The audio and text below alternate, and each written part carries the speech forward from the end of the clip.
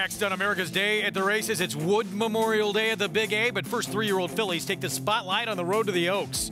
Can Cheetah Beauty keep her perfect record intact? She's handled everything thrown her way. Now comes her debut in graded stakes company.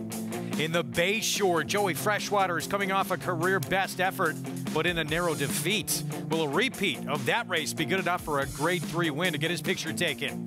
Rapo Rocks has become a sensation since joining the Jamie Ness barn. He looks to add a Grade 1 win and cement his status as one of the best older horses in the country. And can Hit Show steal the show in the Wood Memorial? He'll have to overcome an outside draw to do it as Brad Cox looks to add to his already strong Derby hand. All that and more coming up on this Saturday edition of America's Day at the Races. It's brought to you in part by America's Best Racing. For the love of the race, visit americasbestracing.net today. Great to have you with us here on our FS1 coverage in South Ozone Park, New York. Chilly afternoon, but good weather throughout. And the horses, it's perfect for thoroughbreds to run in this kind of weather. Greg Wolf alongside my crew. I'll bring in here in just a moment. Big days like this is what we live for in this game. Coming up later today, coverage on Big Fox of the final stop of the road to the Kentucky Derby. That, of course, the Wood Memorial, and a chance for one or maybe more to punch their ticket to Run for the Roses that first Saturday in May. Terrific undercard as well. We talked about the final prep here in New York to qualify for the Kentucky Oaks.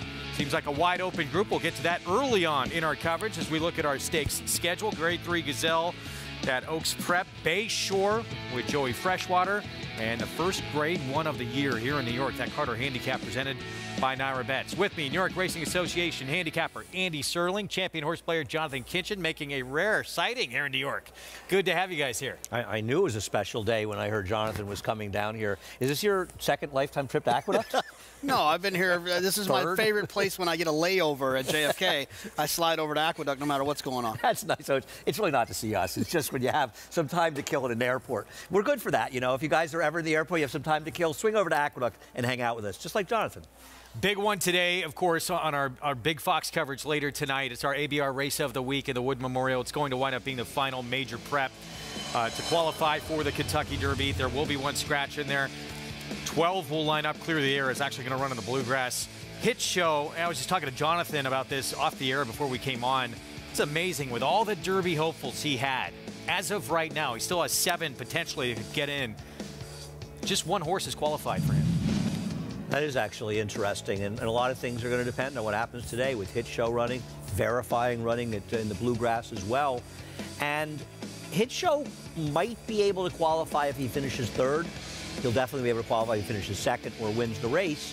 And I'll tell you what, Jonathan, he may be the horse to beat in here, but the post-position draw was not favorable to him.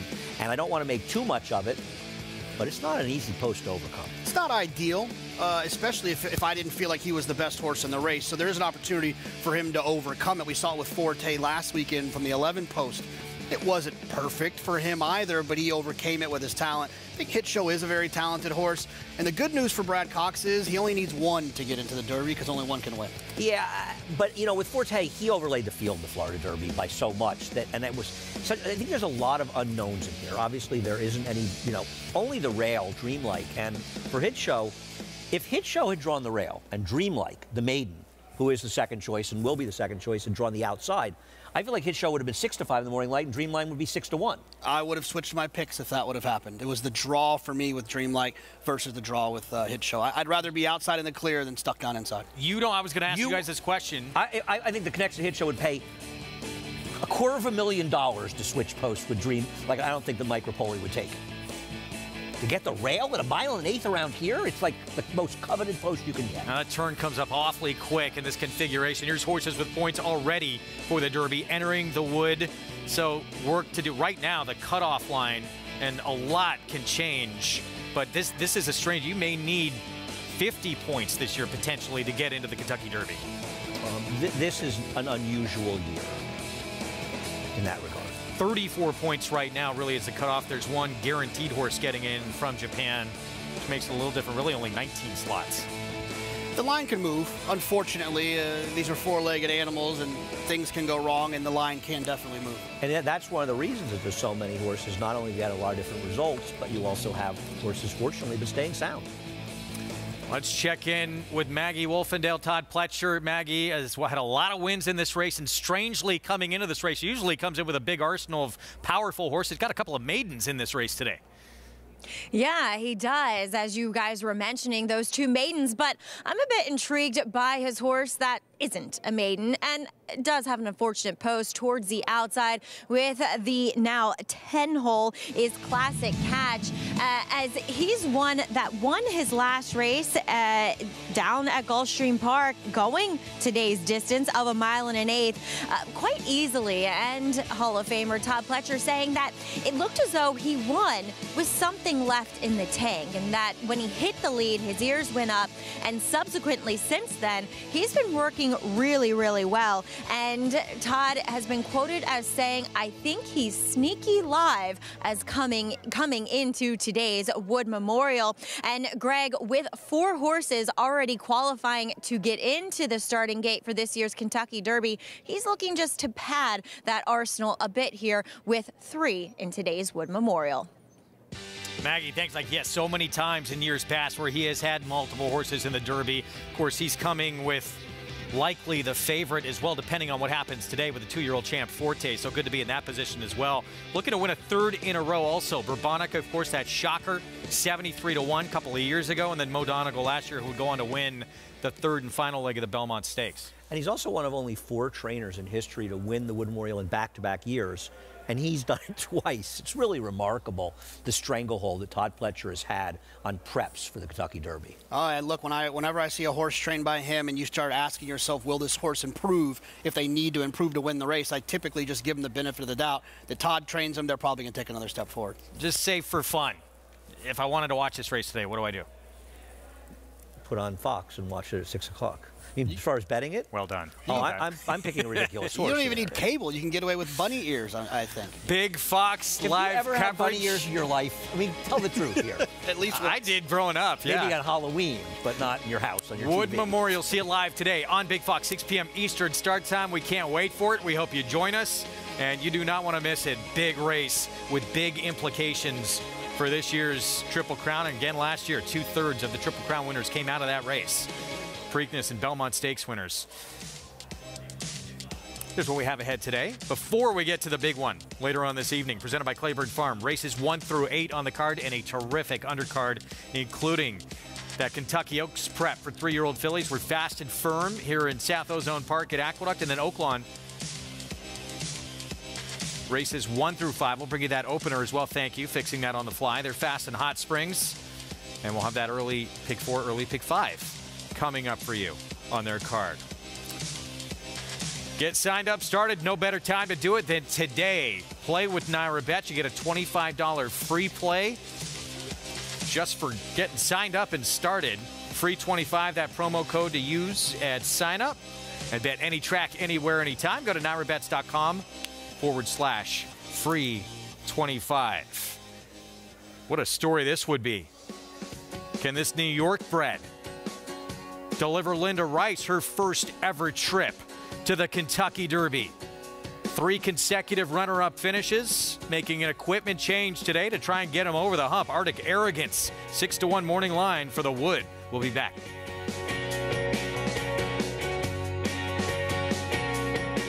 Grade 1 winner on both dirt and turf, War of Will became a classic winner with this victory in the Preakness Stakes. He added turf credentials to his resume with a determined victory in the Grade 1 Maker's Mark Mile.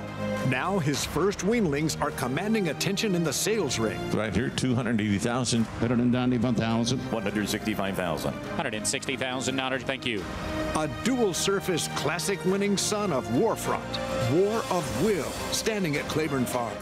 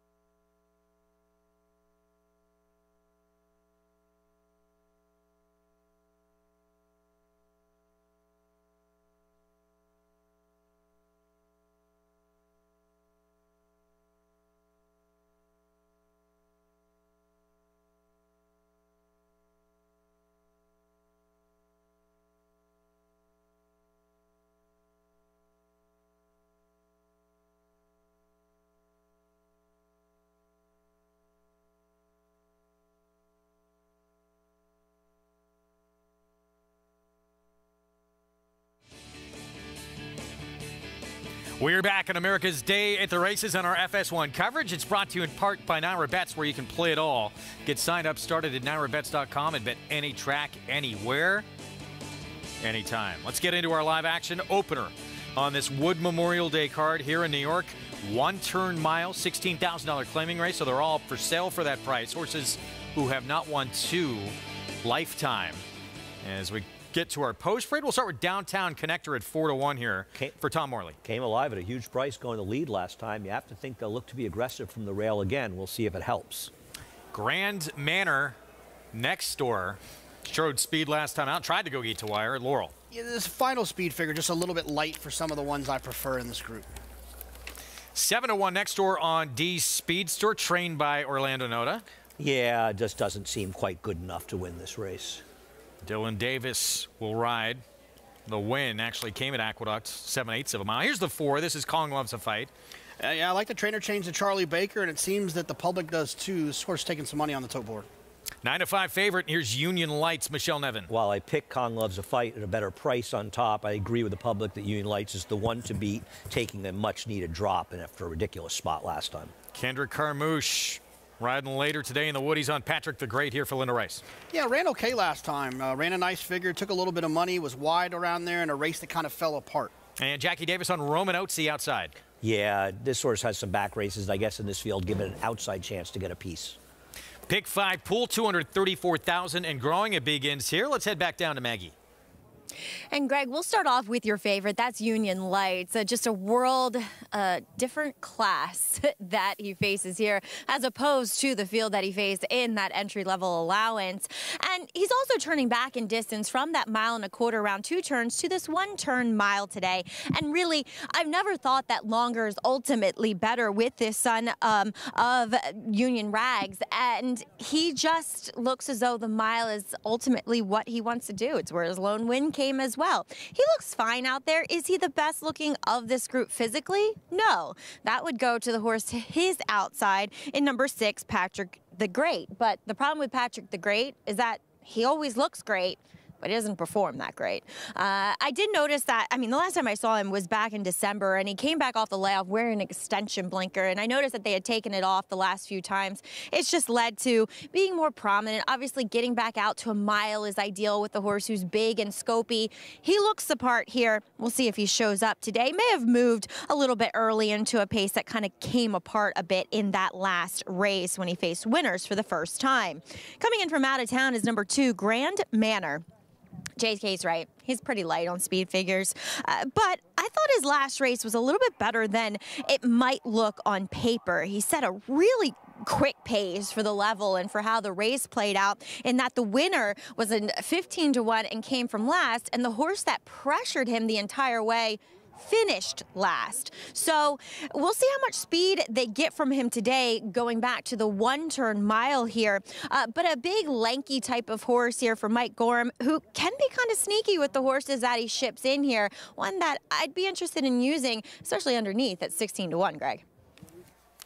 Kidding. All right, Maggie, thank you. About to load up to kick off our card on Wood Memorial Saturday. I'm a little interested in the trainer change on Kong Loves a Fight.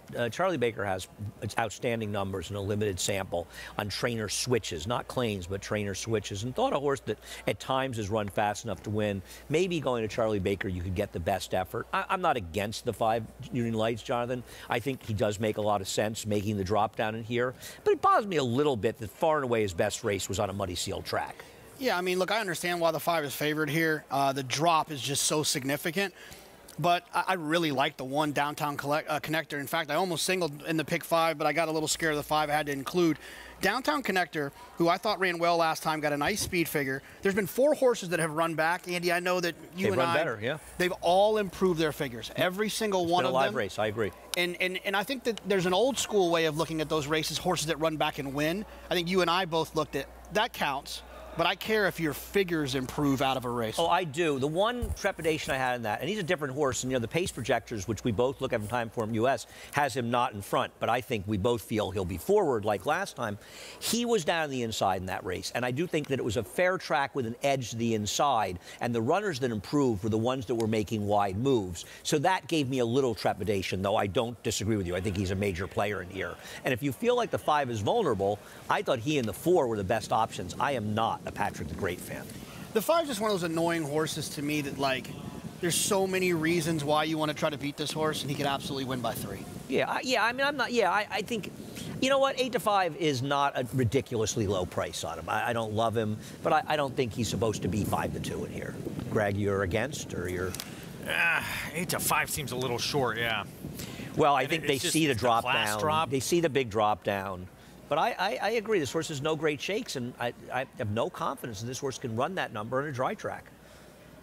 It's one thing to take a horse at 4 or 5-1 to reproduce the form. It's another thing to take a horse as the favorite. There's the 3 stepping in. How forward do you think Patrick the Great's going to be as well? I think he could potentially as the most forward, but I think a lot of it has to do with how aggressive Jamie Torres is with Downtown Connector. I think he's sort of, in some ways, the odd key to the race, because if he's forward, it quickens the pace up. But it's like they finally got the win with this horse, Downtown Connector. Why would you want to try to take They got to go from the rail. Absolutely. Yeah, especially with that draw. Union Lights, the 5. The favorite on the board. Here we go.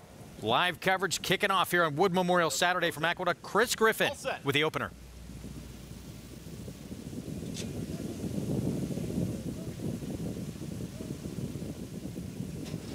And they're off.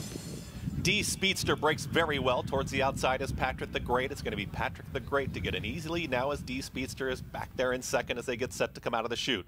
Romanozzi is up on the far outside, being passed to the inside from Grand Manor, and Downtown Connector is going to move closer to this pace setter, is now 2.5 off the lead. Second to last is Union Lights under a tight hold, and the trailer Kong Loves the Fight. They're chasing Patrick the Great up the backstretch. It's Patrick the Great in the opener is well clear. Went 23-4 unopposed on the front end. D Speedster is trying to keep up from second. Downtown Connector is at the rail saving ground in third. Up on the outside, here's the run from Grand Manor, is ready to challenge for that third spot. Still progressing now in behind rivals is Union Lights, who's moving in closer, is now 3 off the lead. Towards the back end of the field is Romanozzi, and the trailer still Kong Loves the Fight. Less than a half mile to go. They've got to catch Patrick the Great. It's Patrick the Great and Kendrick Carmouche still up by 2.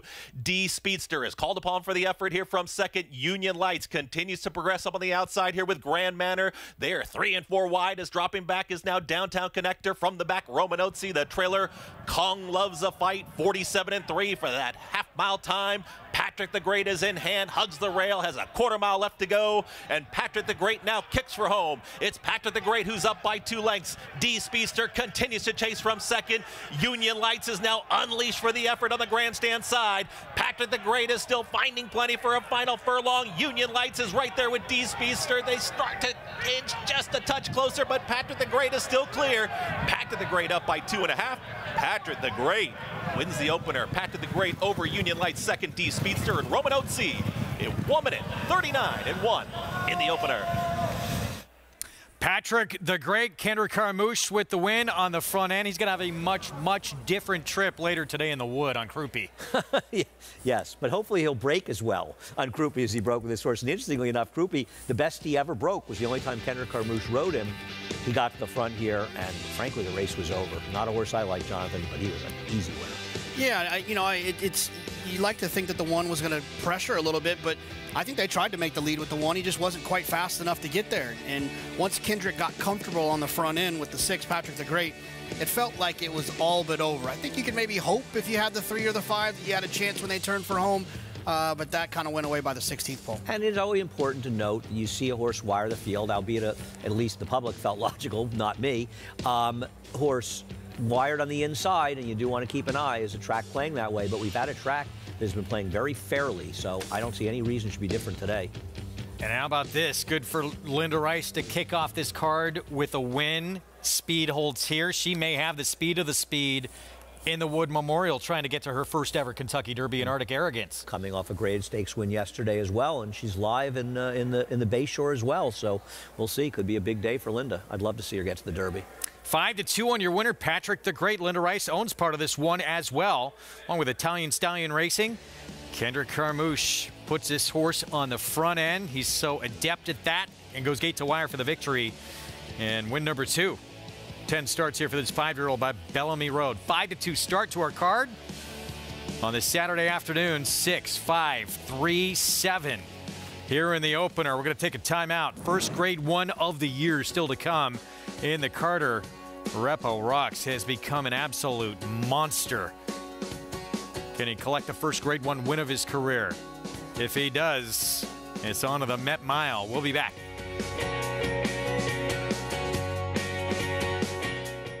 Good magic in a good-looking performance.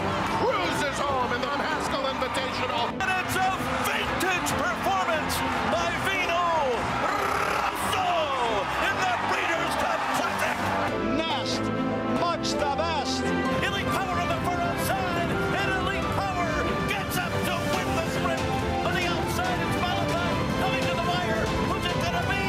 It is Malafat.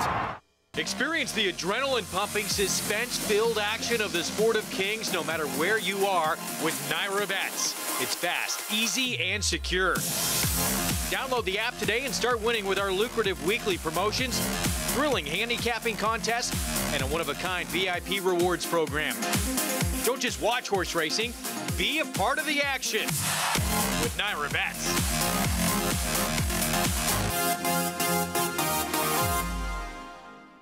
Spun to Run. In the Breeders' Cup Dirt Mile, he defeated a loaded field that included multiple Grade 1 winners Omaha Beach and Improbable. His brilliant speed figures were among the fastest of any 3-year-old at a mile or more. And he hails from the legendary Danzig sire line. Multiple graded stakes winner, millionaire, Breeders' Cup champion, Spun to Run, standing at Gainesway.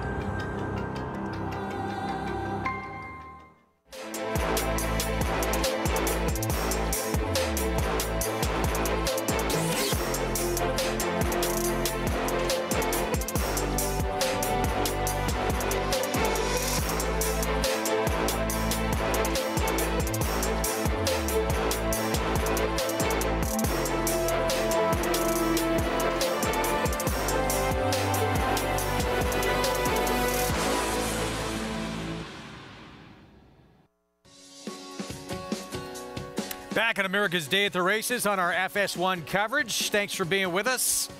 We're underway on our Wood Memorial Saturday card. Opener in the books. Kendrick Carmouche puts Patrick the Great on the lead. And this 5-year-old goes gate to wire for the victory. Let's head downstairs to Maggie. Always fun to kick off a day, any day, especially Wood Memorial Day, with a Kendrick Carmouche interview.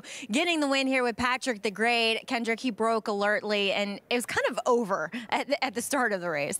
Yeah, last week I rode this horse, and I rated him a little, and it didn't work as good. Me and Linda said, you know, it looked like we took the fight out of him a little, and today, you know, I wasn't going to take no prisoners. If anybody wanted to go, she said, just go.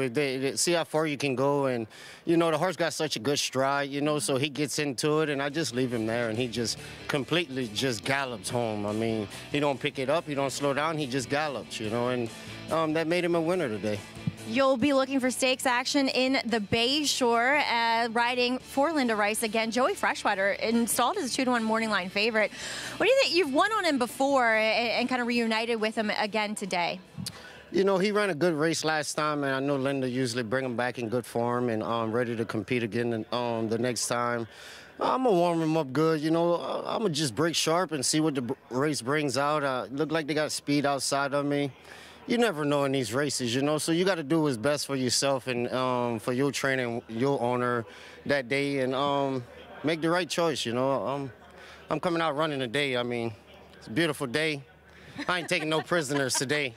Well, I'm sure Todd Pletcher's hoping you come out running on Croupi, and still up on the wall there under the Wood Memorial. Bourbonic 2 years ago, pulling off a big upset. You looking for the same kind of scenario? It seems like it, Maggie. It seems like it's going that way. I don't want to jinx it. I don't want to talk about it too much, but, you know, that's what it looked like. If y'all didn't seen it, it didn't happen. Kendrick, Congratulations. Nice way to kick off the day. Thank you, hon. All right, Kendrick Carmouche looking for a lot more action on today's card, Greg. And yeah, Crouppy, the maiden, could he pull off the big upset? Yeah, we'll find out. I mean, it's going to be hard to top 72-1 on Bourbon a couple of years ago, but Crouppy apparently coming in off the best work he has ever had, and he has shown big abilities, just his own worst enemy. I mean, I've never seen a horse that broke as cluelessly, especially that's run 6 or 7 times, as he did. And I almost wonder if running in the dark and the lights really threw him, because his break, it was one of the craziest things I've ever seen last time out. And I will say it again. The best time he ever broke was the only time Kendrick rode him. That's why they want Kendrick back on. He ever broke cleanly was when Kendrick rode him, and he ran terrific that day. And I think if you like Slip Mahoney, why aren't you looking at Crouppy? I'm not saying I like either one of them, but I would rather take Crouppy at a much better price. Yeah, 2 thoughts. Look, I think Crouppy, I had heard last summer that he had some talent, and maybe we can kind of see that. The other thing is the world is a better place when Kendrick Carmouche is winning races. No question. I think the world's a better place when I'm cashing on races, but whatever. Okay, whatever you say. But if you're not cashing, he can help put you in a good mood, can he? We'll quickly set up the second, I believe, the State Bred Maiden Special. 6 furlongs, outer turf coming up next. Yesterday, of course, back to turf action. It was a beautiful thing. Yeah, and I do think there's an advantage to being inside a little bit on these courses. The rails are at 0. They're moving out for next week on both courses. So I think that could benefit horses that can save ground, though I don't think it's as strong as it's been at other times. These races are full of question marks with horses trying the turf for the first time or one start maybe against tougher company. That's why we love these kind of races, too, especially in multi-race sequences like a Big 5. It's always nice and the good thing about having this as the second leg, just maybe didn't help you today, but you can always look in the double probables to get an idea if a first-time starter's taking some money, so you're not in that Big 5 blindly. Great races to go all but one. Well, yeah, the other thing is the money sometimes isn't as meaningful as it is in dirt races. But I think there's a different thing. You know, you've got a situation with the 6 that's 3-2. This horse ran once in the dirt and has some pedigree to improve in the turf, particularly in the sire, more than ready. And the dam was okay in the turf. But the problem is you start taking short prices first time out in the grass, it's a big mistake. It happened in both races yesterday, and they both lost. If you're going to bet horses off pedigrees in these races, get a little bit of a price, because you don't know they're going to handle the turf. You don't know they're going to be good enough. First Grade 1 of the year coming up later on today's card. Grade 1 Carter, 7/8 of a mile. And Repo Rocks has just become a completely different horse since he's joined the barn of Jamie Ness. That race 2 back at the Toboggan, just out of this world. And then in the Stymie, he was put in a tough position here by Andrew Wolfson on the backside. He kind of got pinned in for a little bit. Didn't matter in the end. Once he got clear, he won easily. I don't love the second-place finisher. Miles D came back with a subpar performance in his next start, and he didn't run anywhere near as well as he ran that insane 111 Beyer in that crazy fast race the race before it. Listen, people who follow racing at Parks or in the Mid-Atlantic, they're familiar with Jamie Ness, a trainer that moves up horses with regularity, and to be honest, it's a little bit head-scratching at times. Now, Repo Rocks had run some fast figures earlier in his career, and these kind of move-up claiming trainers, they somehow find horses and they can get them back to their best races. He never ran a 111 Beyer. He's a 5-year-old, and Ness seems to improve horses a great deal. My question to you, Jonathan, are you worried that he took a little bit of a step back last time? Well, he had a trouble trip last time, so I'm thinking that maybe that had something to do with the excuse. I think we're all agreeing. If he runs his race 2 back, he's going to win today, and they can start making those little purple hats that they give out for the Breeders' Cup for all the connections that have horses running. But he's not going to run that race again. It's not even realistic to consider that possible. And was his trip really that bad? He saved ground, and when he got out, he was in the clear. I mean, it's not like it ended up. It looked like he was in trouble, but he didn't get blocked all through the stretch. He just didn't get to run the entire race. He had to wait a little bit. That's a good thing for horses a lot, though, right? He likes to go, though, too. You can make the argument, too. You got pinned in a little bit. Yeah, but once he got clear, I mean, he was saving ground and he angled out. I don't know. Maggie, can he keep it going? Can he get a grade 1 on the resume today? Well, Greg, for once, I agree with Andy. He likes trouble, this horse. And yes, while he is undefeated in his 4 starts for Jamie Ness, he's also 5 for 7 with rider Andrew Wolfson, who has kind of figured out this horse. He's one of those horses that the more you fight with him, the more he wants to run. And the more trouble you get in with him, the more he wants to run. So I think Andrew's kind of figured that out. And maybe the slight step back in numbers and figures last time was because a mile is pushing him. I think the 7/8, despite the record of only 1 for 12 at it, is really ideal for him. 6 is also preferable, but I just think that Andrew Wolfson has really figured out how to win with this horse as well as Jamie Ness. But he is a tough one to handle. He can be obstreperous in the mornings, and also one that comes over here like a prize fighter, like a boxer, just looking for a fight, Greg. Talk about a horse who has just blossomed as a 5-year-old and become a totally different animal. That is Repo Rocks. He's the horse to beat. And you can say, well, he's getting tougher competition. Maybe another, obviously that New York bred on the rail is an interesting proposition. Is it that much tougher than who he beat last time? No, when White Barrio came out, the race fell apart. I mean, obviously Little Vic runs his last race. It's tougher competition, but it's hard not to imagine the sloppy or muddy sealed track had something to do with it. He was fabulous last time, Little Vic. He was on top of a quick pace that fell apart. He attacked it first, and he held off all the closers, and they were all coming. If Little Vic runs his last race, I actually think he's the horse to beat in here. I'm not saying I'm confident he'll do it, but on just one race, Jonathan, do you disagree? No, I mean, if he runs a race he ran last time, the one thing about Little Vic, though, is when Repo Rocks kind of ran his big race, he handled Little Vic pretty easily.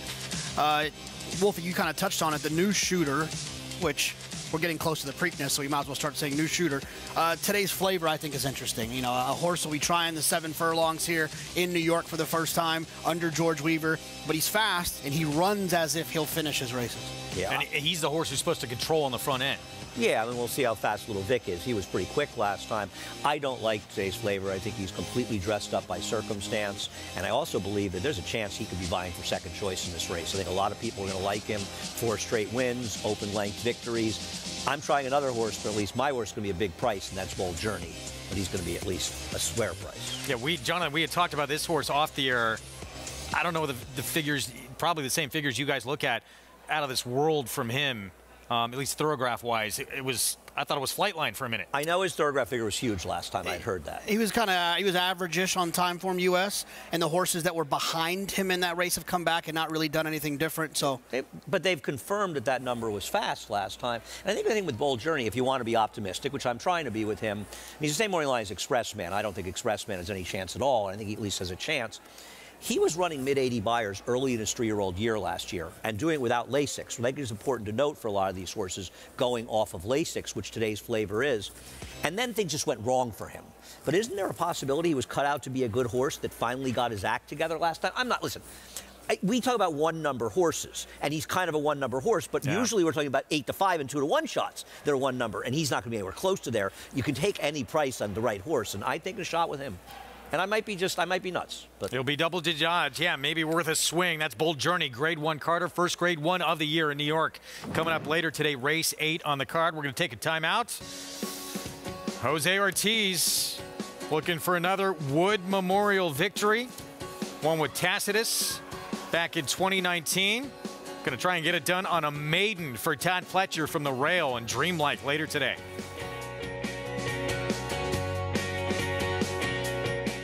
Number 1 is Mo Donegal by Uncle Mo. And they're off in the Remsen. As they come on for the finish, and it's going to be tight here in the Remsen. Mo Donegal bearing down on the outside. It's Mo Donegal and early voting, and it is Mo Donegal to win the Wood Memorial. And it will be Mo Donegal to win the Test of the Champion, the Belmont Stakes.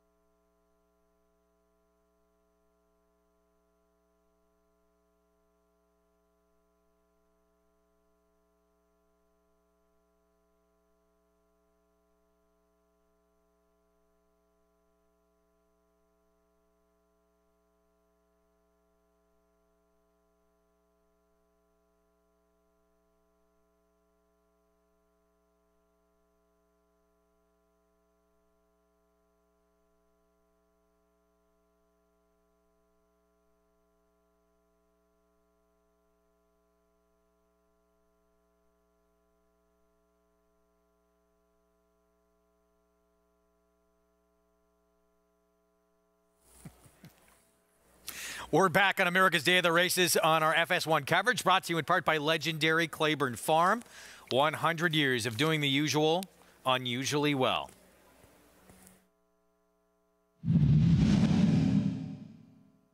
And here comes Tex and Tacitus, and the two of them are right together as they come to the 8th pole. Longshot Math Wizard has run a big one. He's third on the outside. Tacitus on the outside. Tex along the rail. Tacitus and Tex locked in battle at the 16th pole. It's Tacitus in front.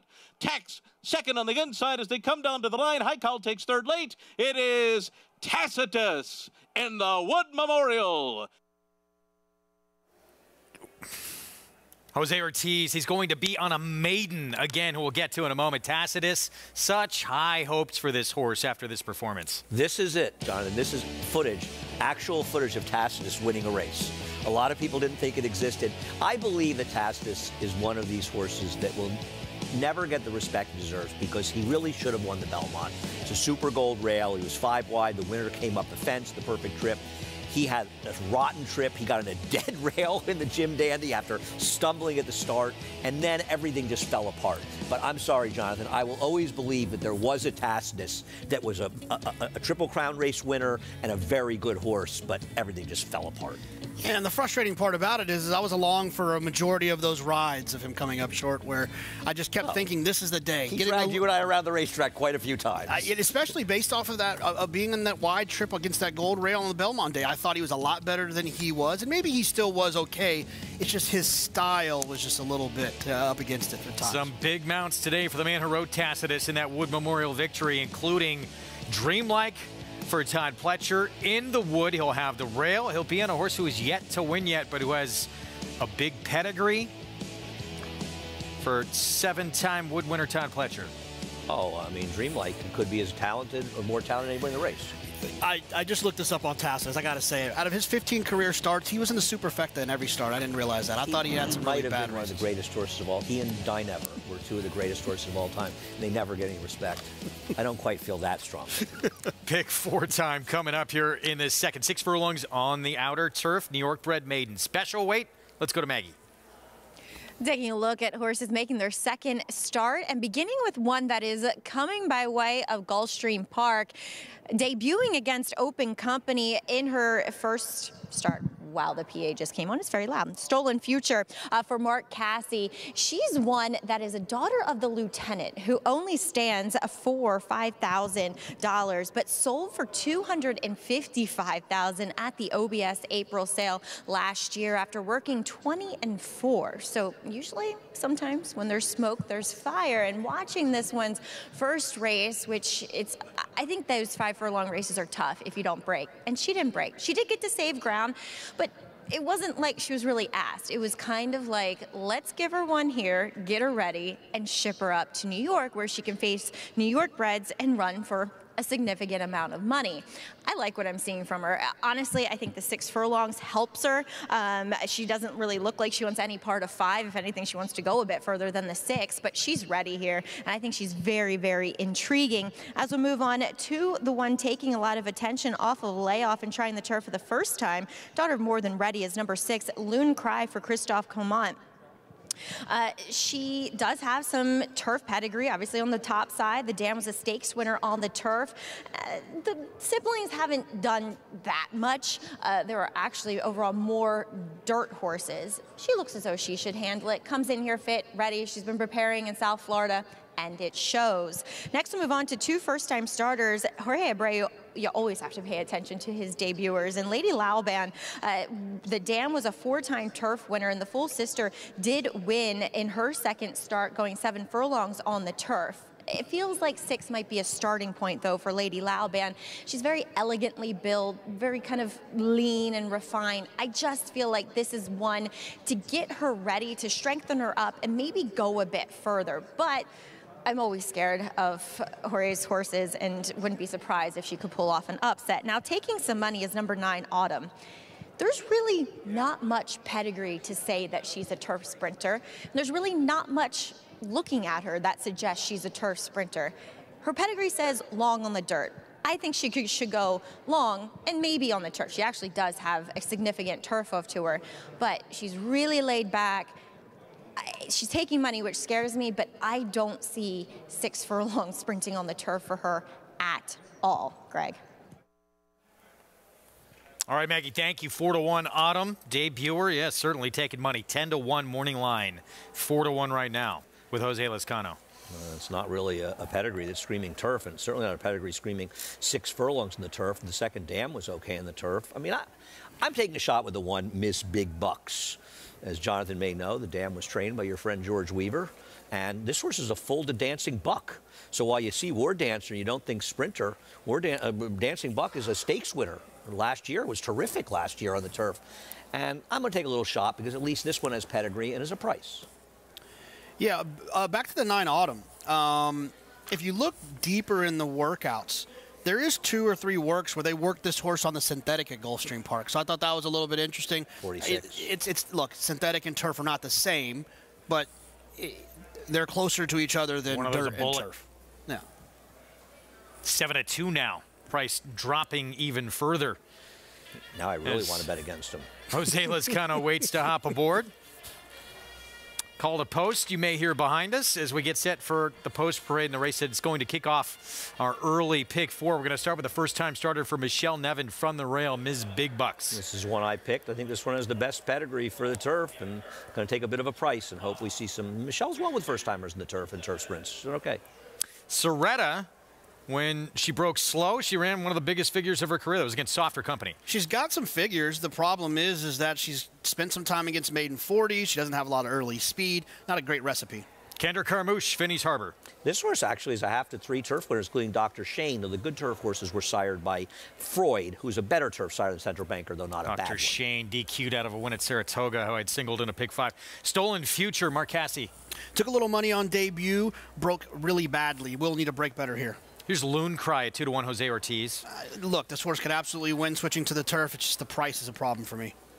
First-time starter here, Lady Lauban, Jorge Abreu. He's a 1/2 to a turf winner. The dam was a multiple turf winner. I don't love the Laubans in the turf, but this horse has pedigree in the dam side for a trainer that can win first out. Mycara Mia Mine. This will be start number 12. It's a lot of horses inside of this horse that we're trying to see if they're going to run. We know she can run 60, 65, 70 from a buyer standpoint. She's big price, too. Here's that first-timer for Shug McGahee taking money. Taking a lot of money. There must be a story. Maybe something what Jonathan said, a first-time starting 4-year-old taking a lot of money with minimal turf pedigree. Pass for me.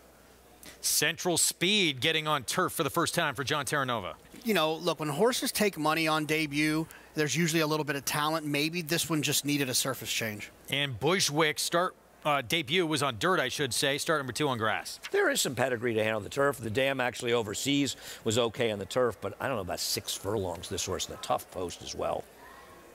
Let's go back to Soretta for the Bond Barn. This will be the 4-year-old debut for this filly coming up. Talked about the poor break. Here it is, and would close a ton of ground late. Yeah, and I think the important thing to note is this was the only sprint that the horse was in. So the best race that she ever ran was in a sprint.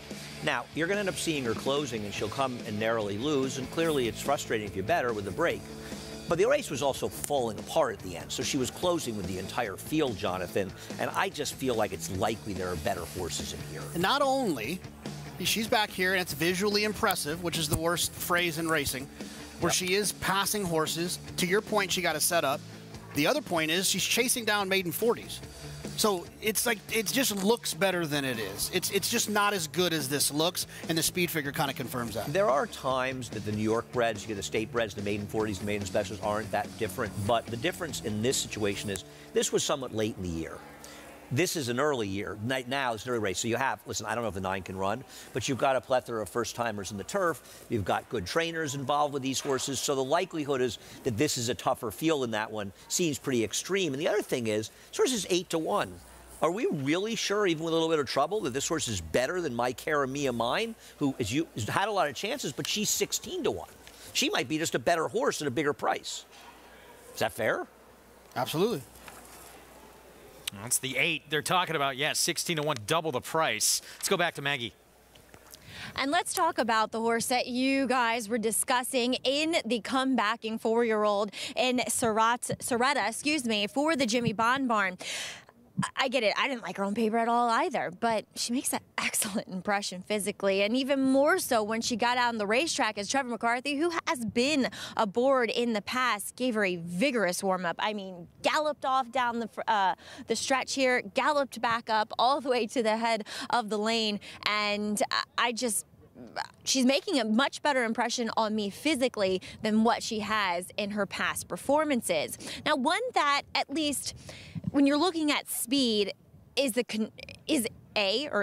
confirmed speed in number 3, Phineas Harbor. As you guys mentioned, the pedigree, that half to Dr. Shane, Esther the Queen. She was also decent on the turf. Looks as though she should take to it. And furthermore, first time out, she just got tired. Again, a horse stepping up in class. So this is likely a tougher field for both of Soretta and Phineas Harbor, but she just did not look fit whatsoever. So I think the effort she gave her exactly what she needed. She's a lot more tucked up, she is sharp, and it feels like there may have been a plan in place when running her there. Maybe I could be completely wrong, but feels like they wanted to get one into her to get her to the turf. So if she can clear this field, she could be dangerous out in the front end. Greg. All right, Maggie, thanks. Trivia question for you guys. The Dam French Lick, why is that significant? Well, that is the hometown of the legendary Larry Bird. Well done, Andy Serling. Come on. Bonus points. You knew that, Jonathan. No, you guys know I wasn't going to get that one right. Really? Oh, I actually thought you would have. You could have lied and said you would have. If you'd have said it in a sentence, who's from French Lick, Indiana, then I would have got it right. I wouldn't have got it just from French Lick. Hick from French Lick. That was the original nickname. Was it? Yeah. 17-1 on Phineas Harbor, who showed dirt speed in that debut. We'll see if that speed translates to the lawn. And once again, there's pedigree on the Dam side, where this horse a half to 3 turf winners as 6 to try it. And yes, the good ones were Freud's. But Central Banker is a Speightstown, and they can do anything, and it's not as good an influence as Freud, but it's not a negative, and this horse is 17-1. So I can take shots with horses like this, whereas the 6 is 9-5, and like you said, Jonathan, I have no issue. He could certainly win this race. The Dam won multiple races, is more than ready. It's Christophe Clement, but you're just not getting no price on the horse, and at least like the 7 that you picked. There's pedigree in that one as well. Lauband's not great, but you're getting 9-1, 8-1, and Jorge Abreu was great with first-time starters. Yeah, and the reason I picked this horse is you mentioned in the post parade is a full to a winner on turf. Not only a full to a winner on turf, the horse won turf sprinting. The horse was trained by Jorge Abreu, and the horse ran extremely well first time out on the turf. Got second that day, didn't win, but ran well. And the horse is 8-1. So you don't have to be right that often, because the truth is, if you're going to bet first time on the turf on pedigrees, you're going to bet a lot of horses that don't win. But when you get horses home at huge prices when they win, you don't need to have too many winners. I believe it was a dirt race too, but are bettors overreacting to the fact they're seeing Christophe Clement showing back up in New York? 100%. 100%. If you, and that's the thing, Christophe Clement's very good with turf horses, but he's good with first-time stars. This isn't a first-time star. Jorge Abreu is as good as he is. His numbers are as good. Yeah, Christophe, Chad, they get blindly bet from switches to turf. If they switch a horse to turf, it's like, oh. Right. You're almost never going to get a price. Last couple of days, we've seen a couple of horses that had no business being as short a price as they were. Even money in the last race on that Todd Pletcher horse yesterday. Yeah. That was crazy. Why was that horse really more likely to win than the horse who won it 9-2? But if you can identify those races and favor horses that are getting way over bet like that, it presents an opportunity. Right. You're still going to have to be right, but the point is, look at it's one thing you can still get price on. Looking through the pedigrees, and I use formulators. I know you do, and you look at it. You can look up all the horses are siblings to. You can look up the first and second dam and their race records. It's fairly simple to do. Doesn't take that much time. It takes minutes to do. And these are the kind of times you can come with. You can bet a 25-1 shot that can't run at all in the dirt, because there's plenty of Grade 1 turf horses that can't stand up in the dirt. You can also do it on Timeform US. You can click and see what figures siblings have been running too, which also helps, because you'll see a horse that maybe a sibling that was running 80s on the dirt, then was running 100s on the turf. Right. You can make the assumption that they were better on the turf. Just because they won doesn't mean they're turf horse. They may have run lower. The other thing that I like to look at is turf sires. In other words, let's say you find a dam and she's 1 for 4 with her production, but the one was sired by a good turf sire, and the other 3 were sired by bad sires, and this horse is a more than ready. I'll use that one. Oh, that's a good point. Then you get the influence of the sire. You do want to look at them because sometimes you could breed a sire, and it doesn't matter if there's a turf influence, the horse won't handle it. There's a lot to look at, and like you say, I think the most important thing is, did this horse move up horses on the turf? Just did they run well? Did they run 40s, 50 buyers in the dirt, and run 75s even on the turf? Vast improvement. Great to have turf racing back in New York. Yesterday was the first day. First Saturday with racing on the lawn. Big fields, opportunities at prices. Maybe Loon Cry will win, but we're going to all try to beat him. Yeah, 8-5 on that second-time starter, 3-year-old debut, first on the turf. Obviously, powerful barn. Christophe Clement, you have Jose Ortiz as well. We'll see if she can deliver at a short price here coming up. Pick 4 begins in this race on our Wood Memorial Saturday coverage. Chris Griffin with the call.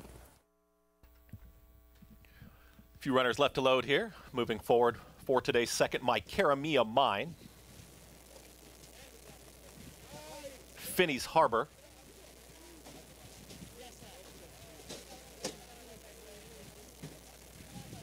There's Autumn, Stolen Future. And now 3 out. Loon Cry.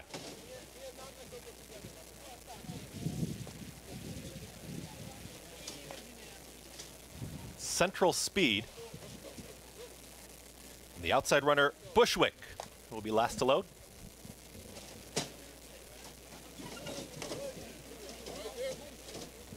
Bushwick.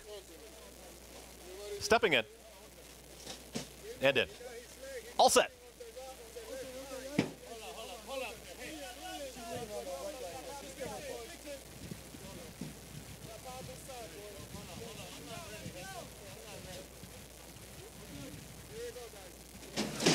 And they're off. Broken a good line. Finney's Harbor has early speed, Stolen Future, and also Loon Cry is in the early fray. Up on the outside, 4 wide is going to be Central Speed. These 4 across the course. Hustled along is Miz. Big Bucks is trying to keep up with that leading pack, is in the 5th position. Autumn is in between rivals now in 6th. In behind that is going to be Lady Lauban, who's in 7th. Further back in the field is Soretta. My Cara Mia Mine, and the trailer is Bushwick. They're chasing Finney's Harbor, and Finney's Harbor and Kendra Carmouche, they're up by a half length. It's Finney's Harbor who will take them into that far turn. 22-1 for that opening quarter mile. Stolen Future is stalking right there in second, is waiting for the cue. Loon Cry is in between horses. Autumn just got shuffled back, and saving ground to the inside there is Miz. Big Bucks, it's Finney's Harbor who's still in front. Finney's Harbor with a neck lead. Stolen Future, Miz Big Bucks is waiting for a seam. Loon Cry's got every shot up on the outside. Central Speed is still in the mix as well. They turn for home. It's Stolen Future, Dylan Davis who kick on. Loon Cry as well in the clear. We just had a horse clip heels. Autumn went down, and that caused a chain reaction there. Also, Lady Lauban. The horses are loose. We're going to have Stolen Future who's in front. It's Stolen Future and Loon Cry. Stolen Future will win the race by a neck. Loon Cry is there. It's a photo with Soretta and Ms. Big Bucks. Looking at the riders there, Lady Lauban, Manny Franco is up, heading over to Jose Lescano. Hold all tickets in today's second. Stolen Future, the 4 crossing the wire first. Couple of horses dumped their riders. Manny Franco on Lady Lauban. Jose Lescano on the 9 Autumn. Outrider catching up to the 7 as we speak. We're going to take a short timeout. We'll have an update for you when we come back.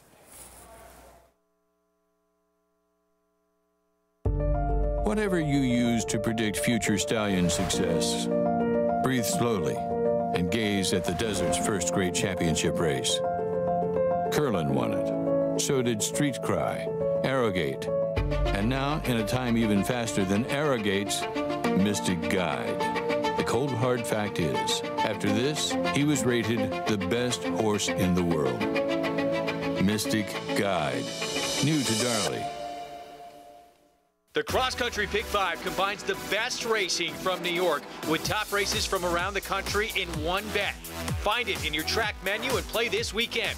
Races and free PPs posted at NYRA.com/crosscountry.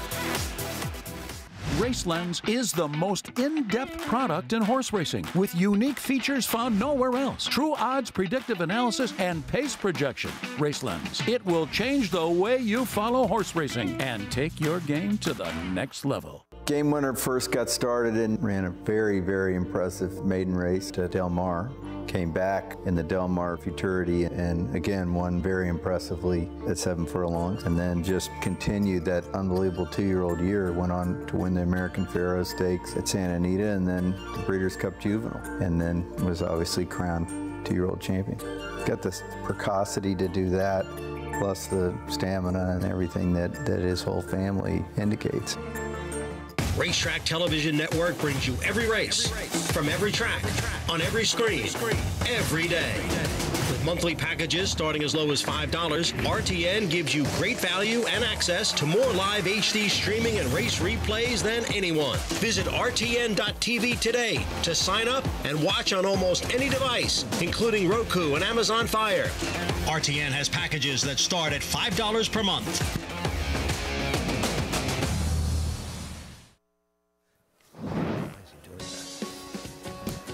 We are back on America's Day at the Races, Wood Memorial Day coverage. It's brought to you in part by America's Best Racing. For the love of the race, visit americasbestracing.net today. We had a couple of riders drop from their horses in this second race, including Jose Lezcano on Autumn. Both horses, good news, have been caught up with by the Outriders. As you see Autumn there with the Outriders, Lady Lauban was caught as well.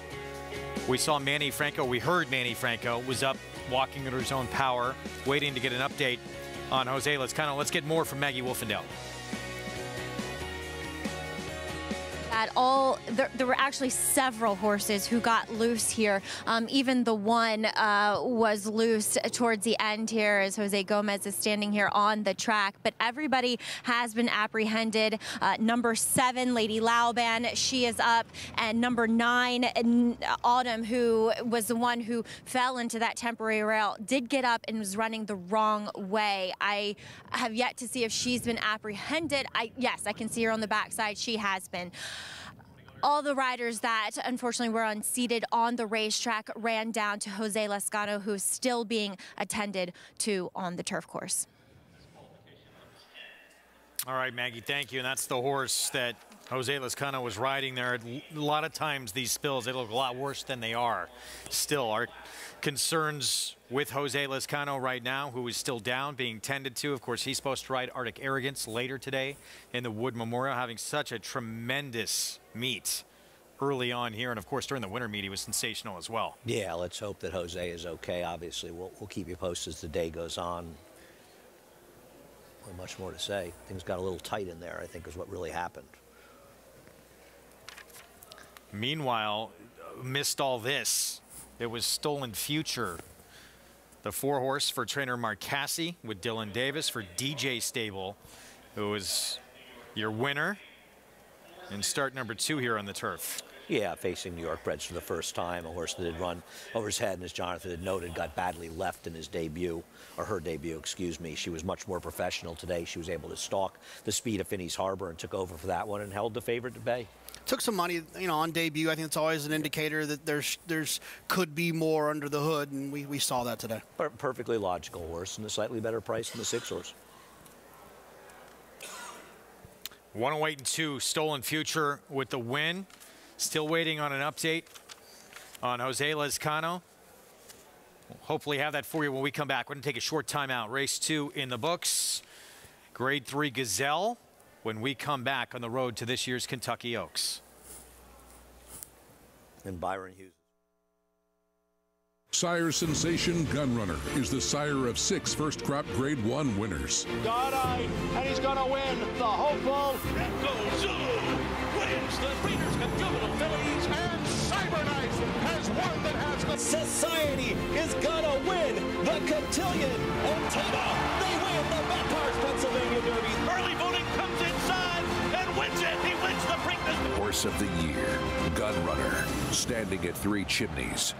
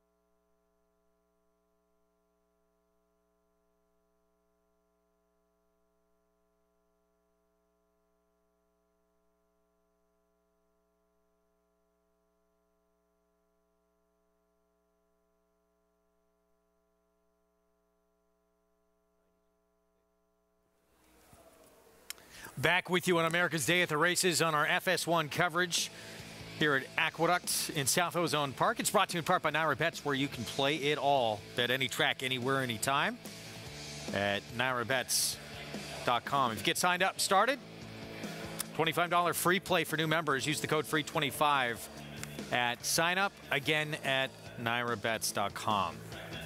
Big race on the road to the Kentucky Oaks for 3-year-old fillies. First Friday in May, of course. Grade 3 Gazelle, the final stop here in New York. 6 will line up, 2 for Todd Pletcher, 2 for Chad Brown. Anything can happen, as we learned yesterday in Kentucky in the Ashland. The Kentucky Oaks is people think the Derby is open. It's wide open. The Kentucky Oaks is wide open as any race out there. Our friend Nick Tamero has said this group of 3-year-old fillies has a case of the slows. There's just no standout. I will say this. I know she was a big price, but Divining Purpose ran pretty fast compared to what the group has. We'll see what happens here in the Gazelle, but she ran pretty well here. She did.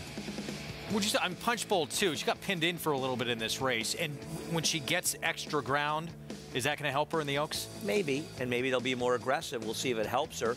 But I still think Julia Shining ran the better race. I mean, she was wider. Punch Bowl may have had a little trouble getting out. She got out. She saved ground the whole way. Julia Shining was wide the whole way. Right. I mean, as of right now, I mean, this race and then I get them mixed up. The Fantasy, I believe, at Oaklawn seemed like the 2 fastest filly races that we've seen. Well, the fastest filly race was actually seen outside of Munnings Gold. The sprinter for Todd Pletcher is a maiden breaker here. Randomizer got a 92 buyer last week, and I think that puts into perspective. Munnings Gold has run the 2 fastest figs of this crop, and Randomize has the 3rd fastest fig. She's a sprinter, though. She's not going to the Oaks. Munnings Gold isn't, and Randomize just broke her maiden, and Michael McCarthy's horse that's running San Anita Oaks. The funny name that you just told me. Clearly Unhinged. I don't think it was named after you, but no, it was. If it wasn't, it should have been. But Mr. Annoying, but that was ran 89 buyer in her debut. 3rd Ashland win for Kenny McPeak. He has been second 3 times, runner-up in the Kentucky Oaks. So I'm sure he'll be very bullish about his fillies' chances, and I don't blame him. Take a look at the Oaks leaderboard, and good chance that, I mean, probably Wet Paint's going to be your favorite, but Punch Bowl's not going to be far behind off that performance, do you think? Well, maybe. I don't know. It's hard. I mean, you have to see what happens in the Gazelle and the San Anita Oaks. You give him, I mean, Vervalet will be a big price. Punch Bowl, Wet Paint is almost certainly the favorite unless we see a huge performance. But how about Southlawn?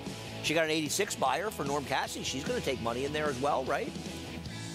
Yeah, we got to see what happens out in California. The favorite there today won't be eligible to run in the Kentucky Oaks, so we'll have to see who wins there. That can shake it up as well. I've solved the riddle of the Nile on how Sheeta Booty got her name. Yes. Apparently, she was named by Peter Brandt's oldest daughter. Peter Brandt owns Sheeta Booty.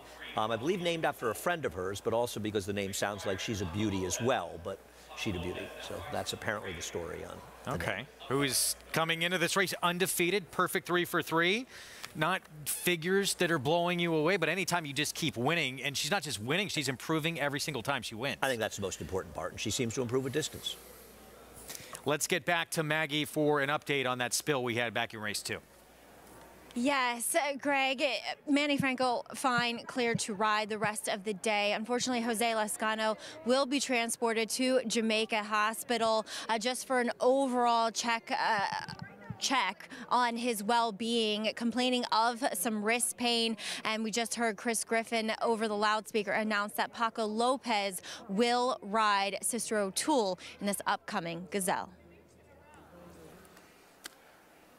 All right, we'll try and I'll continue to update you if we do get any more news. We wish the best, obviously, for Jose Lascano, who had a lot of big mounts later today, including Arctic Arrogance for Linda Rice in the Wood Memorial. But the most important thing, of course, his well-being, his health. We're going to take a timeout. We'll be back with a Grade 3 Gazelle right after this.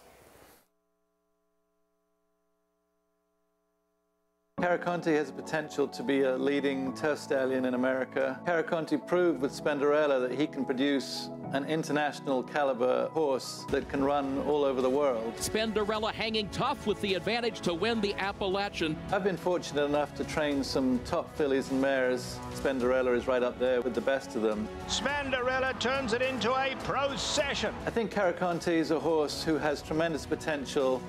Caraconte standing at Gainesway.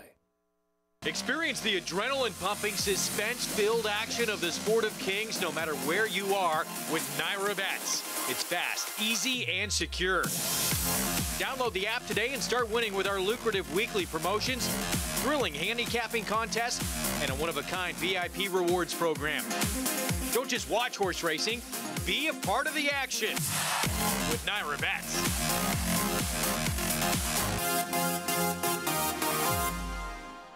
A Grade 1 winner of nearly $2 million, Silver State hails from the sire line of legendary Claiborne stallion Danzig. And his second dam is full sister to Kentucky Derby winner Monarchos. After winning the Oaklawn Handicap, Silver State defeated Knicks Go in the Grade 1 Metropolitan Handicap. Now his first foals have arrived. Grade 1 winner Silver State, standing at Claiborne Farm. There's a big, bold, beautiful world waiting to be explored by you and your friends, of course. But not just any friends, the best of friends. The kind of friends who let you do you. Because in this world, it's positive vibes only. And when you get in the zone here, you stay a while.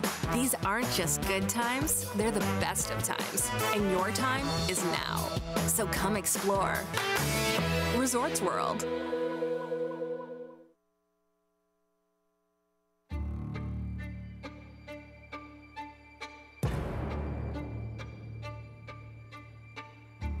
The industry has a few things that we have to take care of better, and one was the aftercare of the horses. If we did nothing, these horses would end up in very bad places. Go back to where we were years and years and decades ago when it was just considered de rigueur that you could just send these horses to slaughter. It's different than any other program that was put into place. I remember that meeting at Belmont Park. It was a dream. It is a first line of defense for those who are concerned about what happens to the equine athlete after he's done racing. Without the TAA to provide that oversight, there would be a big void in terms of making sure that we have this ongoing safe environment for our off-the-track racehorses. We started with some 21 organizations across the country, and now we're up to over 82 facilities throughout the country and giving away almost just under $25 million. It's the one shining accomplishment that we have that we can point to say we really do love our horses. Just the word aftercare has become part of the discussion, has been part of the vernacular in a way that it was not when I started this position around the start of 2013. It's a daunting task that the TAA and its accredited organizations have taken on.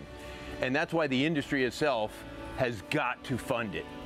Every time I turn around across the country, you know, the TAA staff is there, and they're shaking hands and they're kissing babies, and they're doing the blocking and tackling right that needs to be done. We have a social responsibility to make sure that thoroughbred aftercare is also #1 on the list.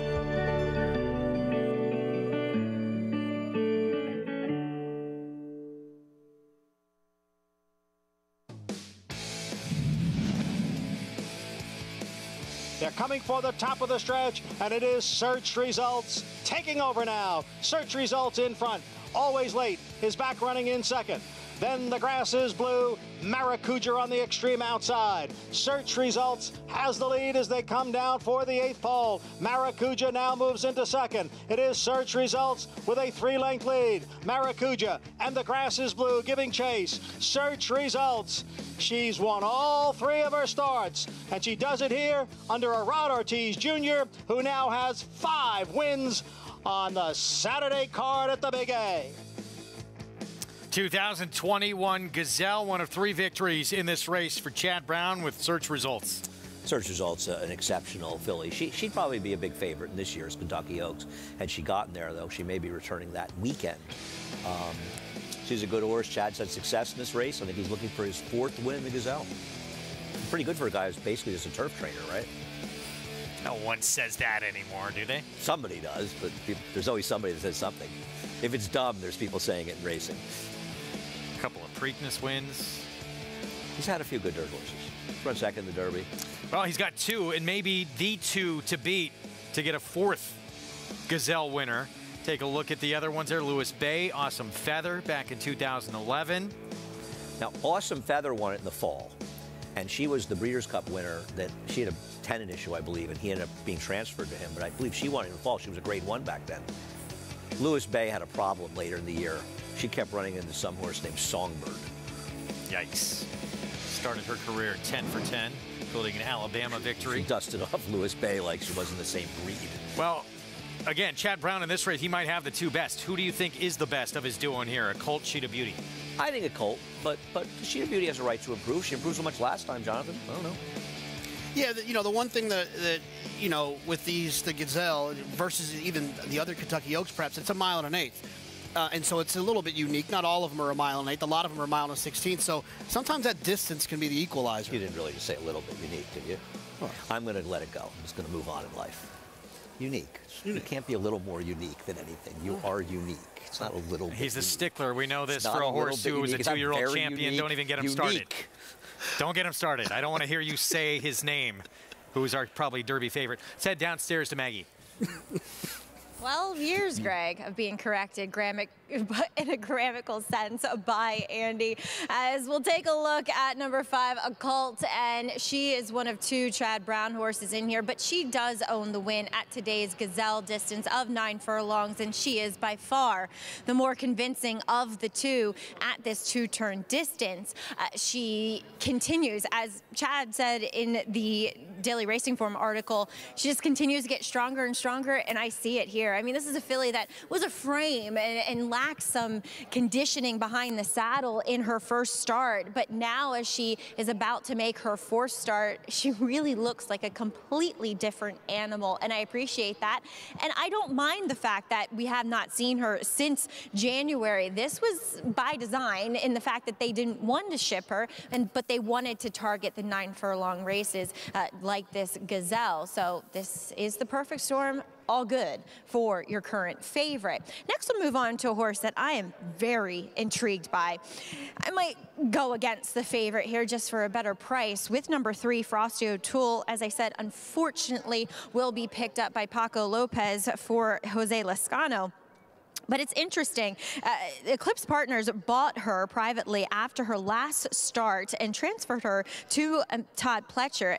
And she's a half to a stakes-winning graded stakes placed horse by the name Sister O'Toole, who Eclipse also bought from Mike Deeney and transferred to Graham Motion. So they've done well when buying this family, at least. And wow, when watching her last race, which was an allowance race at Tampa, you could tell she just got stronger and stronger as she covered more ground.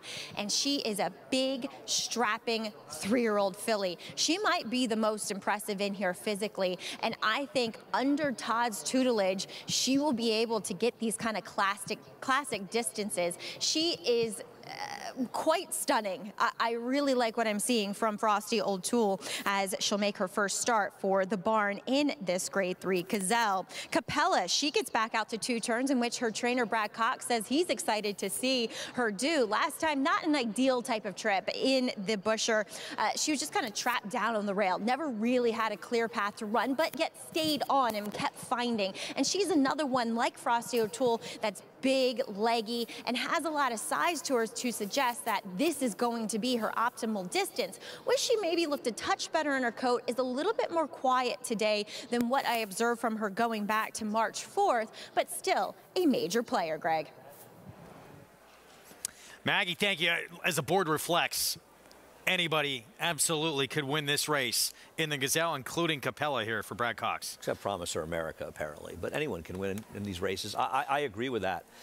It's funny, Frosty O'Toole, Maggie was mentioning, is a private purchase by Eclipse Thoroughbreds. People familiar with, obviously. They were part owner of Nest with Mike Rapoli, as well as many other good horses. They bought another horse yesterday that had sort of no chance, made no sense. This one makes sense. I thought Frosty O'Toole ran very well last time, Jonathan. Yeah, and no offense to the previous connections, but not Todd Pletcher. You got to think that the horse could improve moving to a Hall of Famer. And just in case you missed it, Jose Lezcano, he is going to Jamaica Hospital. He's off his mounts for the rest of the day. He was scheduled to ride this horse, the 3 Frosty O'Toole, this filly. It will be Paco Lopez here filling in for him. Yeah. Yeah, and I thought they might have announced, too, who's riding Victory Way in the 6th. We'll get that if we get that a little bit later. But I think this is a very interesting filly in here. Interesting trainer change. Mike Deaney's good, but you're right, he's no Todd Pletcher. I like Capella to wire the field. I thought maybe she spent too much time inside last time, which wasn't a dead rail, but probably not the best place to be. And I thought she was the controlling speed. Take a look at the OBS grads in our graded stakes this afternoon. We have 2 of them here in the Gazelle, Frosty O'Toole, and that huge long shot that, yes, is being dismissed. Everyone else being given a chance, 21-1 on Promise Her America, the American Pharoah filly. They have Mike Carter and Wood picks are from OBS. Shadow Dragon, Andy Serling's Wood Memorial selection.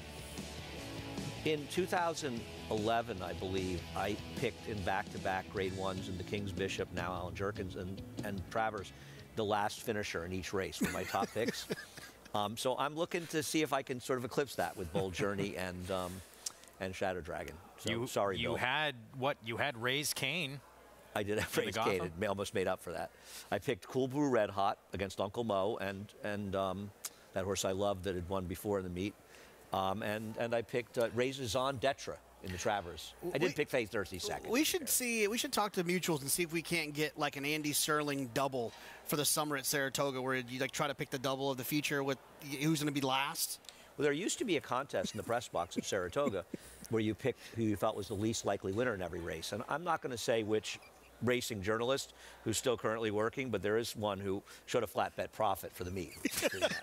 Now, to be fair, if 2 of them win, they pay $120, but that's actually a true story. It's a lot of fun. Yeah. Post parade coming up for the Grade 3 Gazelle on the road to this year's Kentucky Oaks for 3-year-old fillies. Riders up, and right now it is a colt favored over her stablemate who comes in undefeated, Cheetah Beauty. A colt coming in off back-to-back wins. She did lose her debut.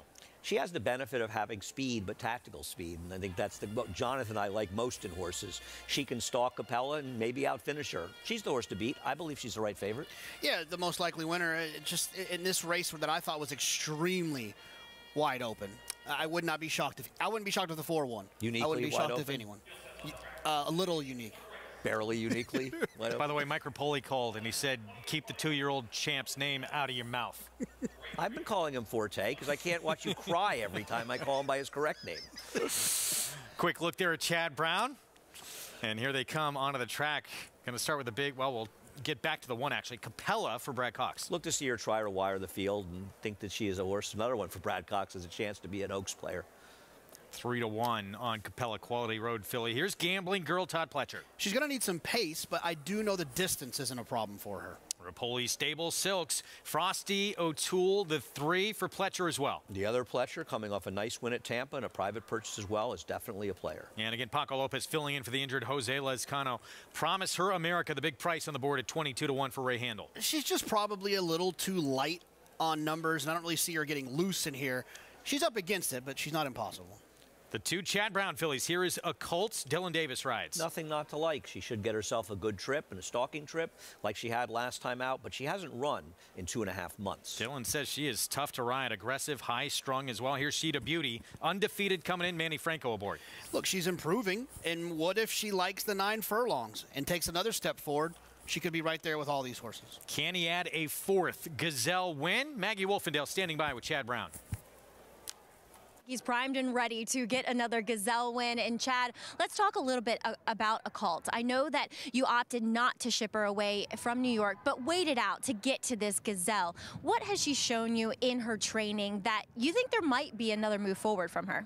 You know, I'm very proud of this horse. After her first start, she really moved forward. Going to the first start, I wasn't that crazy about her, to be honest. She's a beautiful horse with a big pedigree that everyone loved at the farm, but she trained kind of average in the morning. And that first start really woke her up.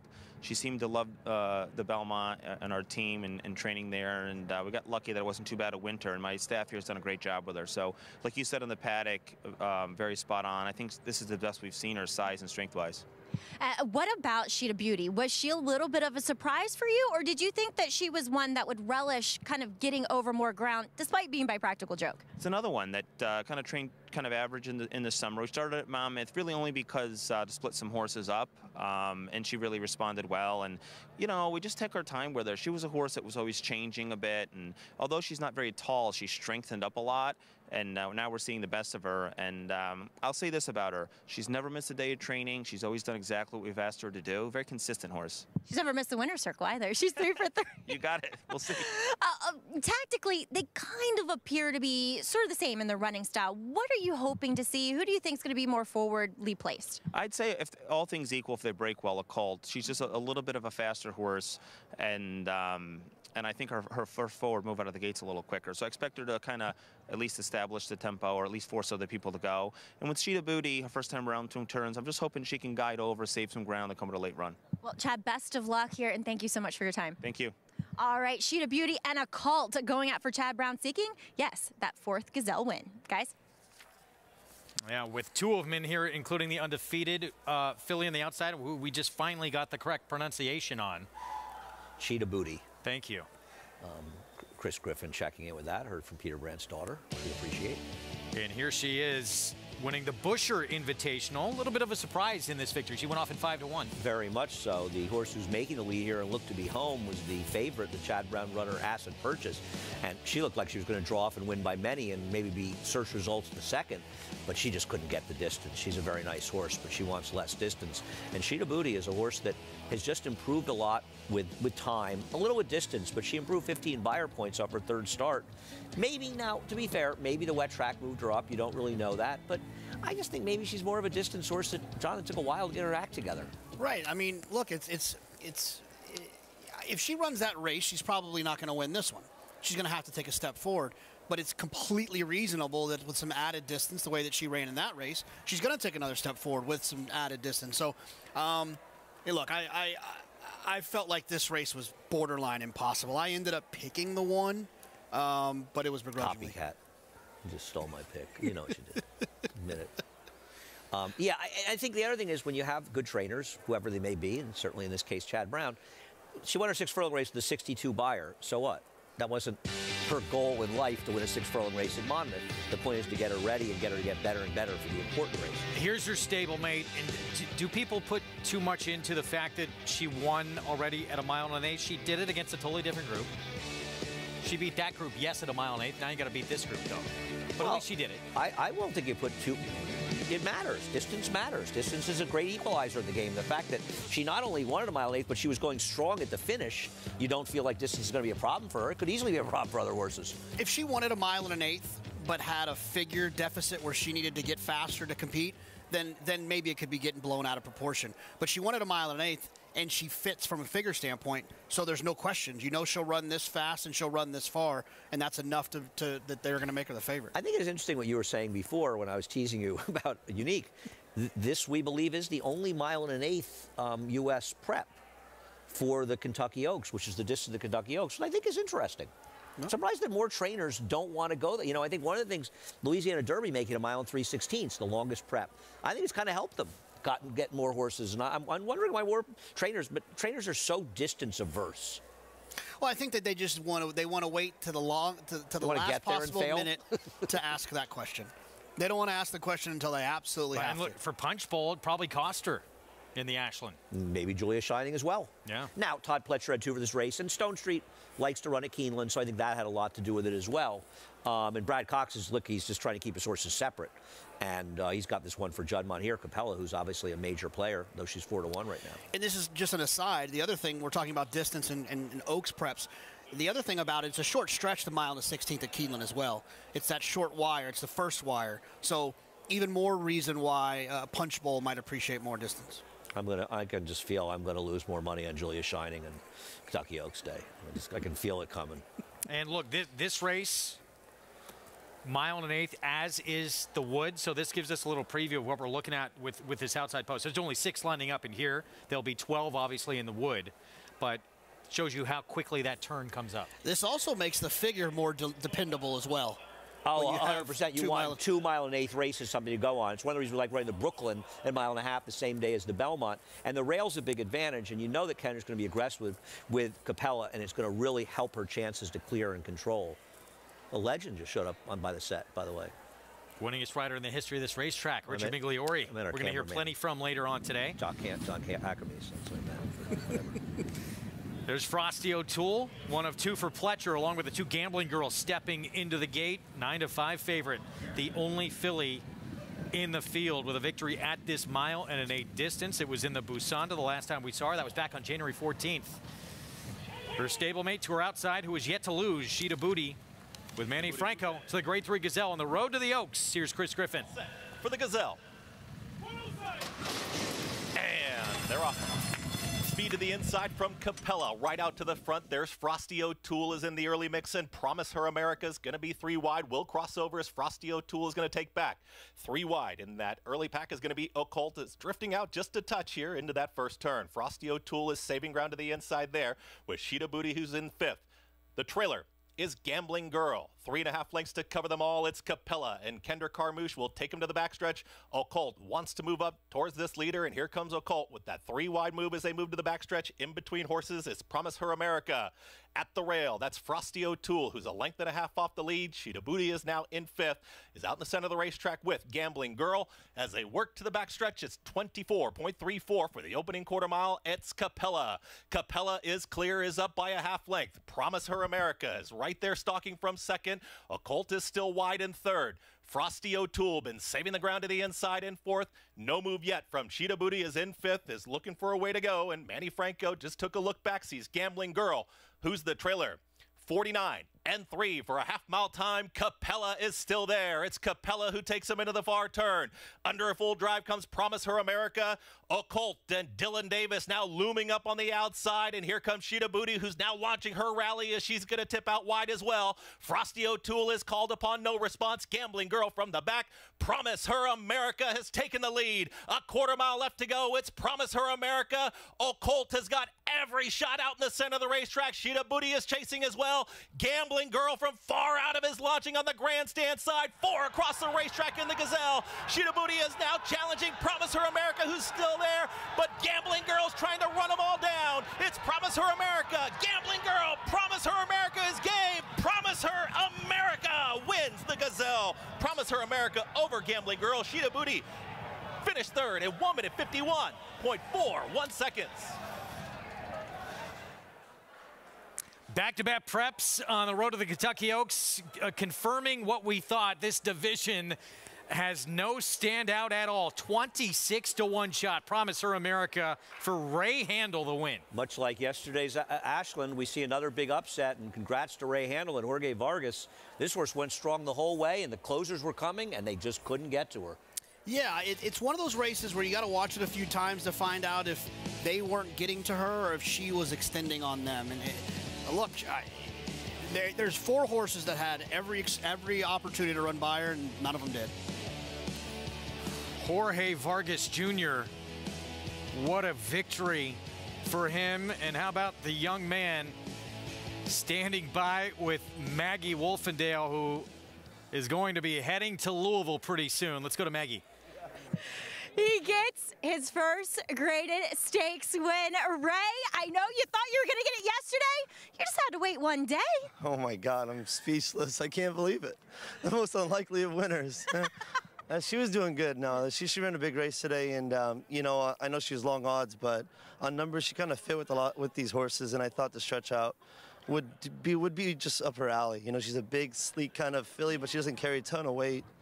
So it was awesome. It worked out. I mean, this is the distance of the Kentucky Oaks, right? You're going to Kentucky. That's it. Let's do it, baby. One more time.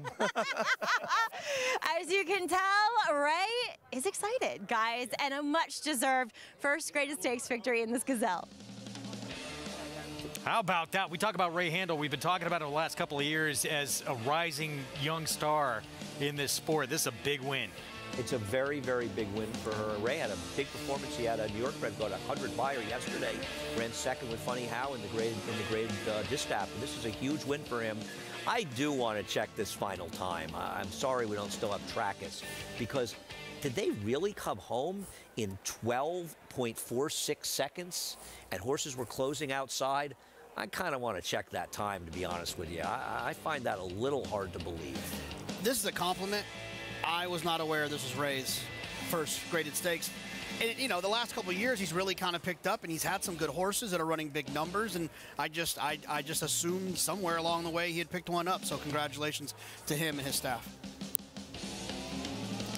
Yeah, no, I'm thrilled for Ray. I'm thrilled. And Ray had a real breakout year last year, but this is a huge win going to Kentucky Oaks with his filly, and this is a good year to be going there, even with a horse that might be a bit of a price. Winner's Circle lead-in brought to you by Fasig-Tipton Digital, North America's #1 digital auction platform for thoroughbreds. Fasig-Tipton Digital, the newest from the oldest. Learn more at digital.fasigtipton.com. 26-1, completely ignored 3-year-old filly. Shocks everyone in the Grade 3 Gazelle. Promise Her America moving on to the first Friday in May under the Twin Spires in Louisville for Kentucky Oaks Day. After this performance, Jorge Vargas Jr. delivering this winning performance. And you could see, as the horse I liked and Jonathan liked was just, she was empty top of the stretch. You could see that of the 3 horses forward, this was the one that was clearly going the best. And I will say this, Gambling Girl, I'd imagine she'll show up in the Kentucky Oaks. I don't think Mike Rapoli's going to miss that dance. She's very sneaky underneath, closing into what appears to be a slow pace, going a 1 1/8. If it falls apart in the Oaks, she could pick up some pieces. I'm not ruling anybody out of this Oaks. Right now, there's nobody out there that's so tough you're afraid of them. And obviously, it's a huge win. And it's nice for the Connection to celebrate this. They can worry about the Oaks tomorrow. Yeah, what a moment. First graded stakes win of your career gets you into one of the biggest races in the country. Oh, that's great. Good for Ray Handel and for these connections, all of them. We're going to get to Oaklawn out in Hot Springs, Arkansas, their first race coming up here in just a couple of minutes. They're going to kick off their Saturday card with a $12,000 maiden claiming route race. 2 turns, 1 1/16. It's the 7 Royal Air Force right now for Mike Puich. Lowest level he has been at yet, making start number 9 coming up. Let's check in for the first time today, live on site with Paul LaDuca. Yeah, happy Easter weekend and happy Wood Memorial Day for you guys here. But we do got a nice, actually 11 race card here at Oaklawn Park. And it starts off, like you guys said, with a nice little route race here. And it's actually a difficult race. This early pick 5 could actually pay. It's going to hinge on the next race. Listen, Red Knobs in the next race is a horse that's dropping from 40 to 10. It's 3 to 5 on the morning line. If you can look for somewhere else to beat that horse, maybe the 11 or the 14, that's going to be the key to this pick 5. But I think you can get a price in this first race. The problem I have with the 7 here, Royal Air Force, I get it. The last race was okay, off slow, and had an excuse, was for 27.5. But let's not forget that this horse was at Turf Paradise and was also at Hastings and ran dead last in a 4-horse field and 3rd by 7 in a 7-horse field. So let's not get a little bit overzealous here on this 7 here at 5 to 2. I mean, these races, lower bred races here, have just, I can't take the favorite here at that price. I thought the 5 looked tremendous on the racetrack. A horse that's gelding, Lasix, dropping in class for Kenny McPeak. Seems like his barn everywhere is rolling with the upset in the Ashland yesterday. His horses are running well here today. He does get Christian Torres aboard. You know, staying on that line at 4 to 1, I think just a lot of people are wondering, okay, is the fitness going to be there? The 3 looked well on the racetrack. I tell you what, the 2 at 31 is not the worst 3 to 1 shot. Now, I get it. Mr. Geraldo is having a tough meet. He's only got 1 win. But this horse was just a little bit behind the 10, 5-0 Fox. And this horse has been hung out wide every time in the 11 hole. And then even last time in the 6 hole out of 7 horses got hung out wide. If he can save any ground, I think he could run up into this race at 30 to 1. So wide open field. If I had to make a top selection, I'd probably go with the 10. I thought the 10 looked good. I'll change that. I'll probably go with the 5. And I do think the 2 here, Lobo Irish, has a shot to hit the number, the gray. All right, Paulie going with an audible. Yeah, the 10, certainly a player at 3 to 1 with the speed that one possesses, but the 5, he'll wind up with impeccability. New gelding, gets Lasix, 3-year-old debut, and a major drop in class for Kenny McPeak. He's sort of the wise guy, new face in this race, picks up the leading rider, the big drop down, and this one is sort of either the right one or very much the wrong one, Jonathan. I tell you what, when I first looked at this race, I thought I was going to be cute picking the 10 on the outside, but with the 10 and the 7 being similar prices, I think it's ridiculous to take the 10 when the 7 is this price. Give me the 7. I just think the 7's better. It's strictly because of the price. Although I will say the 10 is a little bit of a hunch play. 5-0 Fox, even though we're on Fox at 6. Can he get clear from the outside post? You know, he was fast last time, but he was breaking from the rail. I worry a little bit it's going to be a little harder, especially this rider, to break from the outside and clear, because on paper he has the speed. But I don't know. Should he have won last time anyway? Yeah, that's what I said. Like, I thought it was a cute opinion when I thought that he was going to be a better price. I thought he'd be double the price You of the liked 7. him last. Didn't you like him? You liked this horse last time? Yeah, I have the wrong horse. No, I think of a different horse. I thought like you had a horse, this rider, that had a big lead that got nailed, and I was thinking it might be this horse. Probably happened. Sorry, it's the horse I told you couldn't win and almost won. Now, potentially, you got the rail horse stretching out, who might try and press the 10. I don't know if the 3's as quick, but tried to do it on the front end last time with their slower fractions. Look, I think the 3 and the 10 are both interesting going against this 7 that's dropping, but they're just too close in price for me. Give me the horse that's dropping the 7. Kinds of races where chaos can happen. Well, we just saw chaos in the Grade 3 Gazelle on the road to this year's Kentucky Oaks with a 26-1 shot. We'll see how the card begins here in Hot Springs. Jim Byers with the call. Riante Sky, Impeccability in the red. The last to load is 5-0 Fox.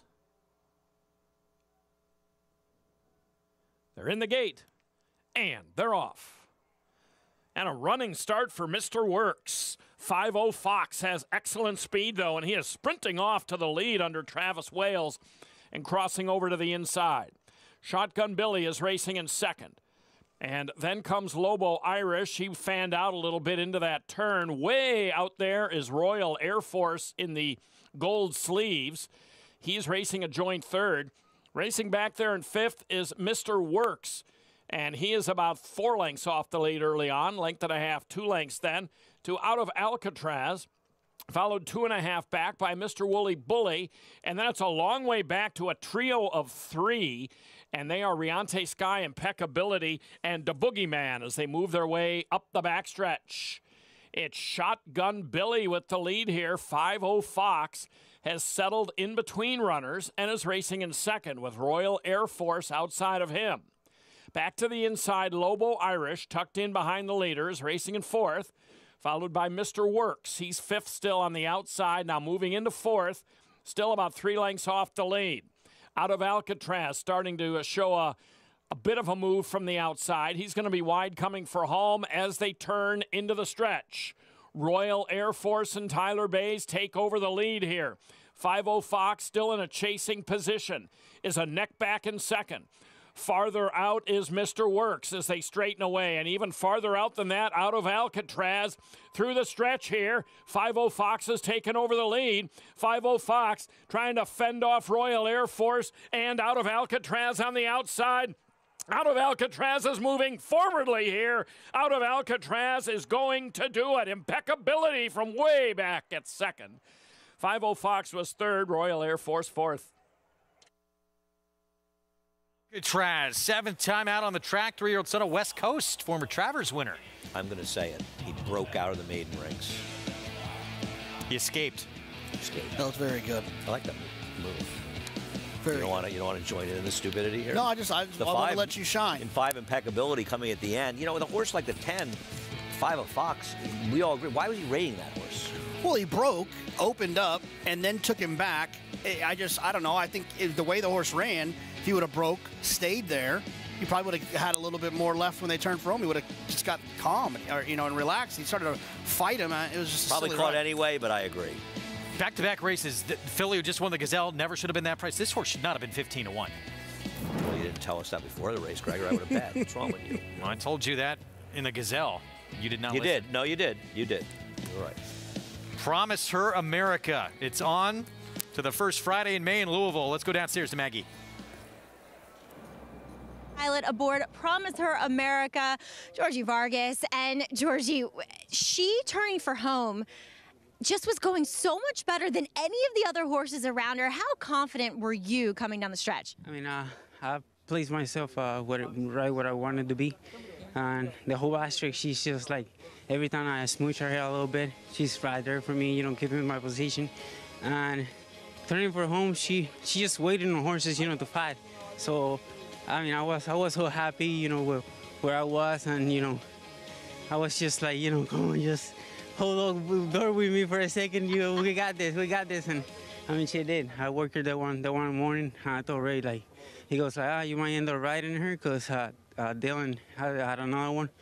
So I was like, I mean, I hope so, cause the way she worked is like, you know, like a good horse does it, you know, and I was looking forward to it. I'm always intrigued, as you mentioned, was your first time on her. How do you stay on her? Because now she's qualified for the Kentucky Oaks. Well, that's up to Ray and the owner, and I hope to be there on May. He'll be great.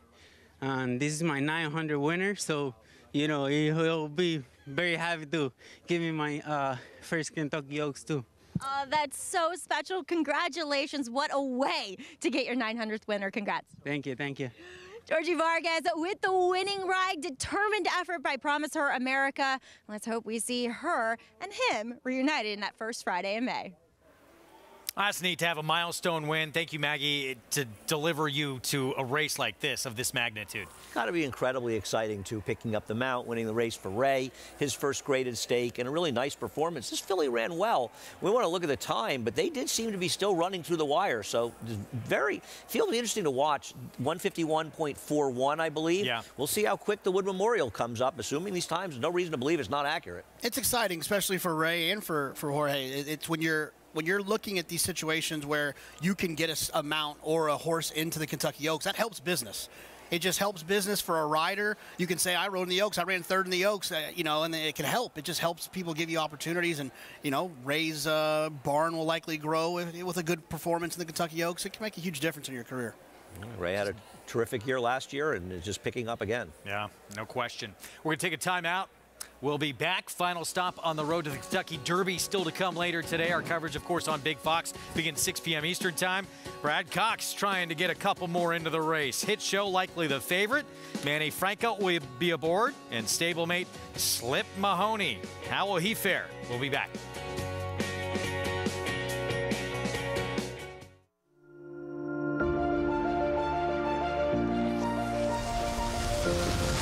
Want me to tell you more about Good Magic? I can do that. $1,950,000. Hit $1,950,000. 50. $1,950,000. Hit $1,950,000. 50. $1,950,000. We're $1,950,000. $1,950,000. $2 million quickly. $2 million. $2 million. $1. $2 million. $1. $2 million. Hold on. $2 million. $2 million. $50. All through, and I have. Boom. Thank you both. $2 million. Rogers way. Good luck.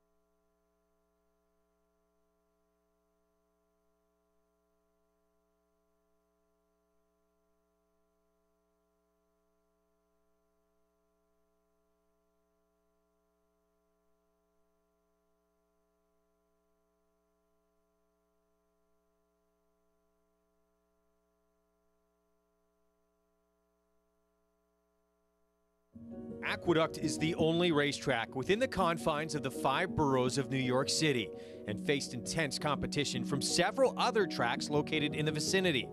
True to its nature, the racetrack not only survived, but thrived. Aqueduct underwent an extensive 3-year overhaul and reopened on September 15, 1959, to much fanfare, as it was one of the most modern facilities of its kind. In 1960, Aqueduct presented its first Wood Memorial. The race is New York's premier prep race for the Triple Crown and remains one of the track's signature events, along with the Cigar Mile Handicap and Remsen Stakes. Aqueduct was the first and only track to have a triple dead heat win in a stakes race when Brownie, Bousset, and Wait a Bit hit the wire in tandem. In 1965, it was the site of the largest crowd ever to witness a thoroughbred race at that time in the Empire State, when more than 73,000 packed the stands to see Gunbow in the Metropolitan Mile. The legendary Cigar began his famous 16-race win streak at Aqueduct. He scored impressively in the 1994 Naira Mile as part of that win streak. The race was named in Cigar's honor after he retired in 1997. The last racetrack Secretariat placed his hooves upon was Aqueduct. He was retired there before commencing his stud career at Claiborne Farm. Aqueduct was the second track to host the Breeders' Cup in 1985 and was one of the first sporting venues where Pope John Paul II held Mass in 1995.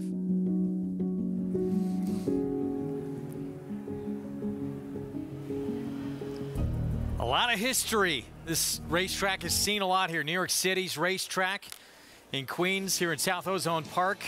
And, you know, as Andy treated me to, that was earlier this week, right? The best views you will find of any racetrack in America. We were sitting outside in the box area just watching one of the races with our friend Lee Einseidler, and you just can see the whole, I mean, it's just, I mean, from here up where we are here in the third floor, people are in Equestris. You can see the races better as well at this racetrack as maybe as any track in the country. It's amazing. It's a great place. My first Wood Memorial was Bold Forbes in 1976. First time I was here live.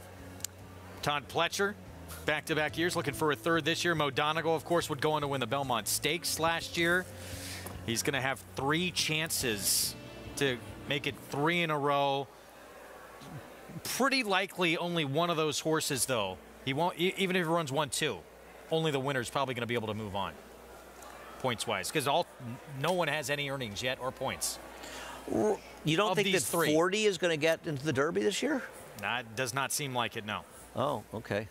Yeah, I mean, look, let's hope. Maybe. Let's hope that's the case, because that means that there's been no defections, and we obviously don't want any defections. But history says that, you know, a couple will end up going a different direction. Or occasionally, an owner does the right thing with his horse.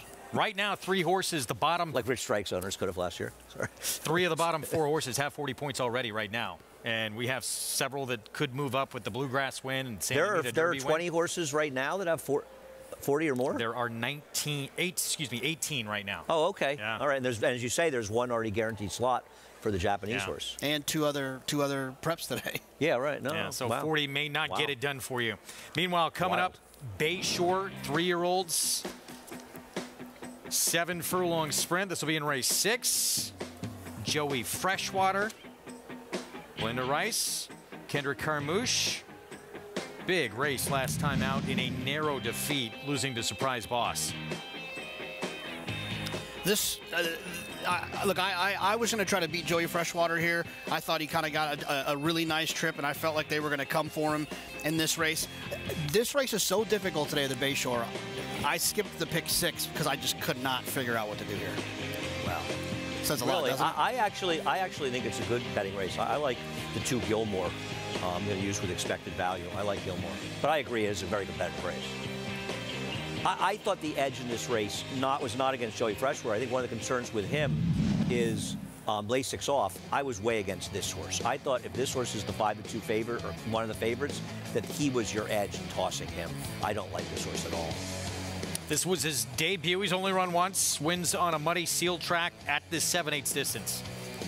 Yeah, it took money that day, a lot of money, actually, and worked out a nice trip. I completely understand where you're coming from on and they are going to probably bet this horse as well.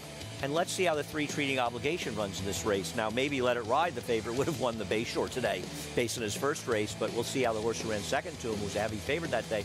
Bill Mott stable is 1 for 14 with horses off of maiden wins in their debuts in dirt sprint. And of those 14, 7 of them were very short prices. So they're not running back, and I just think the horse really have to improve off of that effort. And I don't understand why he's supposed to be a shorter priced expected value who ran a similar figure 7 months ago. Pick 4 coming up next. It begins in the 4th here at Aqueduct, 1-turn mile. Maiden special weight. And a 1-2 favorite for George Weaver. Let It Ride, start number 2, showed speed first time out, just missed. It was well clear of the 3rd place finisher in that debut. Let's head downstairs to Maggie for more. And Greg, I can't see anything here in the paddock that suggests that he is vulnerable at his current 1-2 odds. If anything, and I know it sounds counterintuitive, but that the extra furlong should help him. He's at least built that way. But let's take a look at his opposition, beginning with a returning. That is number 1, American Hustle, who will get Lasix here for this start. As he actually turns back a little bit, he might be one that does really appreciate the 1 1/8. He's just kind of built that way. But the problem is he really hasn't changed whatsoever from 2 to 3. He was kind of a lean, raw-looking 2-year-old. He still looks the same as a 3-year-old, and he's gotten a bit hot and washy here. He's just not making the best overall impression, especially in the face of number 4, Let It Ride. Another horse that's made a good impression, though, is number 5, Subrogate, who is a first-time starter by Arrowgate. Now, it is a lot more turf on the bottom side, and I can see that. He does have a little bit more of a turf hoof, but still big, good-looking colt here who has a plethora of fast workouts down in South Florida at Palm Meadows for Jorge Duarte. And he's been professional so far. Maybe he needs a race for fitness, but I think this horse could run very well in his debut, Greg. Maggie, thank you. 12-1 on the Son of Arrogate debut coming up. And a rider we're going to see in the Wood Memorial on a very interesting runner who was formerly a Bob Baffert horse, Uncle Jake. Yeah, apparently the connections of Subrogate, I've heard stories on this horse. They really like him. I think when they really liked him then, they probably didn't think they were going to get into a horse like Let It Ride, who ran that kind of figure. But apparently this is a bit of a tip on this horse. 6 minutes to post. Middle pick 4 begins in this one coming up. Obviously our big one later today on the road to the Kentucky Derby final stop. You've made your selections, I assume. I have in the Wood Memorial. I feel like it is, I don't have any issue with Dreamlike on the inside and Hit Show on the outside. I do agree that they are the 2 horses to beat. But I think the post is tough for Hit Show, and I want to see it again from him, even though he's improved every start. And Dreamlike probably should have won last time. He kind of hung a little bit, but he's still obviously talented. But I kind of wanted somebody else. And in sifting through the others, the one I thought would be the best price and was the most interesting was Shadow Dragon, the 2. A horse who was on a dead rail in his last start and still didn't run that bad a figure, being that he rode a dead rail. And I thought ran respectably enough in an improved effort 2 back that he had a shot to move forward a little bit and be a player here at a price. Don't love him, but I thought he was a bit of an interesting alternative. Hit Show for me. I think this horse can work out a trip from the outside. If it's not Hit Show, I think the interesting one is Classic Catch, who's actually won at 9 furlongs twice already. I agree, he's dangerous. Uncle Jake, I think, is interesting. It has speed, too, and that horse maybe can get a little bit forward here. I think the pace, I think they're going to be moving in that race. And 13-horse fields, that usually happens. And keep in mind, the 151.41, my friend Craig Mulkowski confirmed that time in the Gazelle. See how fast they run the Wood, because that Gazelle time, that seemed like a pretty relatively quick time to me. Here's the horses who already have some points on the road to the Derby coming into this Wood Memorial. And again, we'll see what happens the rest of the races, but highly unlikely that Todd Pletcher can get 2 of these 3 horses in from this race today. We'll see how it works out. This is going to be the year where I think it's going to be the most points you've ever needed. Points are at a premium for this year's Derby. It's And don't worry about Todd. I think he's got the one that he wants to get in. Yeah, he does. That, of course, 14. He's got 3 already that are pretty much confirmed in. Never have too many in the Derby. 20 maybe is a 4th number. major dude, and then maybe another one here. Potentially 5 for him. Not bad. Not at all. Live coverage, Wood Memorial. See it on Big Fox, 6 p.m. Eastern start time on the final stop on the road to this year's Run for the Roses that first Saturday in May, and appropriate that it goes through the Big Apple. We hope to see you later on this evening, 6 Eastern start time for that coverage. Got a lot more coming up, though. We're going to switch it over to FS2 right after a break. Next crew taking over, Acacia Clement, Anthony Stabile. Hit Show has that outside post to contend with. Can Brad Cox get another one in to the Kentucky Derby? Should go off the post-time favorite. He has shown a lot of talent to this point. Dreamlike, a maiden for Todd Pletcher. Has some speed. He has yet to win. He has the inside post to try and take advantage of. And Arctic Arrogance going to have a new pilot with an injury to Jose Lezcano. Maybe he's on the lead. Coverage continues on FS2 next.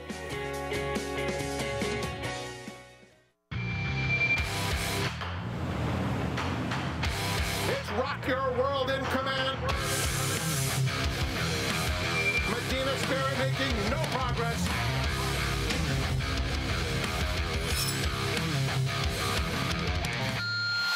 And it's going to be Rock Your World to take them all the way in the Santa Anita Derby. He's undefeated and wins by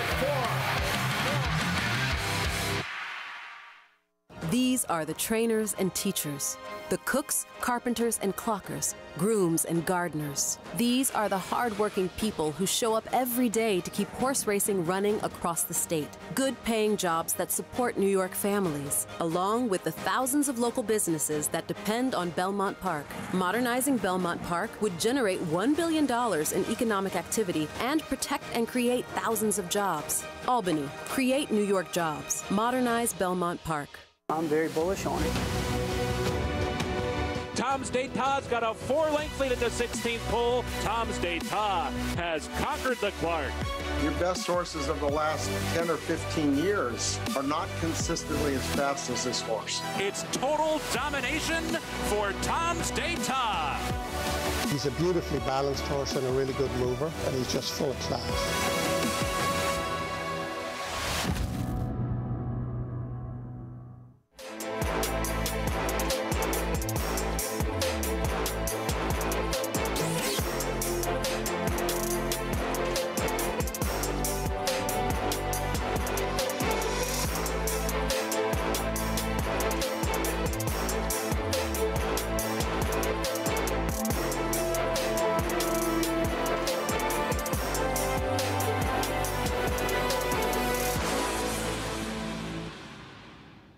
Premium hospitality and reserved seats for the Belmont Stakes are on sale now.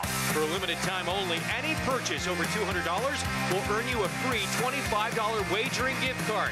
Bet the race is on us. Secure your seats at BelmontStakes.com. RaceLens is the most in-depth product in horse racing with unique features found nowhere else. True odds, predictive analysis, and pace projection. RaceLens. It will change the way you follow horse racing and take your game to the next level. Racetrack Television Network brings you every race, from every track, on every screen, every day.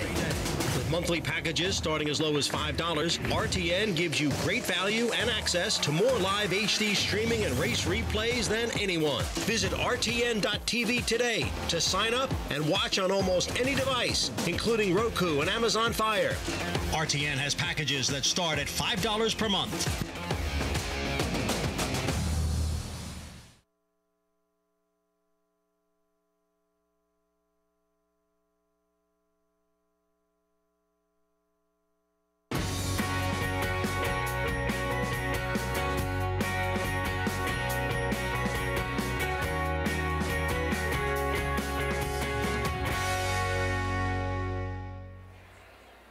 You're watching America's Day at the Races, brought to you as always by America's Best Racing. For the love of the race, visit americasbestracing.net today. Thank you so much for tuning in on Fox Sports 2. It is Wood Memorial Day, the final step here in New York on the way to the Kentucky Derby. I'm your host, Acacia Clement. So glad to have you with us, as of course we'll get a chance to see some of the top 3-year-olds lining up in the starting gate for this year's Kentucky Derby. And today will be an important stepping stone zone for those horses looking to get a spot in that 20-horse starting gate. Pleased to welcome in my co-host, New York Racing Association analyst Anthony Stabile. The Wood Memorial, Anthony, it has a lot of history. It's the marquee race here at Aqueduct for this spring meet, and we'll get a chance to see someone hopefully take a step forward today. Yeah, one of my favorite races of the year. Being a lifelong New Yorker, can't wait to see who steps up here on the Derby Trail. The last stop here in South Ozone Park, Queens. We got 4 races now. Jerome, Withers, of course, the Gotham, another one near and dear to my heart. The Wood Memorial Hit Show looks to run with it after taking the Withers, waited out to Gotham, 9 furlongs again for Brad Cox. He runs 2, Slip Mahoney's the one. I actually like a little bit more than Hit Show today. I think he might be the best horse. Tough post to overcome, post 12 after the scratch. We'll see if Hit Show can make it 2 for 2 here at the Big A and keep on going on the road to Louisville. We kick off our live racing action with a nice maiden special weight going a mile on the main track for 3-year-olds and upward. There's a look at the number 4, Let It Ride, for George Weaver, who's currently your favorite at 3 to 5. As this is a horse that showed a lot of speed, was just run down late to lose on defeat down at Gulfstream, going 7 furlongs, debuting at 7/8. Never an easy thing to do. We'll get an extra 1/8 of a mile today, going the mile distance. I don't know if it's the most factually accurate horse racing movie, but it's the best horse racing movie. I can't believe, Andy and I were talking about this on Talking Horses today, I can't believe nobody's named the horse this yet. Yes, this was a big effort down at Gulfstream Park. If you bet this horse, it was one of what seemed like a dozen Bilmont Firsters, both here at New York and down at Gulfstream Park, that were unveiled this late fall into the winter that just ran these huge efforts. Scotland beat them. Yeah, you're still, I think, you're still reeling from this defeat. He's 3 to 5 today, but I'll tell you what, Acacia, somebody's going to have to step up. Or one of these 2 firsters, the 5, Subrogate, or the 6, Common Prosperity, are really, really going to have to come up with a huge debut effort to knock this horse off at 3 to 5. We know he has speed. Let's see if he can break his maiden at second asking as we welcome in the 3rd member of our team, champion jockey Richard Migliori, here with us. Richie, your thoughts on this group of maidens? These are the kind of races we look forward to coming out of winter, springtime, horses shipping back up from, warmer climb. But I really like the one, American Hustle. I know he's going to have to improve, but he ran well at 2. He, had 4 starts, 3 of them on the turf before switching to the dirt. And I'm just seeing a more mature horse, a horse that, to me, has grown up a lot and can probably take his game to another level. The 3 Treaty Obligation certainly makes sense, looks good. And Let It Ride's going to be tough. He comes in with his Florida Tan. He ran well at Gulfstream, but I'm taking a little bit of swing with American Hustle that he maybe grew up a little bit and going to see a better effort today. Richie, thank you. 3 to 5, though, on your favorite Let It Ride. Let's see graduation day for somebody in this 4th race here. Maiden special weight coming up, loading into the starting gate. We send it up to track announcer Chris Griffin for the call of race 4 at Aqueduct. Common Prosperity, Mystical Curlin.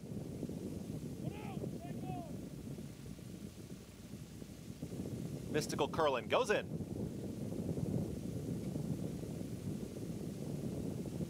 All set.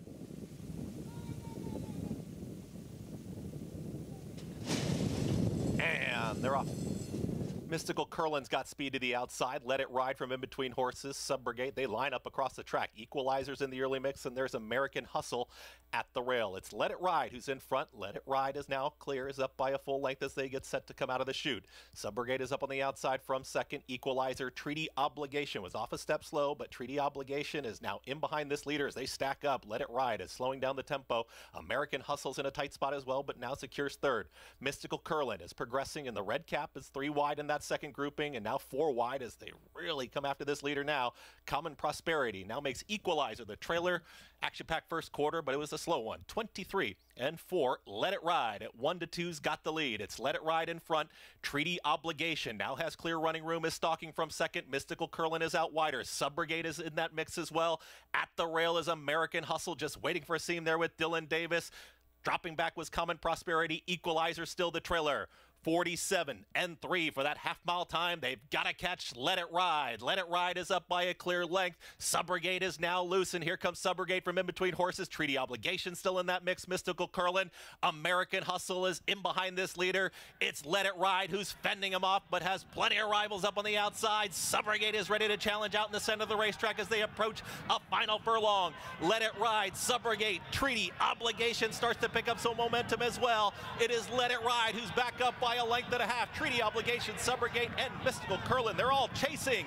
It's the 4-horse. Let It Ride gets the victory. Let It Ride gets it over Subrogate. Then came Treaty Obligation and Mystical Curlin in 1 minute 37.61 seconds.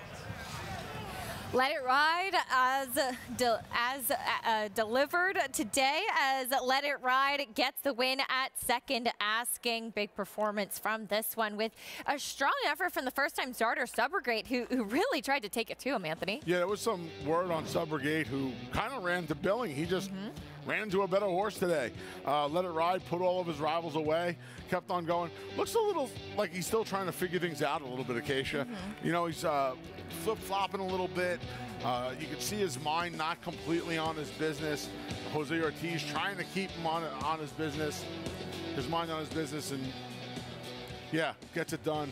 He's a nice racehorse there right now. There's a real nice racehorse somewhere in there, and when he figures all of this out, I think this is a second half horse in the making here. We're looking at the second quarter of the year, if you will. I think we're going to see a nice horse second half of this year. Nice performance in his second start to get the win for trainer George Weaver. Bringing prices in a moment, but as mentioned at the top of the show, today is the day of the Wood Memorial. It is our America's Best Racing Race of the Week as we take a look at who will go postward. It will be a field of 12 as Clear the Air will stay in Kentucky to run in the Bluegrass today. A big day around the country as far as the Kentucky Derby preps are concerned. Of course, one of the big stories, though, Anthony, is Hit Show, the Withers winner, who is posted all the way to the outside and now will be in 12 of 12. Not quite as bad as 13, but he still has the far outside post to overcome. And for those of you not familiar with Aqueduct, it's a 1 1/8 oval. That means it's about 3/8 of a mile on the front side, about 3/8 of a mile on the back side, leaves you about 3/16 of a mile on the turns. That's not a big run. Quarter of a mile from the top of the stretch to the finish, about 1/8 of a mile from the start to the first turn. That's not a long way, Acacia. So Manny Franco is going to have to make a decision going to the first turn. You want to get caught 4 or 5 wide.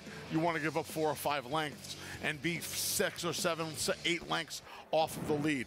It's not a pleasant decision to have to make. It might not matter. He might just be the best horse in the race. We'll see what Manny decides to do right around 6:15 this afternoon. You can catch the Wood Memorial on Fox today. We're so excited to have coverage of that big Kentucky Derby prep today. The Grade 2 Wood Memorial presented by Resorts World Casino. But throughout today, we'll also have the Bayshore and the Carter still to come. We also have races for you 2 to 5 at Oaklawn Park. As always, our race is brought to you by Claiborne Farm. Naira Bets has an exclusive offer for America's Day at the Races viewers. You can join Naira Bets right now and get $25 to bet. New members use promo code FREE25 when signing up to get $25. Bet any track, anywhere, anytime. Don't forget to join now at NairaBets.com for your free $25. Turning our attention over to Oaklawn Park in Hot Springs, Arkansas. Fast main track there. Race 2 coming up next. 1 1/16 on the main track for a $10,000 claiming race as we welcome in Paul LaDuca live with us at Oaklawn. Hey, Paulie, your thoughts on race 2? Well, I mean, it all hinges on the one horse in here, Acacia Red Knobs. This is a horse that was in for $40,000 last time out. It ran a good second-place finish for leading trainer Robertina Diodoro. And the horse got voided claim. And there's so many things when people think voided claim, the horse come up lame or something like that. It could be something else. Now the horse drops for 10 and is 3 to 5 in the line and is sticking on that line. And I can understand, you know, the double is $44 to this horse with a 15 to 1 shot win in the first race. And the other horses in this race to me are 2 other horses. Tomototo, the 14, the 2 Asmussen horses, and the 11. I'm not going to try to pronounce it for Keith. I just think the 14 may be a little bit better proposition. If you don't love the 1, you think the 1's a little bit, you know, this drop could be a little suspicious, but you never know with Christian Torres aboard. And while we still have time, Acacia, I'll throw it back to you so you can throw it to Jimmy Byers. Thanks, Paulie. I appreciate that as they load into the starting gate for race 2. Paul has been our boots on the ground throughout the whole winter at Oaklawn Park. Heavy favorite, as he mentioned, the 1 Red Knobs. Jim Byers had the call. Race 2 at Oaklawn. Left to load. They're in the gate. And they're off. Red Knobs is showing speed from the inside. So is Eskin for it. Pikachu in the bright orange gets out in 3rd. And then comes the Heat is on 4th. And way out there is Toma Toto. He is very wide in 5th. Back to the inside comes Eisenstadt. He gets out in 6th and hugs the rail. Length and a half then to the bright gray Make Noise. Then a gap of 3, and it's Namesake, Moliere, and Georgia Deputy at the back end of the field. Red Knobs, the heavy favorite, is going to set the pace here onto the backstretch on the big drop. 3 parts of a length then to Eskin for it, chasing in 2nd, and Pikachu to the outside is 3rd. Eisenstadt 4th. And then up the inside, here comes Kelsey Haar with Make Noise. And they're moving into 4th up the backstretch. And then comes Eisenstadt, and up on the outside, Toma Toto. He's been content to sit off the pace. He's racing in 6th on the outside in the red. Gap of 2.5 then to the Heat is on, followed by Namesake, Moliere saving ground into that turn, and Georgia Deputy around the turn. Red Knobs has the lead here by 2 lengths, and Make Noise has been moving through the pack. He's racing a clear 2nd now. Namesake is catching the eye from the extreme outside, and Eisenstadt is moving off the rail. Absolutely nothing from Toma Toto. As they straighten away, it's Red Knobs with the lead, and with it clear. There's a big flight battling for the 2nd spot, but Red Knobs takes the drop and comes back to win in isolated splendor. Namesake on the outside, Make Noise to the inside are next. Namesake 2nd. Make Noise 3rd, Eisenstadt 4th. Red Knobs delivers in race 2 at Oaklawn Park. If you're just tuning in with us on SNY, glad to have you with us on America's Day at the Races. Acacia Kawan and Anthony Stabile with you on the desk as we just saw the 2nd at Oaklawn Park. Red Knobs, Anthony, he was the heavy favorite, a drop in class off the voided claim. It was a bit of a question. No questions on the racetrack. Since SNY just joined us, we could say maybe he tried to take a base on balls. Yes. Having voided the claim for 40. Here he is for 10. Knock yourself out. You want him, take him. Let's go Mets, by the way. Listen, I'm a big believer if you have the 5, do you really need the 1? I don't like to take too many at 1 to 5. He's not one I would have taken. I'm glad I didn't have to give a pick for that race occasion because I would not have picked Red Knobs. Congratulations if you took him at 1 to a nickel. Much the best in that 2nd race at Oaklawn Park, as that will take us to a quick commercial break. When we come back, we'll talk a little bit more about some of the big stakes action coming up today at Aqueduct. Of course, the Wood Memorial, but we also have the Grade 1 Carter still on tap as Repo Rocks has won his last 4 races in decisive fashion. He looks to keep it going and pick up a Grade 1 this afternoon.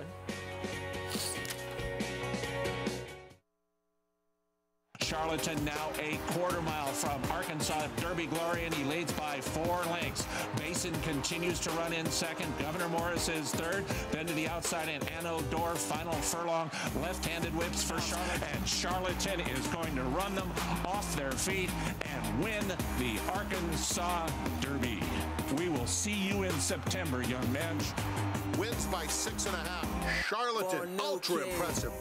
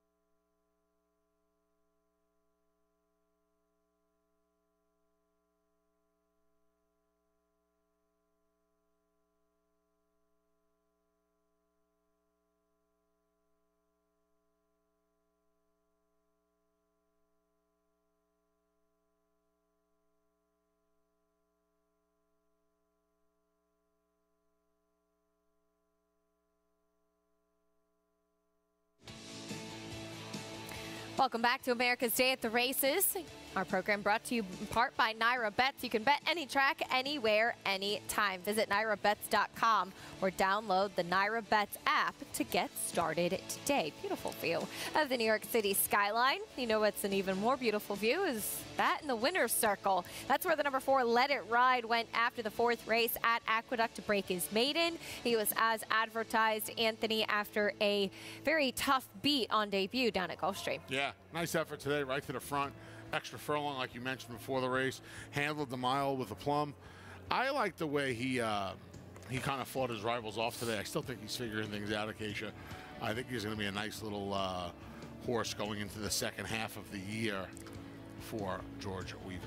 A good effort from first-time starter, the number 5 Subrogate behind him. He's one to watch moving forward. $3 winner in the 4th at Aqueduct. Back over at Oaklawn Park, it was also the heavy favorite to get the win there in race 2. Red Knobs on that drop in class for Robertino Diodoro.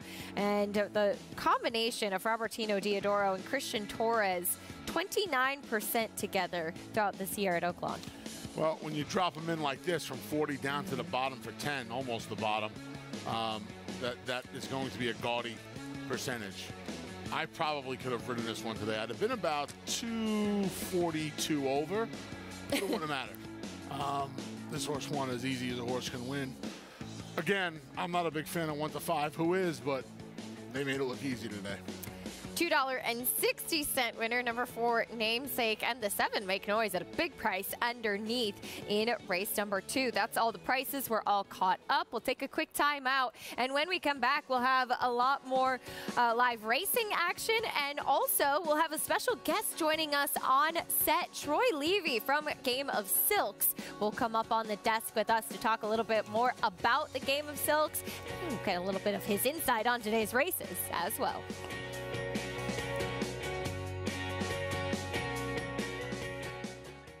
Eclipse champion Blaine, a proven sire with over 15% lifetime stakes horses. His recent top runners include graded stakes winner and Kentucky Derby hopeful Litigate. Litigate going to go on to win it here. As well as Kentucky Oaks hopeful Wet Paint. Also an emerging broodmare sire. His stakes producing daughters include the dam of Eclipse champion and Kentucky Derby favorite Forte. Forte to win the Breeders' Cup Juvenile. Blaine, standing at Claiborne Farm. Experience the adrenaline-pumping, suspense-filled action of the Sport of Kings no matter where you are with NYRA Bets. It's fast, easy, and secure. Download the app today and start winning with our lucrative weekly promotions, thrilling handicapping contests, and a one-of-a-kind VIP rewards program. Don't just watch horse racing, be a part of the action with NYRA Bets.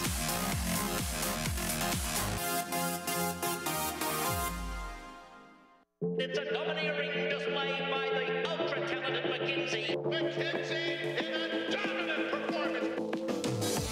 300 won't do it. 300,000. 275. You need 275,000. 75. But to get 75. 275,000. 250. I'm Ralph now. 250,000. Here, but to get $200,000.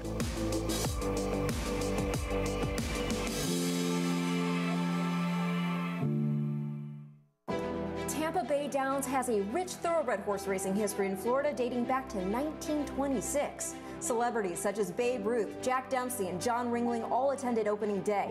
In 1981, Hall of Fame jockey Julie Crone won her first career race here, and in 2007, we saw Street Sense win the Tampa Bay Derby and go on later that year to win the Kentucky Derby. Featuring full fields, great turf racing, and a 15% takeout on our Pick 5. Tampa Bay Downs is live racing every Wednesday, Friday, Saturday, and Sunday.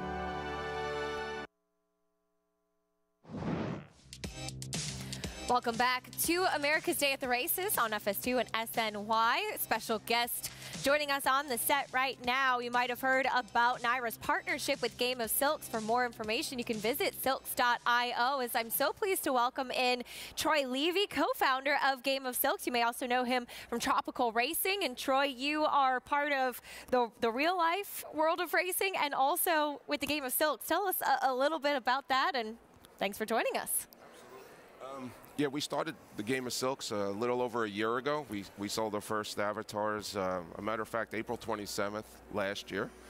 and it's been an amazing journey.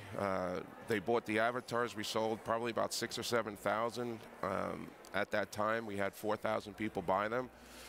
In September, we started selling our horses. As everyone knows, we sold close to 5,000 horses. And yesterday, a matter of fact, was our first race. And we saw the game start and literally came to fruition yesterday, which was absolutely amazing. It was pretty exciting, of course, at Keeneland, the first 2-year-old race this season. Yesterday, we saw in the opener at Keeneland, and as you might know, each of us have our own horses, so to speak, and Maggie Wolfendale in her stable, Calling My Name, was a first-time starter in yesterday's first race at Keeneland, ended up finishing 3rd, and we are all chose our charities of choice, and that means that about $75 will be going to the Thoroughbred Retirement Foundation for Maggie's horse, Calling My Name, finishing 3rd. And the 4th place finisher, Anthony West Saratoga, we got a chance to meet Ronnie from Big Slick Racing. That one finishing 4th there. Sitting in my man Rudy's cigar shop about 2.5 months ago while the Giants were getting their clocks cleaned by the Eagles, and he texted me a horse that I'm the racing manager for, my buddy Edgar Bea. We named him Big Slick, and he's down in Ocala getting ready for the unfortunately getting ready for the April sale. So I think we'll be saying goodbye to Big Slick. But yeah, he ran 4th with West Saratoga, and Ronnie's all pumped up. Ronnie's from Sweden. So it just goes to show you the game has done its job. It's brought the Avatar world to the racing world, and it's brought people from across the world together. And when Troy was involved, I know Troy for a long time, through our mutual friend, the great Chuck Simon. Once I knew Troy was involved, this was going to succeed. And I appreciate yesterday it started in a big way, fun way. I mean, the first 4 finishers are Silks horses. Yeah. Yeah, and the winner, his name's West Coast, he's from Australia. And probably our biggest player in the game, his tagline is Charbo, and he finished 2nd. And also what's pretty amazing is the horse that won first, they bought the horse right before the race. And one of the things that we're doing in the game of Silks is every horse that's not sold, we put up for sale right before the race. We do a reverse auction. Wow. And they could literally buy the horse right before the race. He did it, and he was victorious. It was pretty amazing. Can you tell us a little bit about the feeling of owning a digital asset versus being at the racetrack with a horse that you'll see with your eyes on the track? You know, it's amazing. Right now, Tropical Racing, we own 70 horses, and we still have 9 more to go this breeding season. I've owned hundreds of horses. Tropical Racing, we participate in the game of Silks. We own 38 horses, and it turns out that we owned, or we do own, the half-brother to both Instant Coffee. Wow. Exciting. So here I am, Arkansas Derby, going, we own the half to Instant Coffee, and I'm starting to feel like I own this horse, even though we own the digital asset, and I'm sitting there rooting for Instant Coffee, and I have to tell you, disappointed because he was flat, and I felt like my horse just like disappointed me. It was an amazing feeling. It's incredible to have that association, have that attachment to us, and I know it's done a lot as far as the regional breeding programs do go too, and what that means to Game of Silks owners. Yeah, you know, we have a great community. We have 25,000 people sitting in a Discord, which is like the old American Online. We have 4,000 people really active, and one of the things that we're truly preaching and educating and getting people engaged is the regional breeding program, because that feeling that I have, we can give that to everyone, and especially teach them, you know, New York breds, they can come here, they can go to Belmont, they can go to Saratoga, they can see their digital asset live, and all the programs. And at the same time, for financial gains, regional programs, you race for more money. Yeah. So our horses do cost basically the same when they're unrevealed, and you get a Pennsylvania bred or New York bred, it's like an advantage. So we're trying to get our community to really come out to the racetrack, blur those lines of spectators and ownership, and get involved. We've spent what seems like 3 years here at Aqueduct. We're gonna go, and I love. That's my favorite place on earth. We're gonna go to Belmont in a handful of weeks. Can't wait. I know there's a big Game of Silks push over at beautiful Belmont Park as well. Tell us about that. Yeah, absolutely. We ran a sweepstakes currently for the Kentucky Derby at Churchill Downs, Tropical Racing. We have a suite, so we gave away 2 tickets to the Kentucky Derby to join us, and it went amazing. And Naira literally said, let's do it for the Belmont, and they're giving a first-class experience for the day. We're flying them in, we're putting them up in a hotel, and they have to, and it should be up now. Visit silks.io, and you can literally join the sweepstakes and come to Belmont and, you know, really watch a first-class Triple Crown race live. Well, if you need a handicapper to help them along for the day, Acacia will do it. Absolutely. Such a great opportunity. You know what? We're going to put you to work, Troy, because our 5th race is coming up here at Aqueduct. Anthony and I will do the post parade here for this mile on the turf. Maiden Specialweight kicking things off. Anthony with the one monetizer. Just beat 3/4 of a length at Gulfstream after debuting at Meadowlands last summer. The weaker, if you will, half of the entry with utilization rate coming in here. There is utilization rate, 4th on debut. Yeah, pretty loaded maiden race out of Gulfstream back on March 5th. Comes in here. Definitely the part of the entry I think they're betting anyway. Here's Bollinger, first-time starter. Yeah, Dan was 0 for 11, a practical joke. We'll see how this horse does breaking from the rail. First time out with Paco. Number 3, Biloxi Blues gets on the turf for the first time. Dan was 1 for 6. The win came on the grass. 0 for 3 so far on the dirt for this daughter of Tappet. Here's another first-time starter, Zapera. Yeah, daughter of Go Zapper. Her dam won twice. Both of those wins came on the grass. 1 for Hall of Famer Todd Pletcher in here. 11-1 on that first-time starter. Next will be the 5, Trying My Heart Out, first time on the grass. Flashed some speed 2 back going long, and her only try on dry track. 2 wet track races were not very good. See how she handles the lawn today. Another first-time turfer, My Girl Jow. Yeah, this horse hasn't done much running at all on the dirt. See if the surface switch for this daughter of Palace does the trick. The other for Todd Pletcher, this one has experience but gets on the turf for the first time. She's Mo Bubbly. Yeah, she showed a little speed shipping up from Gulfstream. She was 4 to 5, and she did not do any running from the half-mile pole home. And number 8, undoubtedly, another one getting on the turf for the first time. She's dead as disco on the tote board right now at 8-1, but I like this filly. I think she might be loose on the lead in here. Daughter of Blame. Dan was 0 for 2 on the turf, but there's some pedigree if you go a little further back in her lineage. Now, the first generation, largely dirt, given the fact that she is the half-sister to multiple Great Stakes winner Fearless. As, of course, we know that horse for going long on the dirt. There is part of the entry. All right, Troy, any thoughts on this even money entry in here? Are you sticking with them or going to go against these fillies? I always go against the favorites, especially heavy favorites. I heard Anthony. I thought I was pulling one out of the hat this time with the 8. I really like Blame going long.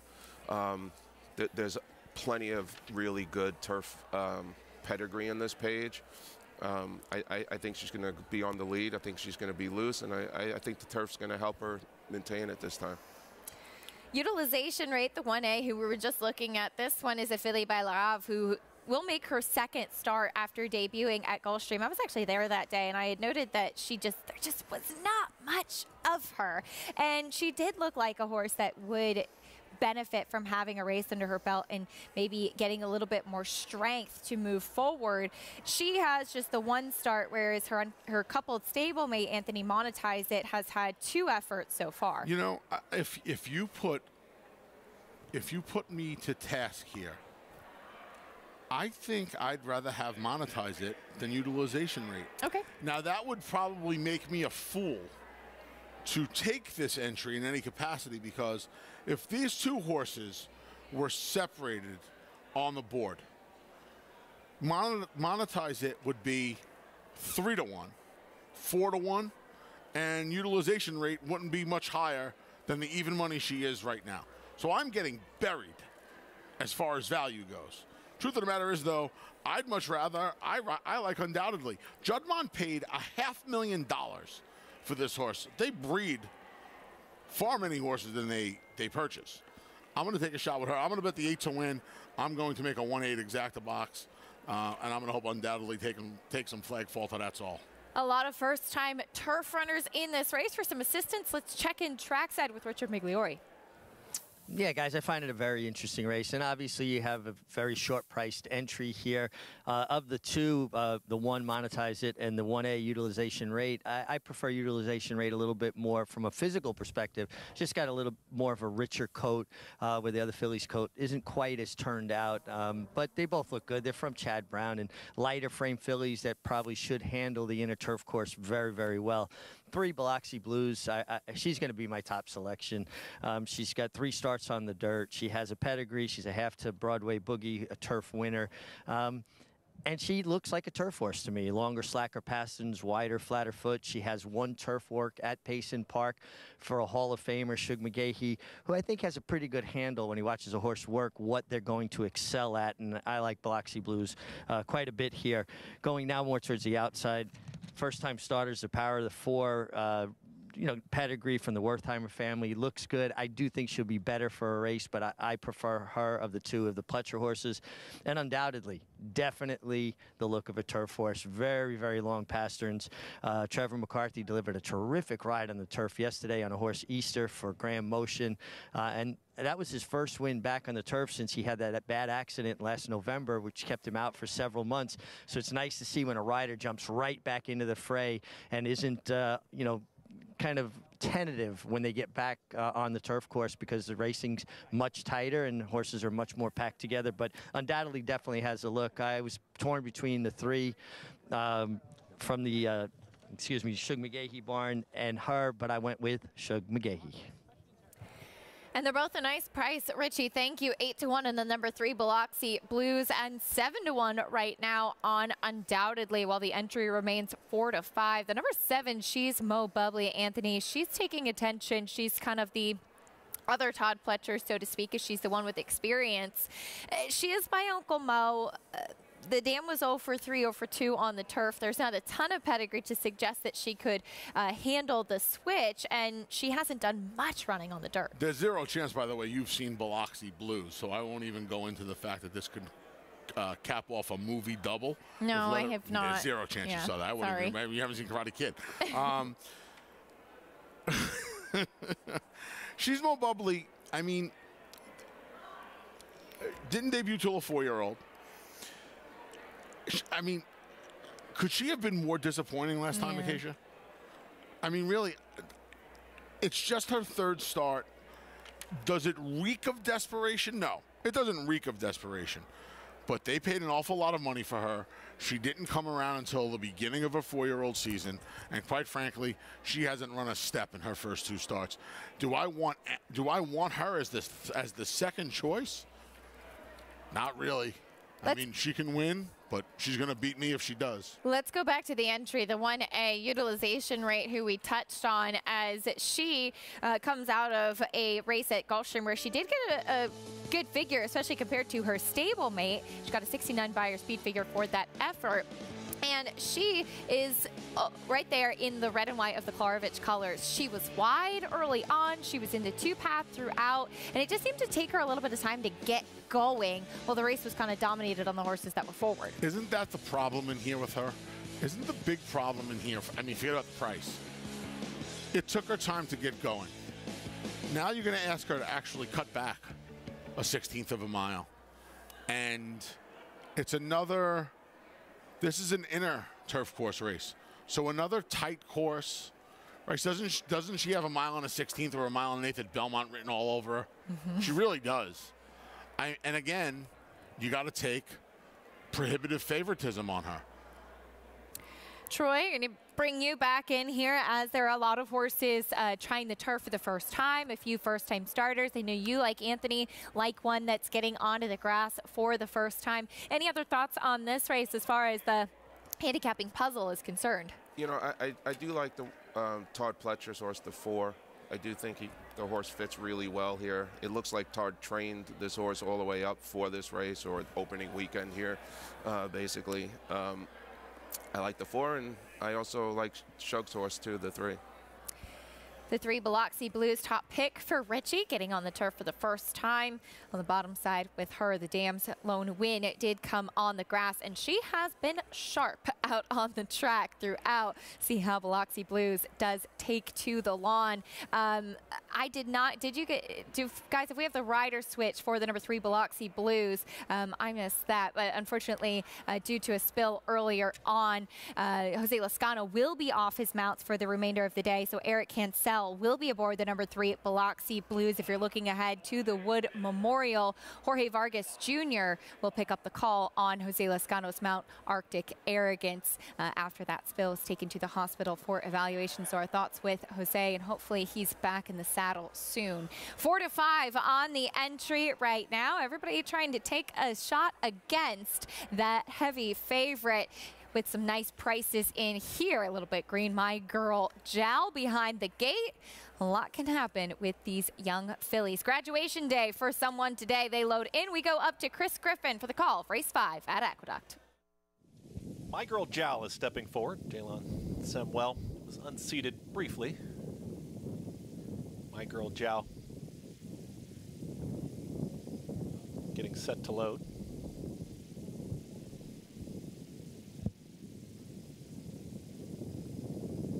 Slight hesitation here, just taking a look at the 6. My Girl Jal.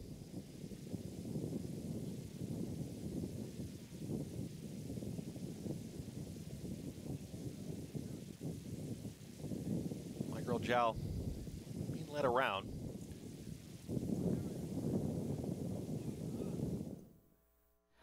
A little delay behind the gate as My Girl Jal, as mentioned, she was trying to rear up. Jockey Jalon Samuel has climbed off as it looks like they're attempting to load her without the rider, but she's being a little bit obstinate. The gate crew here in New York and at all tracks, Anthony, they know when there are a few types of quirky horses, and they do everything in their power to make this the most seamless process as possible. And it does look like we are having a late scratch here. Let's go to Richie for more. Yeah, guys, you know, the great crew, as good as they are here, and they know these horses, they gave her every opportunity to get in the gate. They removed the rider, Jalen Samuel, for safety reasons, and she just was showing signs she did not want to participate, so she is a late scratch, and I think it's the right thing. You can even see now as they're trying to lead away from the gate, she kind of keeps freezing up. That's when a horse is telling you they're just not happy with the proceedings, and best thing to do, take her home. There'll be another day. Richie, thank you. Safety of horse and rider, of course, is paramount. My Girl Jal refusing to load into the gate, so will be a late scratch here before race 6. So adjusting the numbers on the gate, they have backed out the rest of the field, Anthony. It seems like everybody's doing okay. Sometimes that can agitate a young horse, especially a little bit if they have to load and then be backed out and reloaded after that. Yeah, inexperienced horses especially. You have a few of them in here. How long do you think it would take, by the way, if I had to climb on top of the gate to move those numbers? Think we'd be here Wednesday or Thursday? I've seen you run after a big win. You're deceptively fast. Don't sell yourself short. Hip, don't you? Not yet. But Acacia's parents were downstairs back in February when one of the fillies I manage, I'm Buzzy, got up to win a miraculous photo, and your mom, the great Sherry Courtney, said to me, "I don't think I've ever seen you move that fast." I was flying through the paddock, but getting up on that gate would take a while. They, you know, these fillies they didn't turn a hair just now. They did a really good job. Back in for race 5. Here we go again. Let's go back to Chris Griffin. Last to load to the outside. Undoubtedly goes in. All set. And they're off. Step slow for Bollinger at the back of the field. Utilization rate has got early speed with the stablemate. It's Monetize It is down towards the inside. They're going to be 1-2. Just off of them is Trying My Heart Out. It's these 3 across the wire the first time. Undoubtedly is going to be 4 wide as they move towards that first turn. Slow pace early on the front end, Trying My Heart Out. And Jose Gomez, they're trying to assert and drift it out. And that drifted out undoubtedly into that turn. In the 5th position is She's Mo Bubbly as they start to sort themselves out. A little green was Biloxi Blues, is now tracking in 6th. In behind that is Zappara, and slow starting Bollinger is the trailer. They work to the backstretch. It's Utilization Rate and Dylan Davis there in front. They're up by 3/4 of a length. It's mild pressure here from Trying My Heart Out from 2nd. Undoubtedly now straightens up from 3rd. Tightly at the rail is Monetize It is in the 4th spot, followed by She's Mo Bubbly in 5th. The gray, that's Biloxi Blues out in the center of the course. Zappara starts a move from the back of the pack with Bollinger. 49 and 1 for that opening half-mile time, and it's still utilization rate who's in front. Trying My Heart Out has been there the entire journey from second, undoubtedly, and Trevor McCarthy in third. Monetize It is following utilization rate, going to save ground to the inside. Here comes the run from Biloxi Blues. Is the Gray, lost a touch of ground on the backstretch, but is going to rally out there 5 wide. They reach the top of the lane. Utilization rate is trying to take them all the way. Monetize It is now in the clear. Zappara's got a lot of momentum down towards the inside. Trying My Heart Out is also still there. It's Trying My Heart Out to the outside of Monetize It. She's Mo Bubbly is rallying on. Zappara drifted out towards the outside. Trying My Heart Out down at the rail is utilization rate. Trying My Heart Out gets the victory. Trying My Heart Out over utilization rate. Then came Monetize It. Then there was Zappara with She's Mo Bubbly in 1 minute 37.11 seconds. 23-1 upset, Trying My Heart Out, getting onto the turf for the first time, able to be very game over the entry there. There was a little bit of bumping deep in the stretch there before the gap, as it seemed like Trying My Heart Out was struggling a little bit to switch to her outside lead, but when she did, Anthony, she had all the momentum on the outside. After the late scratch of the number 6, My Girl Jow, you were left with the longest price on the board being the number 5, Trying My Heart Out, who did just that, getting by the 3-5 Klarovich Chad Brown entry, and she's going to get the job done. She was 7-2, 7-1, and 7-1 in her 3 dirt tries. She was a bigger price combined today. She gets the job done in her turf debut. Philly by Into Mischief, piloted to victory by Jose Gomez. It gets the win 23-1 over your 3-5 entry. Big effort there and a big upset in that 5th race at Aqueduct. Back over to our Game of Silks conversation. We can't let Maggie have all the fun. Her horse finishing 3rd in the first 2-year-old race of the season yesterday. Anthony and I have a couple of horses that we are very excited about. For me, I am really looking forward to getting a chance to seeing this Justify colt, who is out of a mare named Ginger Tap, a Tap-It mare. There's a huge pedigree here that sold for $575,000 at Keeneland. Troy, I was pretty excited to see that I got this one in my stable. Yeah, and it's a half to expect more, too, right? That's trained by Todd Pletcher and Mike Rapoli. Did that make you feel anything, knowing that it went to, that the half went to good connections in the racing? Well, it's been a really strong pedigree. I was looking through the pedigree a little bit yesterday, as mentioned by Justify, out of a Tap-It mare. There's a pedigree to go long in the dirt, so we could have some pretty exciting things there. And hopefully a horse, I mean, you do wonder how precocious will that horse be too, and will we see one that's ready to roll early, or will it be a kind of second half of the year type of horse? But one I'm looking forward to. I looked everywhere. It looks like he's not named as of yet. I looked last night also. It's not named. No works just yet, which is okay. Yeah. I got 2 Uncle Mo's. I'm not complaining about anything. I'm good. I'm doing well. Here's one of them. This one's out of Moon Dash, sold for $375 at Keeneland. I believe this was the second one that was announced. And when this one was announced, Maggie literally threw the papers at me.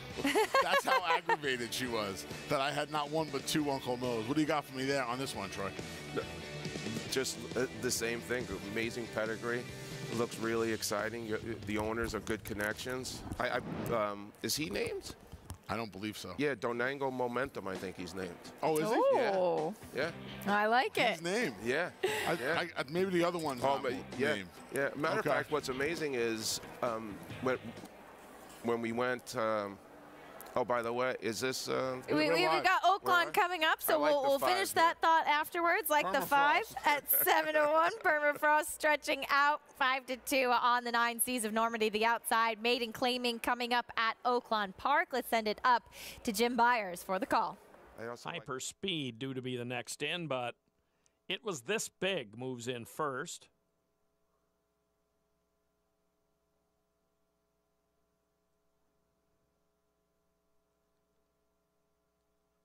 Hyperspeed isn't currently oriented to face the gate. They're getting him turned around.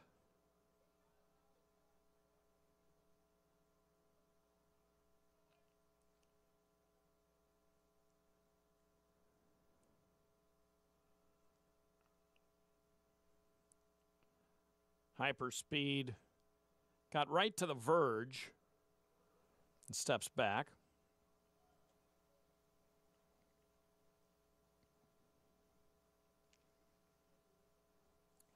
Now the jockey Marcelino Pedrosa will step off. They'll try to load him riderless.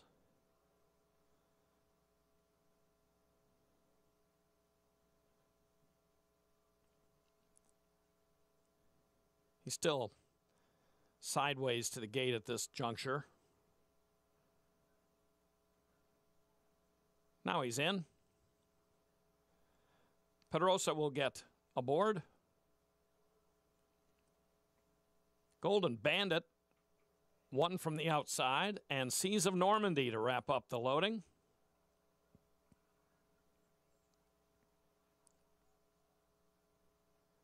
They're in the gate. And they're off. And off to an excellent start. Golden Bandit and Running for Cash jointly from the outside trying for the lead. Rachel's Caper gets out in third. It was This Big fourth in the black. Gone again and a little tight on the inside. And then 4 wide to the outside is Permafrost. Permafrost is 5th. And then Gone again to the inside 6th. Outside of him is Neighbor in 7th. Then the back two are Seas of Normandy, who's saving ground around the turn, but is next to last and some 8 lengths from the lead while appearing a bit rank. Hyperspeed is outside of him as Running for Cash leads the way a length up the backstretch. Golden Bandit is on to the outside, racing in second, and then It Was This Big splits horses. To the inside comes Rachel's Caper, and to the outside, Permafrost. That flight is 2.5 lengths off the lead of Running for Cash into that far turn. Gone Again has some horses to get around on the inside. Just outside of him is Neighbor. Hyperspeed is next to last, and the trailer is Seas of Normandy. He is starting to gain, though.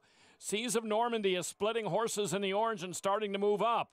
They are coming to the first finish line here as taking over is Golden Bandit. From Running for Cash up to the outside, Seas of Normandy is starting to lodge a bid here with a furlong to go. And then comes Running for Cash, and to the outside, Permafrost. They come to deep stretch. Seas of Normandy is getting up to and moving on by Golden Bandit. Seas of Normandy is going to step a little bit clear late. Golden Bandit is a clear second. And then came Permafrost and Running for Cash. Seas of Normandy on the big drop in class found the right spot today to break his maiden. Keisha, you said it right. You know, down there watching these races as we cover them on the program, the drop downs in the maiden ranks down there really have an edge.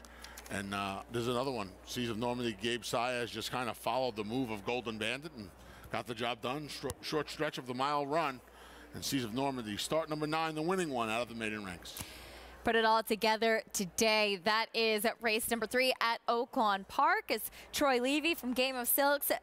Lots of fun having you on the desk here today. What are some final things that you would want people to know about Game of Silks? Should they be interested or have their interest piqued after hearing you today? Oh, absolutely. You know, the reason we started the Game of Silks, and the idea was everyone in the racing game believes there's hundreds of thousands, if not millions of people that somehow, some way want to touch our game. They just don't know how. And technology is one thing that the game has always forgotten about. And now with the new technology and the amount of people that literally work from home, day trade, do everything on their computer, this is the perfect example of blurring these lines of spectator and ownership and taking a digital asset and feeling it. It's truly the first digital asset that's based on a true asset, and there's nothing better than racehorses. So if, I myself, and just like Anthony said, he ran to the winner's circle when a horse won. Like every time my horse goes into the gate, I feel like my son's up at bat, ready to hit, swinging a bat. I get that feeling every single time, and if we can give that to as many people as possible, and if it's through digital, let's do it, and we'll get them to the racetrack. Such a great opportunity. Troy, thank you so much for joining us today. For more information, visit silks.io if you're interested in Game of Silks. We'll take a quick time out on America's Day at the Races, bring you prices from those races we just saw, and a whole lot more live racing action when we come back after this. Flightline is in full flight. Flightline turns it on at the top of the stretch, and he's in cruise control. And Flightline takes off. Take a good look at this, because you're not going to see this too often, maybe never again. Flightline, 20 lengths clear. World-class racehorse, world-class performance at a world championship event.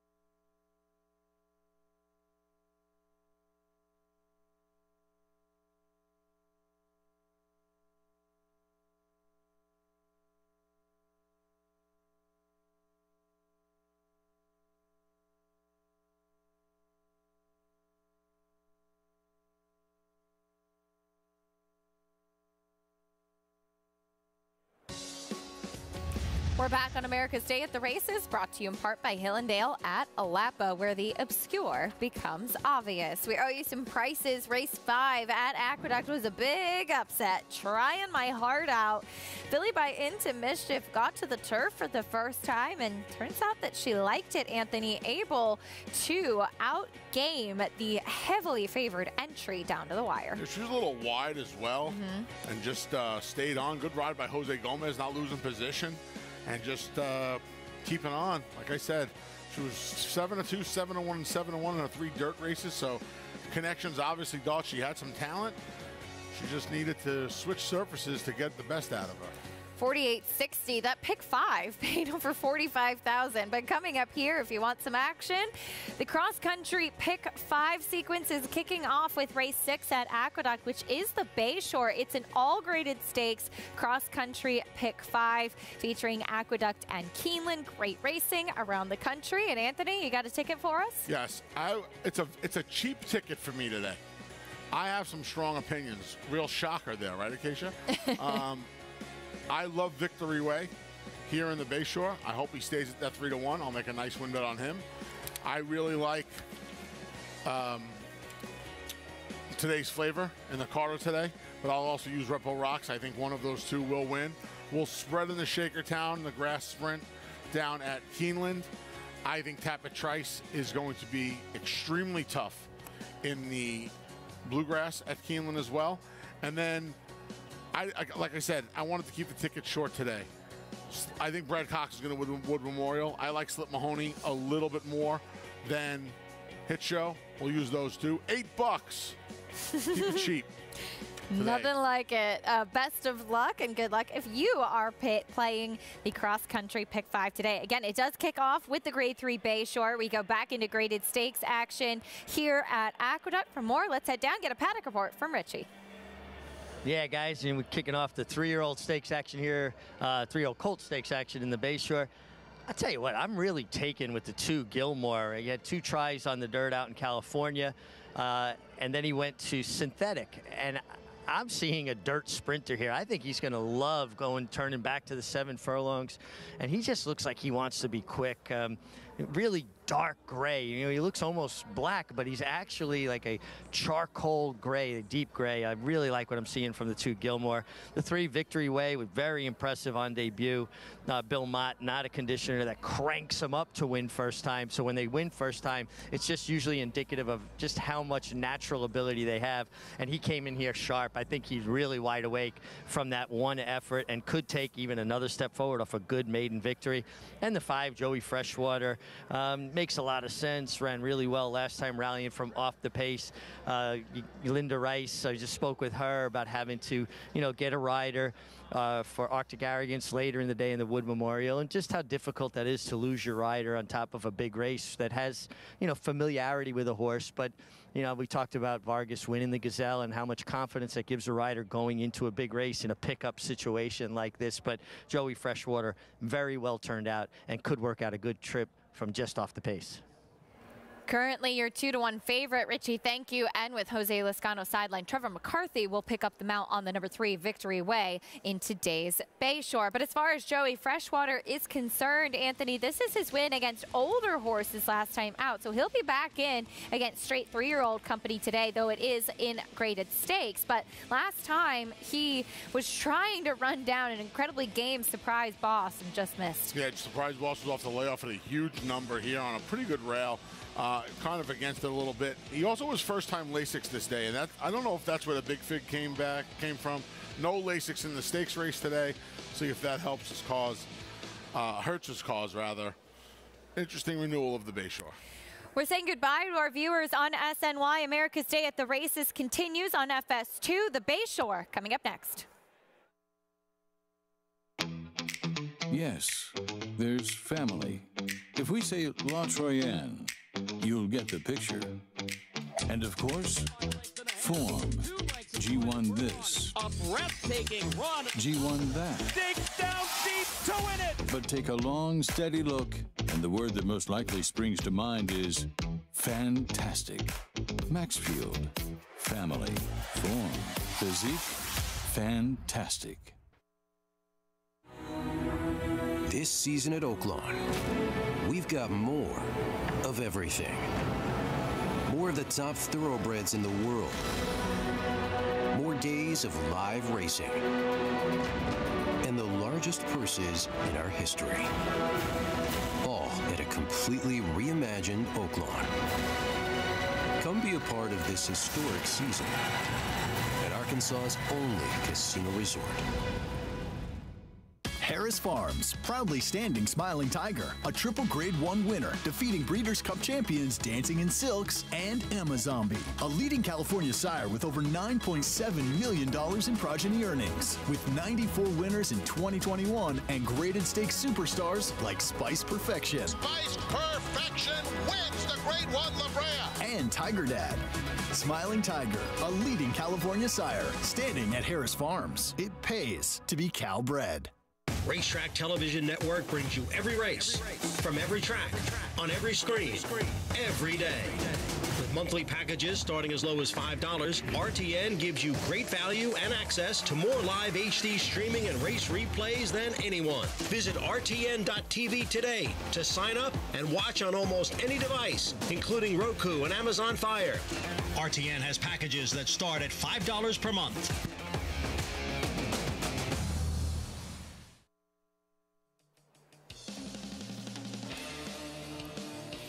You're watching America's Day at the Races, brought to you in part by Claiborne Farm. 100 years of doing the usual, unusually well. Thanks for sticking with us on FS2.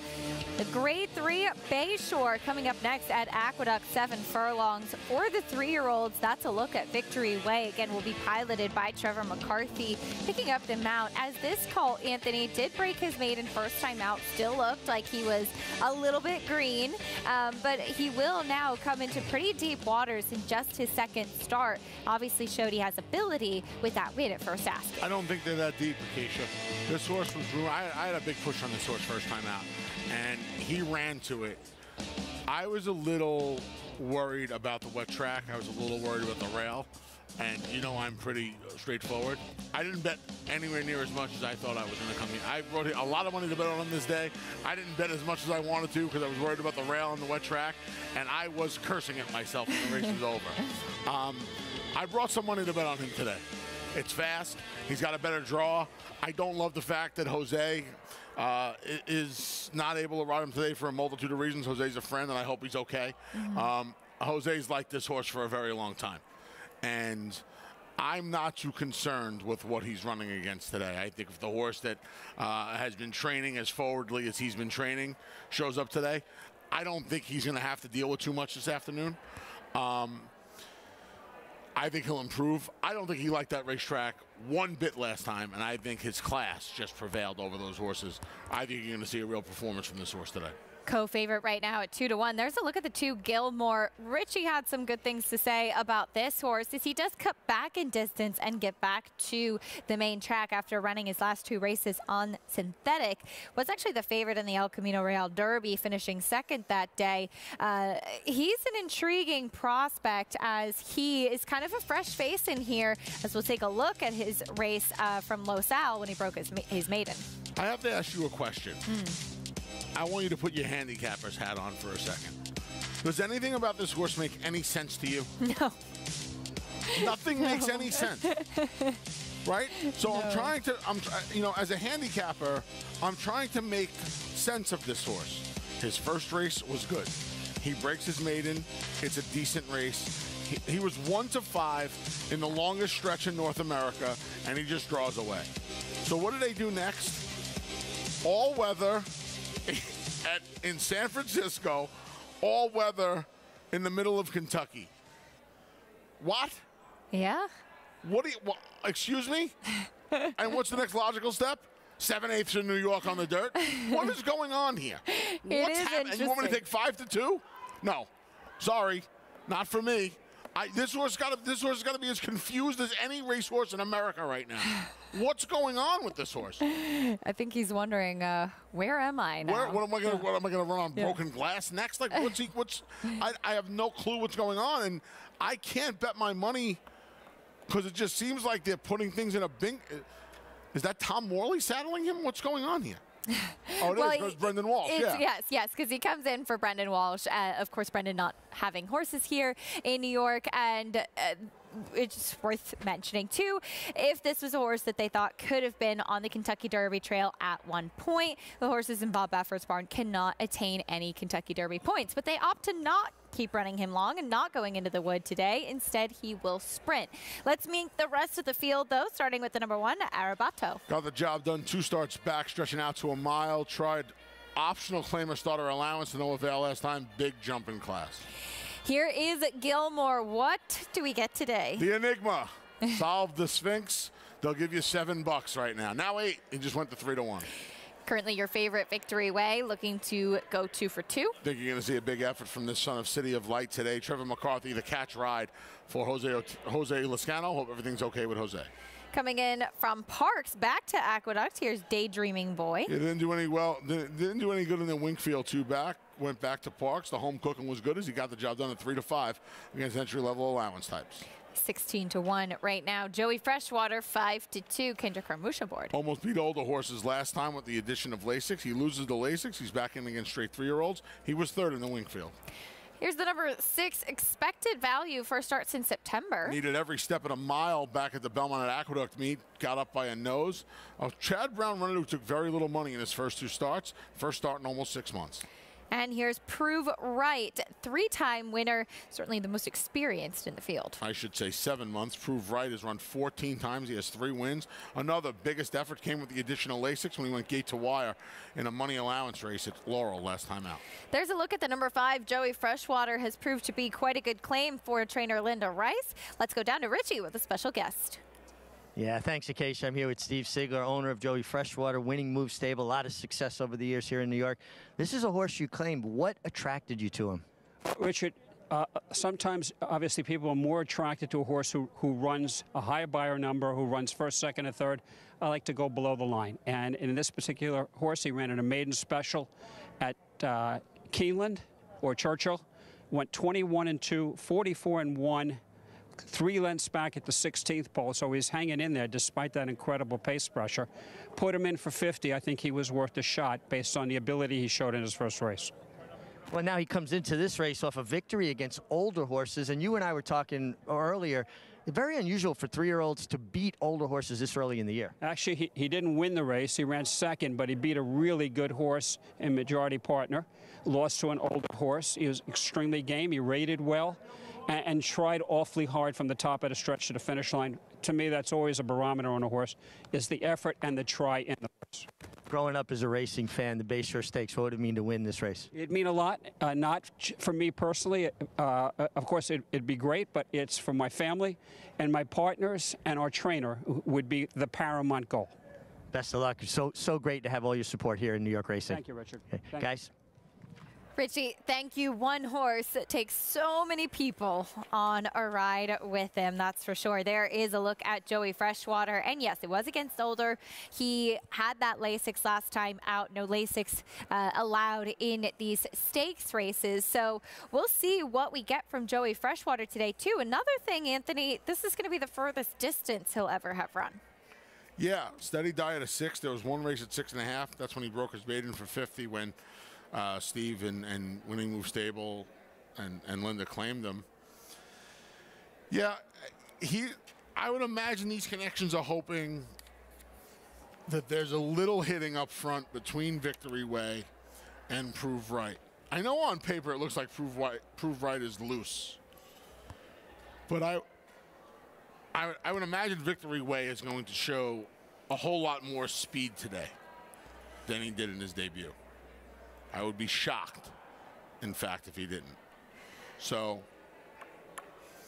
that would be beneficial for Joey Freshwater to sit a little bit of a trip and make one run. He's 3-1 on the board right now. So is the number 2, Gilmore. Richie, do you think you have this horse figured out?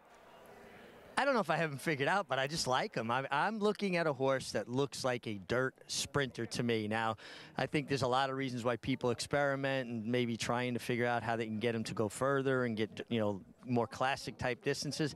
I think Gilmore's getting back to what he always wanted to do, and I think 7 furlongs is going to be an absolute perfect distance for him. He's going to be my top selection. I could not get past Gilmore, and I'm hoping that Gilmore makes me happy. The 5-horse, Joey Freshwater, he looks great. I love the way he warmed up, and the fact that he just ran so well against older horses so early in the year for 3-year-olds is highly unusual, and I think people might look at it and say, well, it was an allowance race, and he finished second, beating a neck, but against older horses, that was a really, really strong effort. And the 3-horse, Victory Way, coming off his maiden winning debut, he's a horse that carries good weight. A lot of times you'll see a horse come off a race where he ran that maybe they tuck up a little bit. This guy looks like he likes the feed tub. He really carries good weight and looks very sharp. He's 2-1 right now. Richie, thank you. Of course, Richie got the Happy Gilmore pun in there. We love it. Anthony, I want to talk about the number 6, Expected Value. It's interesting. My notes from him in September were that he will like going longer, and he was able to get the win that day at a mile. We haven't seen him since September, and now he comes back going 7/8. Yeah, I kind of felt like that mile race, and he needed every inch of that mile, Acacia, to get there.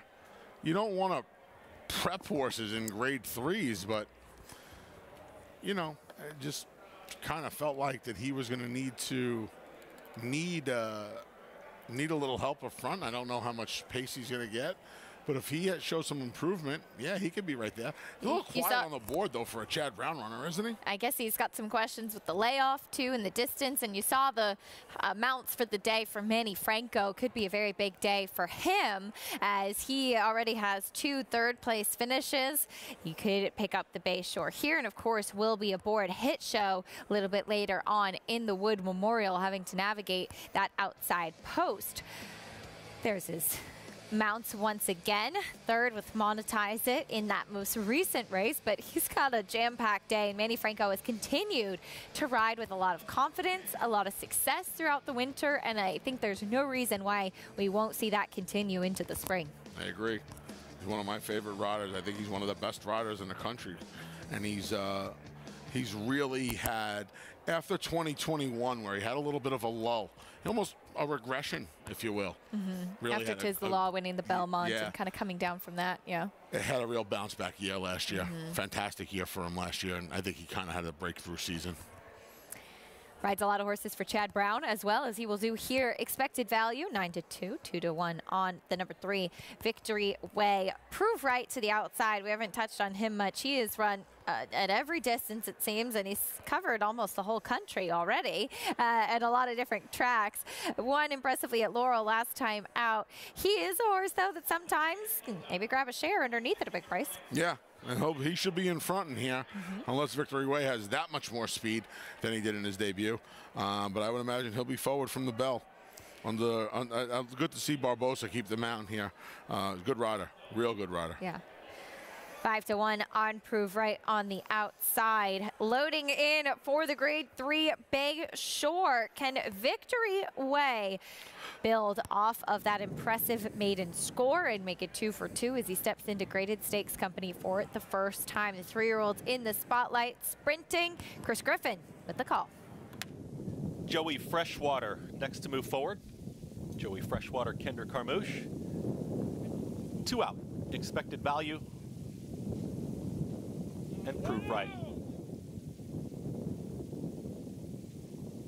Goes in. All set for the Bay Shore. And they're off.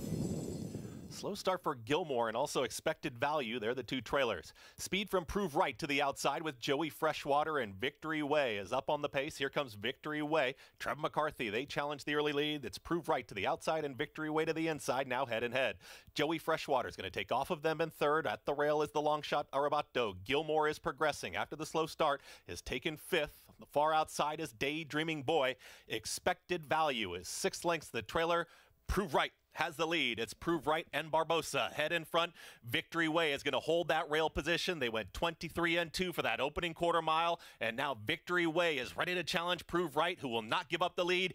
Joey Freshwater has been stalking this pace setters, and here comes Joey Freshwater making a big move. Joey Freshwater is looming up 3 wide. Victory Way is hustled along at the rail, and in between horses there is Prove Right. 3 across the racetrack. Daydreaming Boy. Gilmore's got to do better there from there. Expected value, the trailer Arabato now 2 in front as they reach the top of the stretch. Joey Freshwater's got the lead out in the center of the racetrack. Down to the inside, Victory Way battles on back, but Joey Freshwater is up by a full length. Victory Way is game to the inside for a final furlong.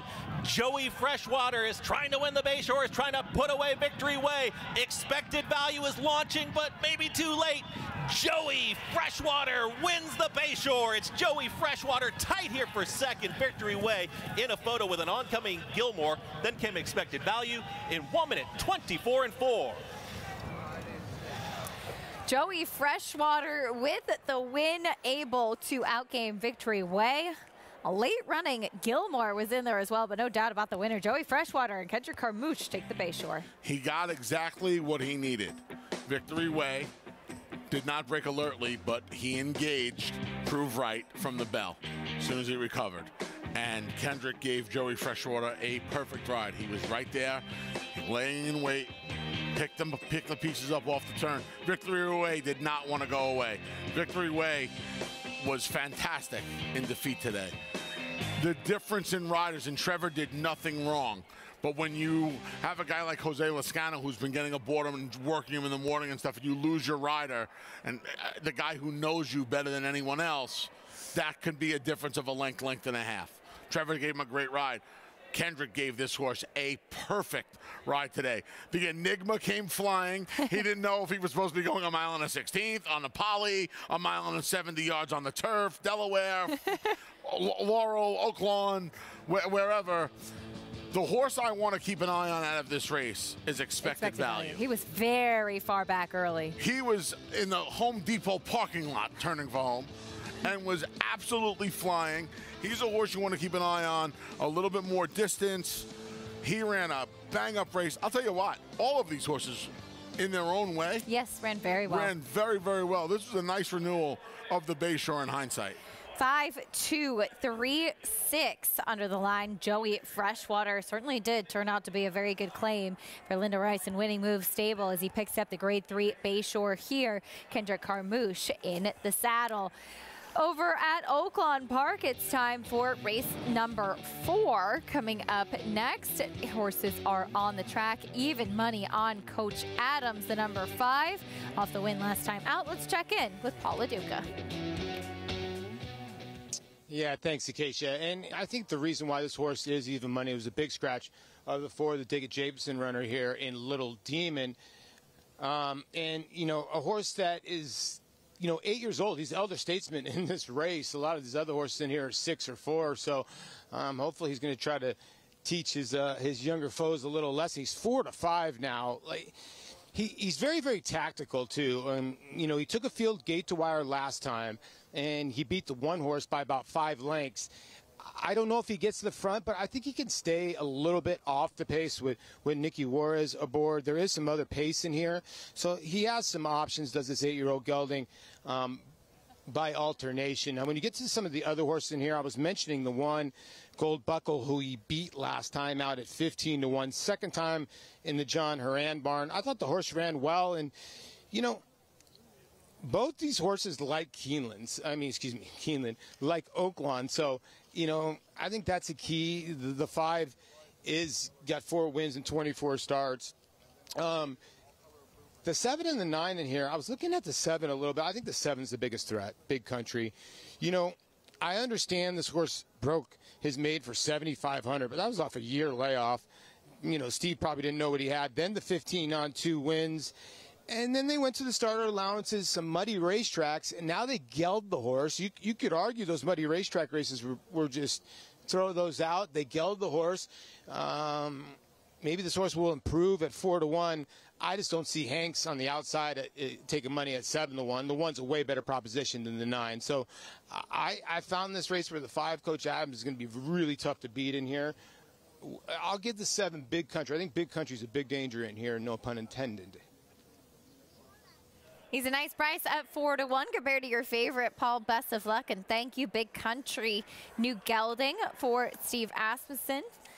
While the favorite, the 8-year-old, as Paul mentioned, Coach Adams, is 4-5. Back over at Aqueduct, Joey Freshwater, victorious in the Grade 3 Bayshore, piloted to victory by Kendrick Carmouche. A big performance from the son of Jimmy Creed. Very nice effort from Joey Freshwater today.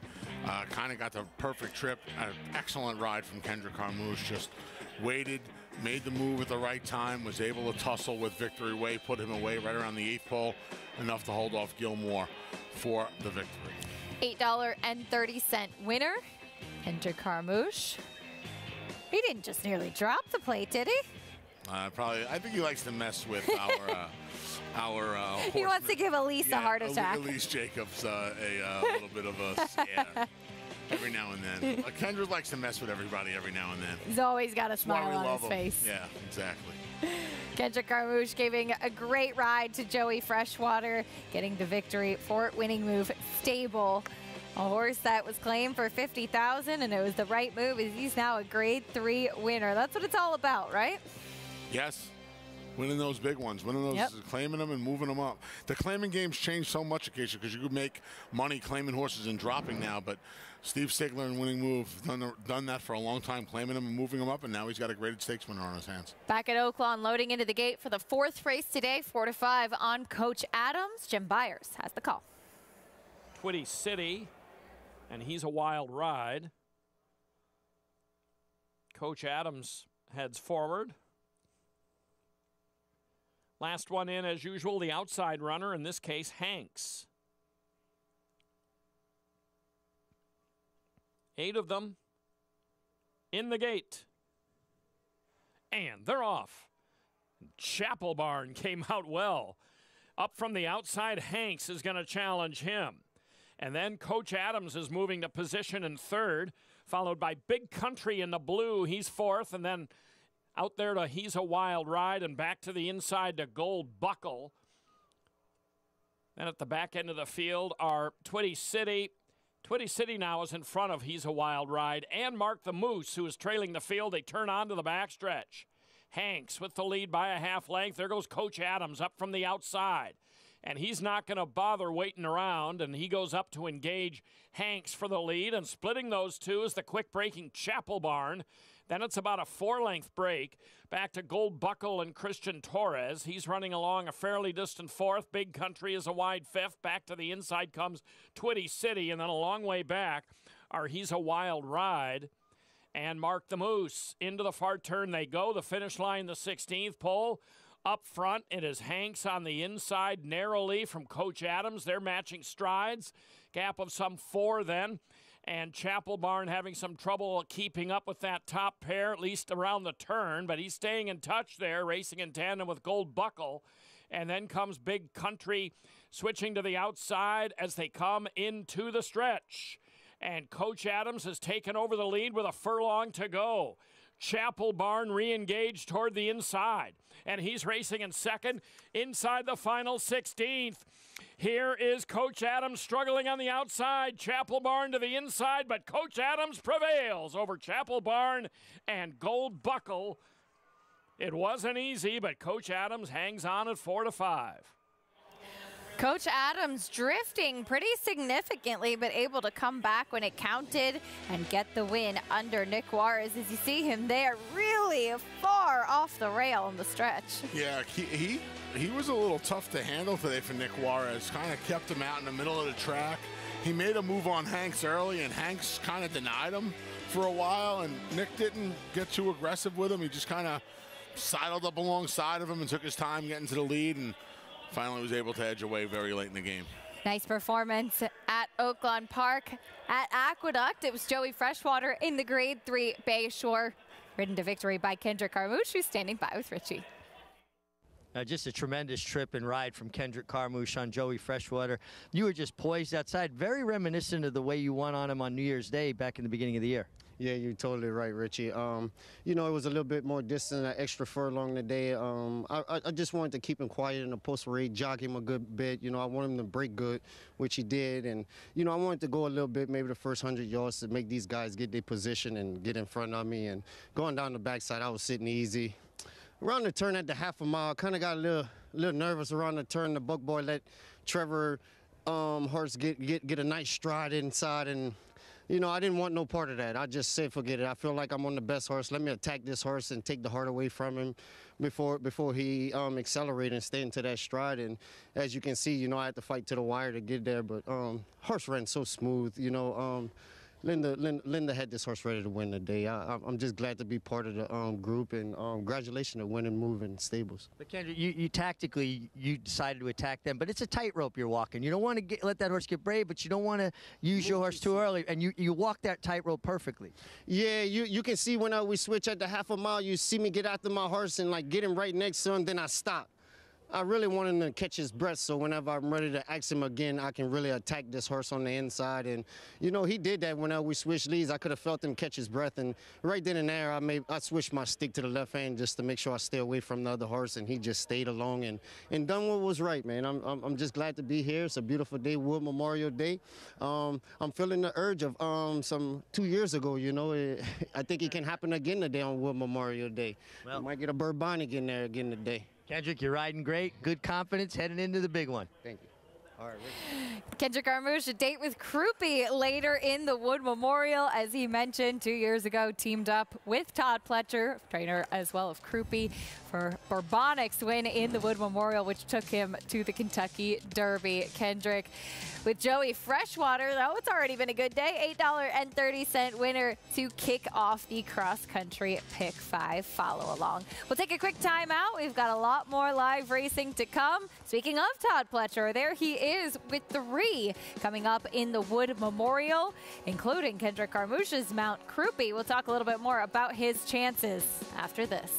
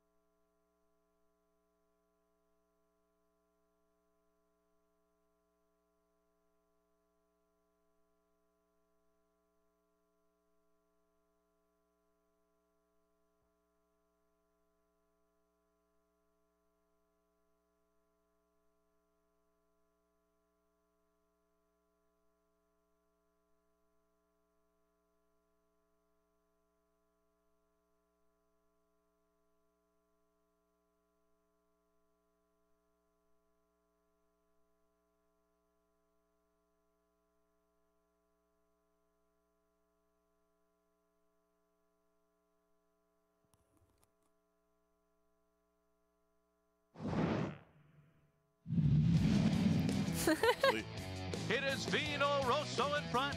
Enticed battles him on the inside, and he's coming back with a furlong to run. Oh, what a one this is! It is Vino Rosso in front. Enticed continues to battle him, but Vino Rosso's getting away. Restoring Hope is third. Vino Rosso, Fantastico, in the Wood Memorial. 2018 Wood Memorial with Vino Rosso, of course, would go on to win the Breeders' Cup Classic and has been stamping himself as a pretty exciting sire now, too. Some of his 2-year-olds going through the sales ring, selling quite well. We'll get a chance to see them on the track this year. I got one getting ready to go in the for my man Eddie Bay in the April OBS sale. Nice. Yeah, looking for Big Slick. That's Big Slick for Very cool. Game of Silks. Yeah. And there, well, it was a pretty crowded winner's circle on that day, as it is when Mike Rapoli and Vinny Viola team up with Todd Pletcher. Third happiest person that day, Adam Coglianese. All the photos, track He's the photographer. track photographer, Yeah. Todd Pletcher, he has 7 Wood Memorial wins. That's it? That's it. It's a tie. He's looking to break the tie, by the way. Looking to tie today, as Sonny Jim Fitzsimmons has 8 wins, as Nono Bailey, Gallison, and Keith McCalmont have done some deep research to ascertain whether Sonny had 8, and turns out that he has 8. And looking to tie today, Todd Pletcher has 3 chances. Dreamlike is still a maiden. He's been running some very fast races down in South Florida, though. He goes out for Rapoli Stable in St. Elias. Of course, all of them teaming up for that win a couple years ago with Vino Rosso. A maiden is the second choice on the morning line of the Wood Memorial, and I will say it is deservedly so, because this horse lost a couple of toughies. Yeah. And those blinkers could help. You know, I would imagine the points different, the tote board difference would be a lot different if Hit Show had a different post. But people don't understand how difficult that post is for him today, because Manny Franco is going to be faced with an extremely difficult decision. Do you want to be 5 wide? Do you want to be 8 or 9 lengths back? Neither is a good option, but he's going to have to take one of them. The Wood Memorial presented by Resorts World Casino coming up. Richie standing by with a special guest. Yeah, thanks, Acacia. I'm here with President of America's Genting East, Bob DeSalvio. Bob, so happy and grateful for your participation with us here for the Wood Memorial. It just seems like a natural partnership, though, racing and gaming. It really does. And first of all, Richard, thanks for having me on. And it's so great to be with the winningest jockey at Aqueduct. You know, it is a great partnership. We've been obviously partners with NYRA here at Aqueduct for many years. We're up to our 12th year. And we support racing all the way. And so to have this great crowd today, good weather, it looks like a great race coming up. It's exciting for us. Well, a lot of exciting things going on here, right here at Aqueduct. The hotel looks beautiful. And, of course, just not too far north of here, up in the Catskills, a lot going on. Absolutely. You know, Resorts World, we now have 3 casinos in New York State. And up at the Catskills, we are now working on a brand new golf course. It's actually the old repurposed Monster golf course being reimagined by Reese Jones. It's a fabulous track. It's been around for many, many years in the Catskills, and we're going to reopen that this August. And so that's been happening. We just opened in Newburgh, New York, a new casino at the Newburgh Mall, Resorts World Hudson Valley. And then right here at Resorts World New York City, we've put in about 1,500 new slots and electronic table games. We opened the Hyatt Regency. And then in May, we're going to open a brand new gourmet restaurant called RW Prime that'll feature both steaks and a fabulous, authentic Chinese menu. So there's always something going on. We have a place in Bimini, Resorts World Bimini, that's been very active. Our resort in Las Vegas, Resorts World Las Vegas, in Singapore, in Genting Highlands in Malaysia, in the UK. Basically, anywhere you want to go in the world, there's probably a Resorts World casino nearby. Well, I live in the Hudson Valley, so I'm going to come pay you guys a visit either in Newburgh or in the Catskills. I know you're from a racing background, a racing family. You've been a fan forever. Do you have a selection for the Wood Memorial? I do. I like Slip Mahoney.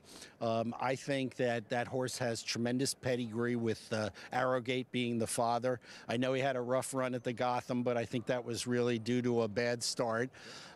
He's got decent speed and a good post today. So I think that, and you know, let's face it, I think he's going to do very well. He'll probably be chasing Arctic, I think, all the way, Arctic Arrogance. And so I think he's going to win it. And I think that's my exacta. Well, I love very sound reasoning. Guys, not only knows gaming, he knows horse racing as well, and I will be coming to visit. Richie, thank you. I've gotten to interview Bob plenty of times, too, and he's a very good handicapper, so good luck to his selections today.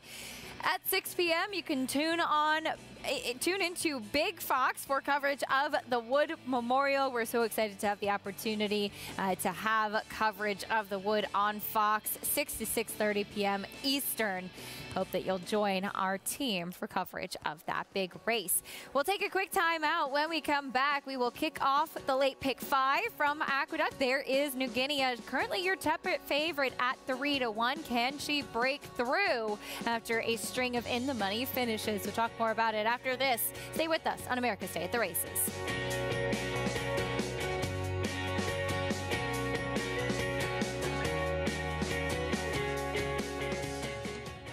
Warfront. This son of Danzig ranks among the world's elite sires. Ranked #1 by percentage of stakes winners, graded stakes winners, and Grade 1 winners. No stallion has a better strike rate. Warfront is the sire of over 100 lifetime stakes winners, including some of the sport's most talented runners both at home and abroad. The leading turf sire of 2022 by stakes winners and stakes performers. Warfront, standing at Claiborne Farm. Experience the adrenaline-pumping, suspense-filled action of the Sport of Kings no matter where you are with NYRA Bets. It's fast, easy, and secure. Download the app today and start winning with our lucrative weekly promotions, thrilling handicapping contests, and a one-of-a-kind VIP rewards program. Don't just watch horse racing, be a part of the action with NYRA Bets.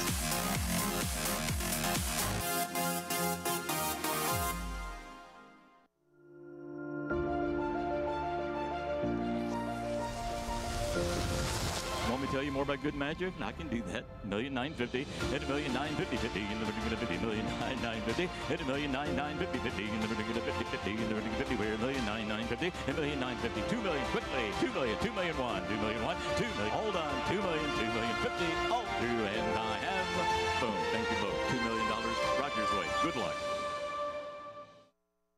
Premium hospitality and reserved seats for the Belmont Stakes are on sale now. For a limited time only, any purchase over $200 will earn you a free $25 wagering gift card. Bet the races on us. Secure your seats at BelmontStakes.com.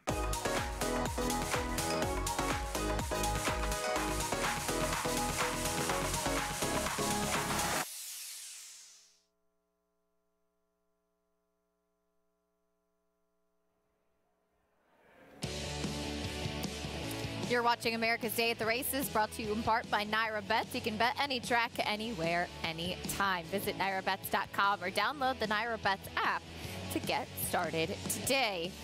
Turning our attention to race number 7 at Aqueduct. It's a New York bred allowance for the fillies and mares. Coming up next, there's a look at Dylan Davis and Christophe Lamont, who will team up with New Guinea, the #1. We haven't seen her since November. And Anthony, she is a tricky horse because she runs well, but she is coming off of 5 in-the-money finishes, 4 second-place finishes in a row, including this most recent start. This was in November. Yeah, she just can't seem to close the door when she gets there. Now she's off the November layoff. What do you do? I mean, we put up a pick 5 ticket over at NYRA Bets, and I obviously included her and her stablemate Waterville, who kind of has a similar profile and resume. I can't take her at 5-2. She doesn't win. 1 for 7 with 4 seconds and a third. Waterville, her stablemate, has never crossed a line first. These are just not what there's. And there's Waterville, who should be in front here if she wants it. But it's funny to say she should be in front if she wants it. She's never come close to the lead in her career. She's the fastest horse in here on paper. She actually, in her last start, which was the same race as New Guinea, she actually broke the sharpest in that start before settling back. And I guess that's the benefit with Waterville and New Guinea. They have opposite running styles. New Guinea, a deep closer, and Waterville, one who has the ability to be forwardly placed. We'll see if either one of them could break through after that string of in-the-money finishes. We'll kick off the post parade with the #1 New Guinea, a 5-2 favorite. It's so hard for me to say anything bad about a horse wearing those silks. This daughter of Tonalist, she earns a lot of money. She just doesn't get her picture taken often. Trying to break through today. Here is Lady Jasmine, first start since September. I like her a lot. I hope Jose Ortiz puts her forward. She gets Lasix for the first time. She looked good breaking her maiden. She wasn't herself in the PG Johnson. She's had a layoff since. Won first time out and took money that day, too. Here is Waterville. Yeah, we'll see what kind of trip she gets under Trevor McCarthy. I would imagine she'll be forward in here in a race that doesn't have any confirmed speed. Next will be the 4 Eau Claire. We still have Manny Franco graphic. Maybe he tries to steal this one on the front end. She has a little tactical speed as well. She ships up from Tampa. She has some recency on the returning runners in here. Yeah, she has been running steadily over the winter down with Arnaud Delacour's string at Tampa. First off the layoff, 2 for Smokin' Hot Kitty. Paco Lopez has them out. Yeah, catch right here with Jose Lezcano on the bench right now. She ran okay, I guess. She tried turf sprinting last time to no avail. She's hit the board in several starts going along on the grass. Chassis, first time on the grass for Dave Donk. Big price when she broke her maiden on debut in a week, maiden 40. First time trying open allowance horses and first time on the lawn. Not too much pedigree to go off of as far as getting onto the grass. Back on the turf for the 7 Sweetest Princess. First time Lasix as well. She tried the grass as a 2-year-old a handful of times. She ran well. She's faced some of these in the past as well. Next will be the #8, Amanda's Folly, back on the turf for the first time since last fall. Another one who could be forward. They claimed her for a quarter back at the beginning of the year. She broke her maiden against a filly who took a few chances in Katie Cakes, and she ran second against optional starter allowance types last time out. And here's Collaboration. She did break her maiden from off the pace, but she showed speed on debut. Yeah, she showed speed on debut, got tired late like many of Linda Rice horses. She improved second time out, came from off the pace. She gets Lasix for her return from a September layoff. That's the field for the 7th at Aqueduct to kick off today's late pick 5. New Guinea, the favorite at 2-1. We'll talk more about this upcoming 7th race on the turf after this on America's Day at the Races.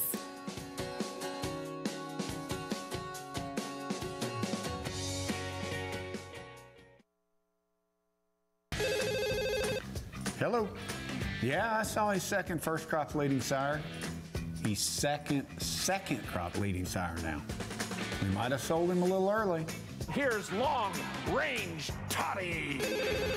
Hello. Yeah, I know he's third crop leading sire. I'm glad we got that clause to buy him back. Yeah, I'm gonna try to see what I can do. Kenny, we've got to get Take Charge Indy back.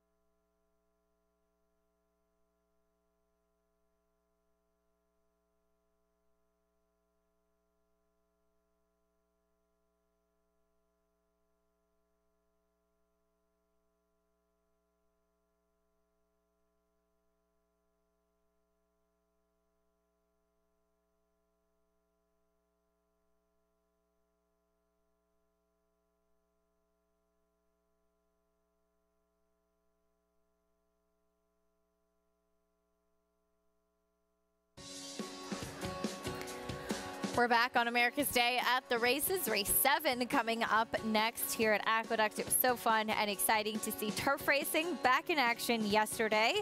We kicked off the turf season in New York on Friday. So second day of turf racing here, and that truly means that spring has sprung. Horses finishing up their warm-ups. Let's check in trackside with Richie.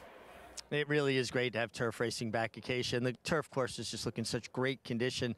Ever since Glenn Kozak and his crew started putting the tarp over the turf, has a chance to kind of start growing a little earlier, not as dormant. So once they take it off, it's that brilliant green. It's lush. Looks like it's in great shape.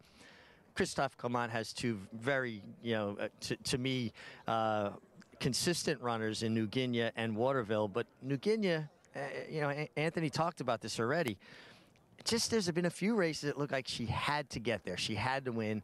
And some horses are just more herd bound. They're more content to run with horses as opposed to imposing their will and running by horses. And it just feels like New Guinea, at least up to this point, that's how she's been. Now she is 4. Maybe she'll have grown up more. But just tough for me to take also as the favorite with those seconds. And it weren't seconds where you said, well, she was just second best. There were seconds where she was narrowly beaten and looked like she had opportunities to win. I'm going to pick the other Christophe Clement trainee, the 3, Waterville. Almost a year to the day, 2 days short of a year. I was standing with Christophe when she ran second under Trevor McCarthy and moved a little bit early that day. Talked to Christophe, feels like she's gotten a little bit more one pace as she's gotten older, but she should be able to get some forward position. She's drawn towards the inside and maybe just keep grinding it out, and I couldn't get past that effort last year in a similar kind of circumstance as this one. The 4, Eau Claire, had to go to Tampa, finally broke her maiden for 25, but seems like she found good form. I thought it was interesting just to point out that she has a breastplate. That's a equipment to kind of keep the saddle centered and from sliding back. Horses with narrower withers tend to have the saddle slide back. That will help keep it in place. And the 8-horse, Amanda's Folly, she's got cheek pieces. So instead of blinkers, they put on these like basically fuzzy pieces that cover with Velcro, cover the outside of the bridle, and just kind of inhibits their peripheral vision a little bit. So instead of having a narrow or light blinker cut where they can't see behind them, they use these cheek pieces. But those are pretty pronounced ones and kind of interesting. Just another thing to kind of point out, that fleece cheek piece that she's wearing. Richie, thank you. There's a good shot of it. As you see, on either side of her eyes, she also has the shadow roll across the nose band. In theory, to have a horse kind of look over it, look out and down to keep their head down. And with horses, the blinkers do the job of restricting the vision as well, but horses can see much more even behind them than we can, and the cheek pieces really help that with kind of getting them to focus a little bit more on what's in front of them versus behind them. She's got a lot going on there. She does. A lot going on there. There's a look at Collaboration. We haven't seen her since her maiden win in September, and she was closing late. She looked to me like she was never really comfortable early on in the race. I wouldn't be surprised if we see her more forwardly placed today. I wouldn't either. And that's the thing. Kendrick's going to have to be a little aggressive from that outside draw. I'll tell you what, from the replay that we're watching here, Acacia, to what we just saw, it doesn't look like she's gotten much bigger.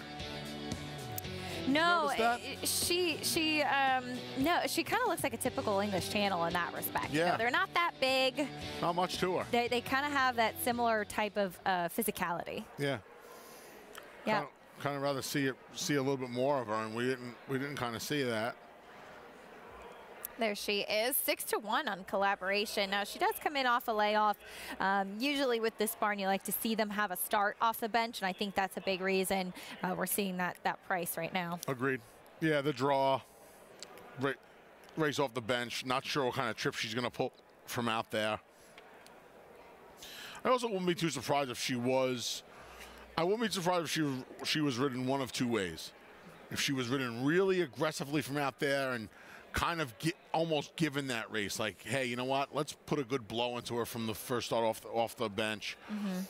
Maybe cut her back and run her 7 next time out over at Belmont. Or if she's just taken back and make one run and see what you can do off the layoff. So she was officially my 4th pick, but started to pick 5 using the 1, 2, and 3 in here. Lots to prove in race 7. They go in. Chris Griffin is standing by. Operation moves in. All set.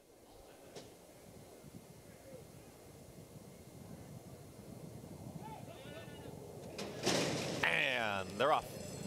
Waterville breaks well. So does Eau Claire, who's hustled along as they both want the front end. Taking back in behind them is going to be Smoking Hot Kitty. Also, Lady Jasmine's going to track in third and gets that rail position as immediately backing off the tempo was Waterville is going to give up the lead. It's Eau Claire who's now in front. Eau Claire's got the lead, is up by a full length. It's Sweetest Princess, and up on the outside is Collaboration. Waterville was taken back off the pace, is now tracking in fourth, going to save ground to the inside, and Lady Jasmine and Jose Ortiz, they're on the move. 3 wide in that second grouping to be in fifth. Patiently ridden at the rail is New Guinea, is in some traffic there with Smoking Hot Kitty as they really back off the tempo out in the center of the course. That's Amanda's Folly, and the trailer in the orange cap, that's Chassis. They work up the backstretch. They went 24.74 for that opening quarter mile, and it's Eau Claire who's in front. Eau Claire is doing it easily so far, is now a half length in front of Collaboration, who's under a tight hold from second. There's room at the rail. Here comes Waterville, who's trying to scoot on through. Sweetest Princess is in between horses, and up on the outside is the run from Lady Jasmine, and Lady Jasmine is now launching 3 wide.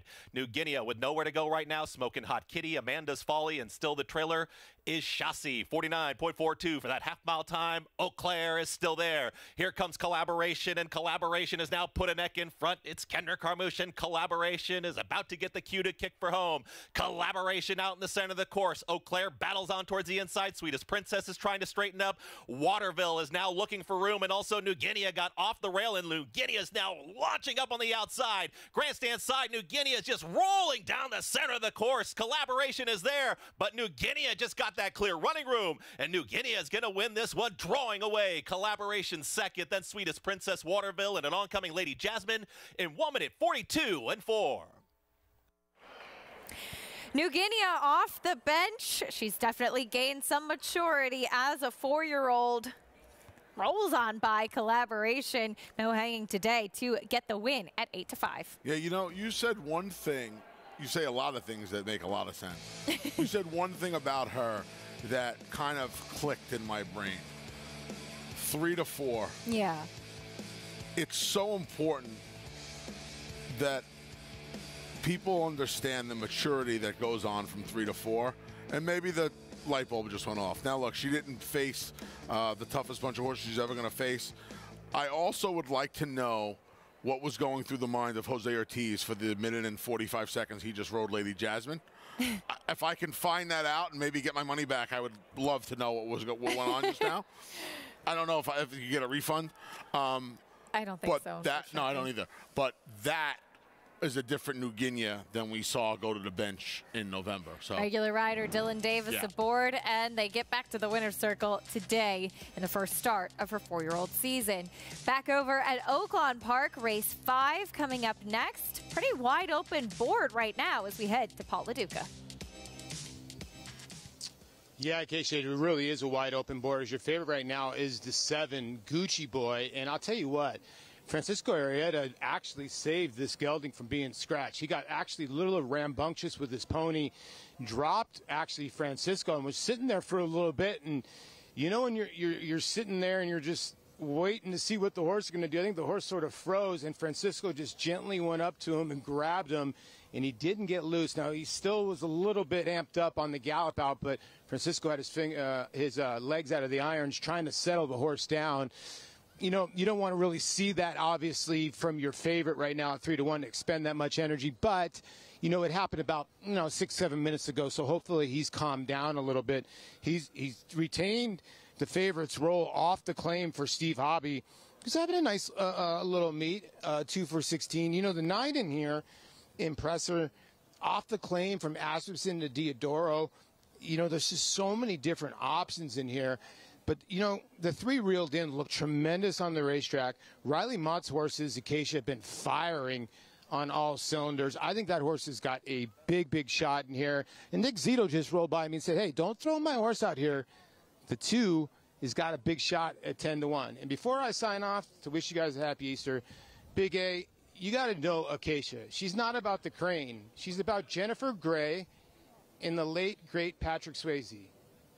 That's what she's about. You are Had the time of my life, and I'm going to throw it back to you. Paul, you're the best. You're the best. Paul, thanks for diffusing me a little bit, Paul. 'Cause I'm like a pinball. After that ride on Lady Jasmine, I'm like a pinball machine on tilt right now. Oh, and a happy Easter to you too, Happy Paul. Easter. He Buona always Pasqua, my puts a man. smile on our face. The greatest. That's awesome. And He's he's the like, he's greatest, got a nice voice too. He's not bad. He's a better singer than I am. We're going to have to do a little, I can croon a little bit. Me and Paul can have to find a little karaoke. You know, you should have you two do a little carpool karaoke in Saratoga. Wow, maybe a little PDJF if they go back to it. Yeah, I like it. Could be the halftime show. Going in for race 5 at Oaklawn, maiden claiming, sprinting on the main track. Here's Jim Byers. And Mallory's Big Boy to wrap it up.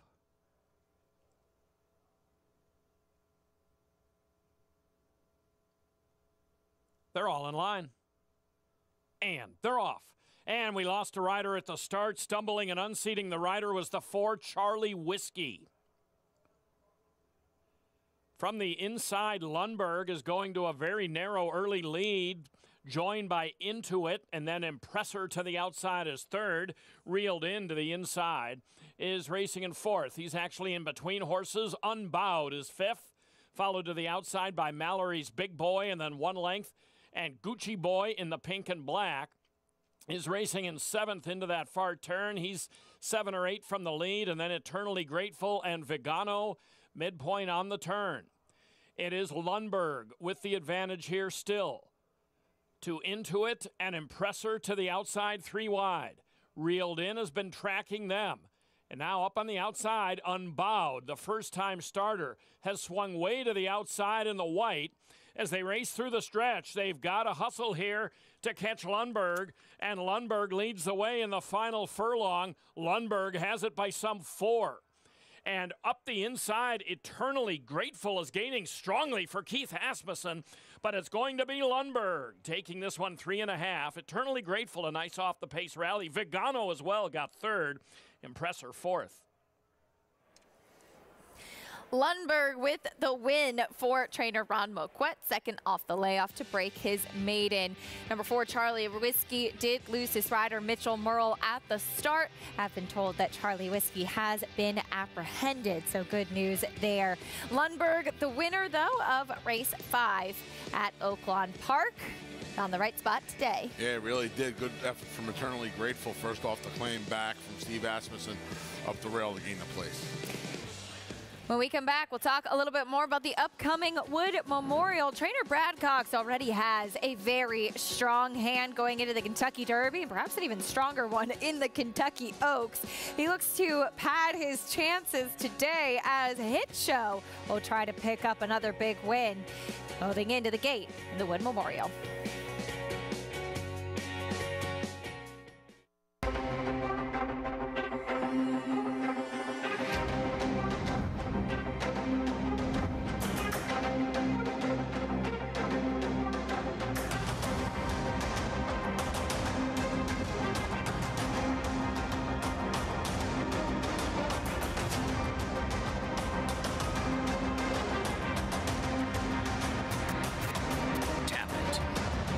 Standing at Gainesway.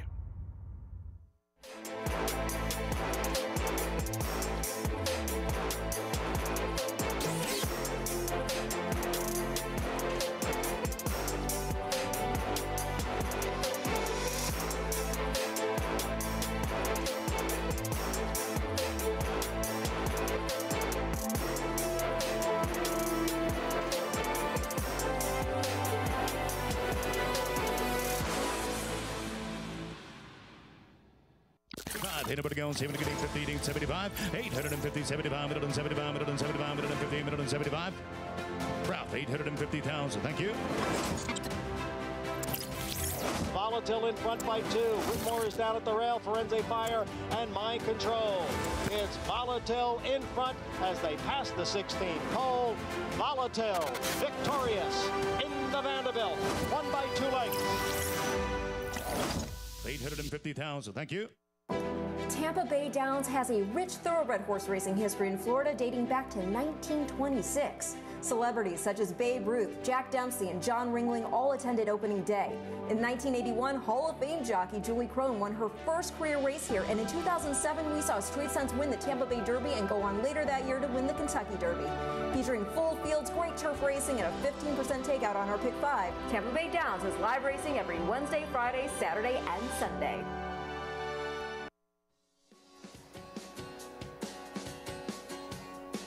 Welcome back to America's Day at the Races here on FS2. America's Best Racing brings you America's Day at the Races. For the love of the race, visit americasbestracing.net today. There's New Guinea, a bridesmaid no more. Second win of her career, daughter of Tonalist, the successful Pinot Mare Rapid Rhythm for Robert S. Evans. Dylan Davis. Here comes New Guinea. You see her in those familiar Shell Evans dark blue and red triangle, brought to you by my favorite horse of all time, Tonalist. Getting off the inside here. Dylan does a good job getting around the traffic here, and once she sees daylight, unlike the past Acacia, she's going to finish the job today going by the Gray Collaboration, and really she levels off here, and this is something in the past she's kind of waited on horses. Today she ran right on by Collaboration to finish the job. She did, and it was, as you said, a well-timed ride by Dylan Davis. I think after riding her in every start, he's really gotten the chance to get to know her too. And I'm sure it was in his mind that he had to time it perfectly to break through after that string of second-place finishes, and he did exactly that. $5.30 winner. Up next on tap at Aqueduct, Grade 1 Time the Carter, presented by Naira Bets. 7 furlongs on the main track. A significant scratch, unfortunately, that we were notified of yesterday. White Barrio, after shipping from Florida to New York, did spike a temperature and unfortunately out of today's Carter, but still a really interesting race. An even money favorite, though, with Repo Rocks, who has won his last 4 races, has been pretty much unbeatable since moving to the Jamie Ness barn. He looks for his first Grade 1 of his career, and he's on his way over. Can Repo Rocks keep the momentum going in today's Grade 1 Carter? The graded stakes action continues after this on America's Day at the Races.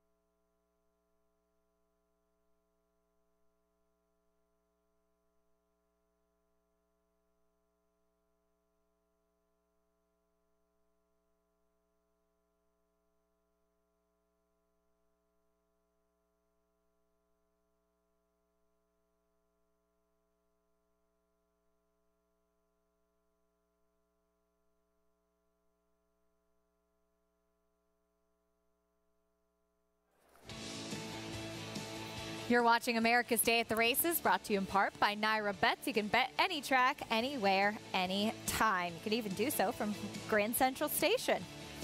One of my favorite places in New York City, actually. I've bet from Grand Central Station. I've bet from Penn Station. I've bet from the side of the road on Southern State Parkway. I bet from a New Kids on the Block concert in Hershey, Pennsylvania. That's probably the weirdest place I bet. When Frosted beat, I can't remember the name of the Pletcher horse, Frosted beat the Pletcher horse in the Whitney. I bet $1,000 exacta to pay for the trip and the New Kids on the Block tickets. I like it. The Carter, presented by Naira Bets, coming up. Grade 1 race. Sprinting on the main track, Repo Rocks, currently even money right now on the board, as this horse has just been so dominant since moving to the Jamie Ness barn. As a quick aside, we have an objection going on at Oaklawn, but yes, he's been a perfect 4 for 4, a 111 Beyer speed figure in the toboggan over this course, going this distance. He came back with a ho-hum 97 in the stymie. just a 97 in the stymie. And you see here, he has that X marks the spot on his back. It didn't matter. Andrew Wolfson gets him out of that traffic at the quarter pole. And when he does, he just explodes. And, you know, I know there was some discussion about this yesterday on the program. He's one of these horses that kind of almost likes to have that feeling of trouble. Like impending danger. Yeah. Right? Al Khali, an old Bill Mott horse. Wow. He kind of ran that way. And his, not going to name any names, but one of the guys that rode him kind of rode everything that way. And he fit him perfectly because everything was always in trouble. And then when the hole opened, he exploded through and he got there. And sometimes he'd get there too soon and somebody would come and nail him on the money. Yeah. But more often than not, he would the move would be timed perfectly, and it would be Heart Attack City, and he'd get there. He's not so much Heart Attack City because when these Ness horses find daylight, they finish the job. Yeah. I don't know about today. I got a funny feeling there's a horse in here that's going to leave him with a little too much to do when they turn for home. He meets some good competition today. By far the toughest task he'll be asked for so far. Here is Little Vic, coming off of a career best Beyer speed figure in the Tom Fool last time out. He was well beaten by Repo Rocks in the toboggan 2 starts back, but he has been remarkably consistent. And while, yes, it was a wet track that he won on in the Tom Fool, he ran a huge race that day. He did. And I do wonder, though, Acacia, if that figure last time was helped by that wet track. Sure. I have to think it was. There was a wild pace just in front of him. He set a brilliant trip just off the pace. Carlos Oliveira gave him a wonderful ride that day. I have to think that was in part to that fig last time out. And I think you got to worry about him regressing from that number. I think you got to worry about him going the wrong way. Especially if he sits the trip I think he's going to sit and chase a pretty fast horse in today's flavor from the inside draw. Well, the number 5, Little Vic, owned by Victor Martinez's Victoria's Ranch, and he is standing by with Richie. Yeah, thanks, Acacia. And Victor, it's so exciting to have you here, and it's great when we get athletes that have been so successful in other sports participate in racing. What has drawn you to thoroughbred racing? Well, since I've been, a little kid, and by then was my girlfriend, which is my wife today. Back in Venezuela, we're from Ciudad Bolivar. We had a racetrack there that we used to go when we were little kids, and then I got a chance to play in the big leagues, and we both love the horse racing, and at some point we thought that to own some horses, but I wait until I'm retired because I wanted to be here and enjoy the moment. Well, you have Little Vic here in the Carter. He is such an honest horse. To me, he's the kind of horse I respect because he shows up every time. Well, I think it's even more special to us that his name comes from, all my teammates that used to call my son Little Vic. So that's how that name, came, Little Vic, and he's becoming a real nice horse. And like you say, he put a good effort every time out. So we're just hoping for a clean race and see what happens. And you have Mr. Swagger in the Wood Memorial. What would it mean to get to the Kentucky Derby? Well, it will mean a lot. We got a little taste of that in 2020 with King Guillermo. Unfortunately, one of the saddest days, for us, for our family that day. But it will mean a lot. It will mean the world. I mean, I think everybody who's in the horse racing industry, I think everybody's, dreaming, about the Kentucky Derby. Mr. Swagger, I think you played with a little Swagger. Is he named for you? No, actually, that was my daughter Barbara, my third daughter. She saw Swagger walking one day, and he was having that little, and she told me, Daddy, he got some swag in it, and I told her, well, she named it, she named it Mr. Swagger, so it's coming after her, so we'll see. Thank you so much for taking the time. Best of luck today. So nice to have Victor Martinez here at Aqueduct. 5-time MLB All-Star Victor Martinez, and a real fan of horse racing too. He's always out at the track. I love the story behind Mr. Swagger too, about the name. Yeah, named by his fantastic. Daughter. Yeah, he's a great guy. I met him a couple of times up in Saratoga, and he was a fantasy baseball stalwart for me. Loved him. Little Vic, his horse, coming in again off of that big effort in the Tom Fool. Here is that win with the 102 Beyer speed figure, and you can see there was moisture in the track that day. But as Richie had touched on, this horse is very honest. I mean, he always shows up. Always shows up. Yeah, he really does. And especially since the blinkers were added 2 back. The Repo Rocks race and this race last time out, it really seemed to have gotten a little bit more focused. Quite frankly, his last 5 starts, he's been a model of consistency. And, another horse, he's kind of matured as of late. He's been really, really good. So we'll see if he figures to be the first one to inherit today's flavor. Unfortunately, Repo Rocks has just run by him in the past, so we'll see if that happens again today. Repo Rocks even money for the Grade 1 Carter. Let's get a paddock report from Maggie Wolfendale back with us. Hey, Maggie. Hey, Acacia, and kitted out, about to make my first spin actually ever. I've been in New York for over 12 years now, and I've actually never ridden out on the track here at Aqueduct. So get to take a spin on Lucas today for this Carter, and later on for the Wood Memorial. But Little Vic, I think, looks best in here again. And I remember you, Acacia, talking about Repo Rocks in his last start in the Stymie, saying that, well, he just didn't look quite as good as several other contenders in that race. Same thing again, but yet he still runs a hole in the wind. And Anthony is right. Him and I were talking about it, and he is a horse that comes in looking for a fight. He looks for a fight with his rider, and Andrew Wolfson delivers that to him. Andrew doesn't necessarily win when it comes to holding him, but he does get him revved up and releases him to then go on and explode. I don't mind him at the 7 furlongs. If anything, that is the edge he has over Little Vic. Despite Little Vic being a winner at 7, I think he might be best at the 6. Let's check in with Expressman. He's going to turn back in distance as he is 3rd off of a layoff now for Todd Pletcher. He looks sensational here. Really, really fit. He is built like a horse that wants more distance, but it's right there on the form. His best effort came going the 7 furlongs. Find him intriguing turning back today, Acacia. We'll see if he's a little bit more focused today, too. Maggie, a horse that loves to scream prior to his races. Let's meet the field for the Grade 1 Carter. Today's flavor to kick things off. Manny Franco should just put this horse right on the front end. He's 4 for 4 since being turned over to George Weaver. He's the controlling speed from the rail. He's 7-2 right now in great form. The New York bred stepping into Graded Stakes Company for the first time. Here's another New York bred, Bold Journey. Yeah, I don't know where that last race came from, but he exploded to draw away from fellow state breds in the 2X, 2 other than level.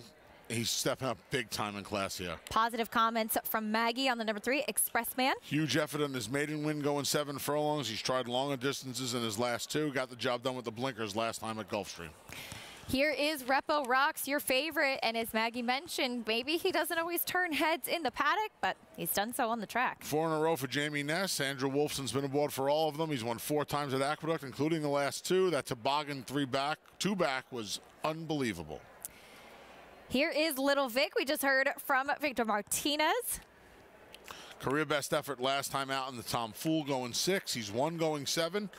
He was a long way behind Repo Rocks in that toboggan where Repo Rocks ran that career best 111 buyer speed figure. Number 6, White Abarrio, is out, and here is Doppelganger coming in from the Mid-Atlantic. He won 2 in a row at Laurel since being turned over to trainer Brittany Russell. We'll see how the cutback in distance bodes for him.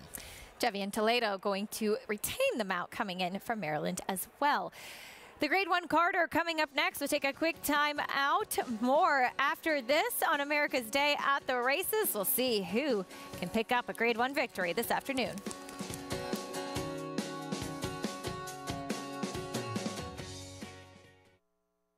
The Run Happies are running, the Run Happies are selling, the Run Happies are winning. Eclipse champion Run Happy is showing a new dimension with winners on turf, dirt, and all weather.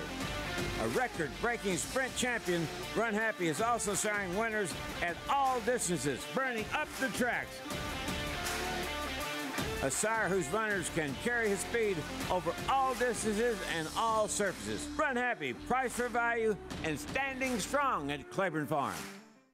There's a big, bold, beautiful world waiting to be explored by you and your friends, of course. But not just any friends, the best of friends. The kind of friends who let you do you. Because in this world, it's positive vibes only. And when you get in the zone here, you stay a while. These aren't just good times, they're the best of times. And your time is now. So come explore. Resorts World. Good magic in a good-looking performance. Cruises home in the Haskell Invitational. And it's a vintage performance by Vino Rosso in the Breeders' Cup Classic. Nest, much the best. Elite Power on the far outside, and Elite Power gets up to win the sprint. On the outside, it's Malafat coming to the wire. Who's it gonna be? It is Malafat. Racetrack Television Network brings you every race, from every track, on every screen, every day. With monthly packages starting as low as $5, RTN gives you great value and access to more live HD streaming and race replays than anyone. Visit RTN.tv today to sign up and watch on almost any device, including Roku and Amazon Fire. RTN has packages that start at $5 per month.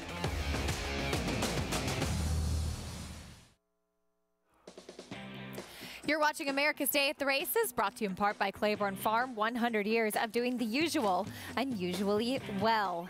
A look at the New York City skyline as we get ready for the Grade 1 Carter coming up. And 4 to 5 on Repo Rocks, trying to keep that good momentum going. But he faces some very interesting horses in here today, Anthony, including down to the rail, the number 1 Today's Flavor, who actually has a very similar looking resume to Repo Rocks, despite the fact that it hasn't been in the same kind of company. But he's won 4 in a row since switching to George Weaver's barn, 3 of those in New York bred races, and an open allowance win last time out. Yeah, he doesn't have that gaudy 111 buyer speed figure, but he's improved with every start. He should be the controlling speed from the rail in here. If I'm Manny Franco, I break and I do not mess around on the front end. I break and I go. I don't try to dole out the speed on the front end. I put the pedal to the metal. If you want to come and get me, Repo Rocks, come and get me. You want to come and get me, Little Vic, come and get me. I try and string this field out, stretch them out, and if I can't get that extra 1/8 of a mile, I can't get it. But I'm gonna make them run them off their feet. Come and get me if you can. Best of luck. You see it on the graphic. All 4 of his wins have come here at the Big A. See what he does today. Looking to make it 5 in a row as he steps in to face Graded Stakes Company for the first time today. And we'll see if he can take them every step of the way. Maggie touched on the fact that she will be taking a spin around Aqueduct for the first time. So Maggie, how is it? It's lovely. It's kind of similar to the Belmont training track as far as it rides configuration, obviously a little bit bigger than that, but liking it out here. Love this big long chute that we have here at Aqueduct. But let's take a look at a few of the other runners, some long shots here in today's Grade 1 Carter. Bold Journey really gets a class test. This is nothing like he's faced against mostly New York bred company in his career so far, but he's a horse that keeps improving physically here for trainer Bill Mott, who's just enjoying a sensational year. And if things do heat up between, let's say, Today's Flavor, Little Vic goes, obviously Repo Rocks isn't going to be that far off of it. Bold Journey could be the one that does pick up the pieces here. Now, as far as warm-ups go, I actually saw the two horses turning back, getting the most expressive and exuberant warm-ups, including number 3 Expressman, who's just moving really well. He's going to be my pick. But I want to talk a little bit about Doppelganger. I know he's a kind of a rank outsider on form, but this horse has impressed me. Back in the paddock, out on the racetrack, he's moving extremely well here for Brittany Russell. He's one that looks as though maybe a little longer is optimal, but I kind of like the way that he at least has been warming up and kind of heading into this effort. But I'm going to take a shot here with Expressman, hoping, and he's going to have to do something he hasn't done in a while, ever, is that he can win from off the pace, Acacia, and hoping that he is able to do that for Todd Pletcher. It is a nice price. Maggie, thank you. 7-1 on Expressman. In fact, the first time that he has not been the favorite in his career so far as he cuts back in distance. But Maggie had some good things to say about Doppelganger, the new face, the number 7 coming in from Laurel. His 2 races since moving to Brittany Russell were strong. He finished up nicely last time out, obviously stepping into deeper waters today. But when, with Bob Baffert and Tim Yakteen, he had run against some of the fastest horses in training with the likes of Jack Christopher and Cyberknife in his running lines last year. Yeah, he was a 3-year-old that they thought was going to move forward. He ran well in the San Felipe behind Forbidden Kingdom, who was a nice 3-year-old at the time. They went on to the Arkansas Derby. It didn't go that well. They cut him back. Kind of didn't find his way, and then they gave him the long layoff, and they brought him back this year, and they sent him to the East Coast, and he's 2 for 2 out here. Problem is, he hasn't really beaten much down in the Mid-Atlantic, and now he's stepping up, and he's running against some fast horses, and he's running against a couple of accomplished older horses as he takes the step forward from 3 to 4, and I don't know, he's kind of in that that middle ground. Where is he? You know, where does he shake out in here right now? Is this a little too much too soon? I think it is for him, but he could, he could find his way at some point this year. 16-1 on Doppelganger to the outside as he looks to get back on track. How do you expect the pace to play out, as I know that you are hoping Today's Flavor will take them every step of the way? As Maggie had touched on, Expressman has never been off the pace before. We'll see what tactics Jose Ortiz employs, and Little Vic is not slow either. No, I think Today's Flavor goes. I don't think Expressman at this point in his career is fast enough to keep up with a horse like Today's Flavor. And Little Vic, it's kind of, in my opinion, if it ain't broke, don't fix it. He's been successful from just off the pace. I don't know how far off he'll be of Today's Flavor. Like I said, if I'm Manny, I make sure he's far off of it. I go as fast as I can early and open 3 on the field. So that's what I'm hoping he does. Let's go to Richie. Yeah, I'm in agreement with Anthony here with the 1, Today's Flavor. He's fast, he's got the rail, and sometimes you're better off going faster and make everybody else get in chase mode. Take them out of their game, make them work to stay with you. And Today's Flavor has been winning with consummate ease. It's not how fast you're going, it's how you're going fast, and Today's Flavor goes fast quite easily. I got to tell you, the 3 Expressmen, who had that incredible debut in Saratoga last summer, got a gaudy 107 buyer. I'm seeing the same horse that I saw last summer. He is just an outstanding looking individual. And I guess the key to the race to be if he decides to go with Today's Flavor and if he finds the race that he'd had on debut. Repo Rocks needs no introduction. He's been in raging form. He still continues to look good, but I think if you go quick and make him chase you and get off the bridle, maybe you got a better chance of beating him instead of letting him creep into the race in the bit. And Little Vic's got the right style. Should be stalking in a perfect spot from the outside. And if I'm his rider, I'm looking to stuff Repo Rocks right behind the leaders. Some great tactics from somebody who has won more races than any other jockey here at the Big A. Richard Migliore, 4-5 on Repo Rocks, and this could potentially be the day to upset the proverbial apple cart with Repo Rocks and that hot streak he's been riding on. Yeah. Somebody's streak is going to come to an end today. Is it Today's Flavors 4-race win streak? Is it Repo Rocks 4-race win streak? Is it Doppelganger's 2-race win streak? Somebody, maybe all of them, go fall by the wayside this afternoon. Little Vic being a little obstinate behind the starting gate. Starting gate crew gets him in.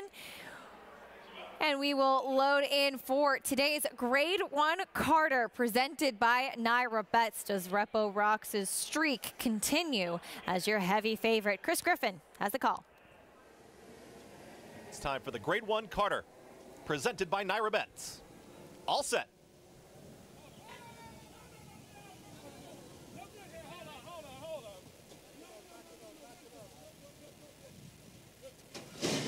And they're off.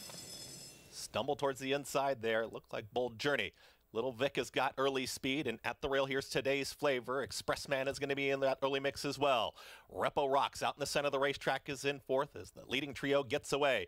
Doppelganger moves to the outside of Bold Journey, who is now the trailer. They work up the backstretch here in the Carter. It's Today's Flavor who's got the lead as a neck in front. Expressman is on the tempo, is in between horses. Little Vic is now 3 wide.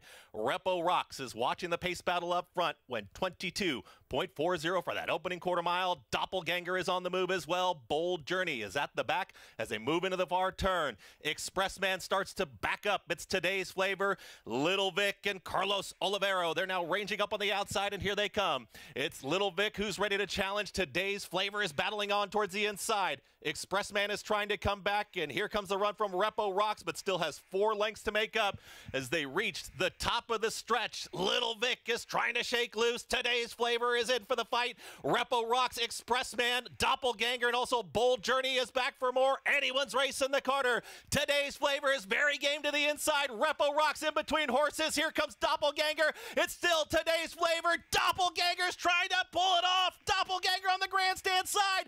Doppelganger, the longest shot on the field, wins the Carter. Doppelganger over Repo Rocks. Expressman was in there with Today's Flavor. Running time, 1 minute 23.25 seconds.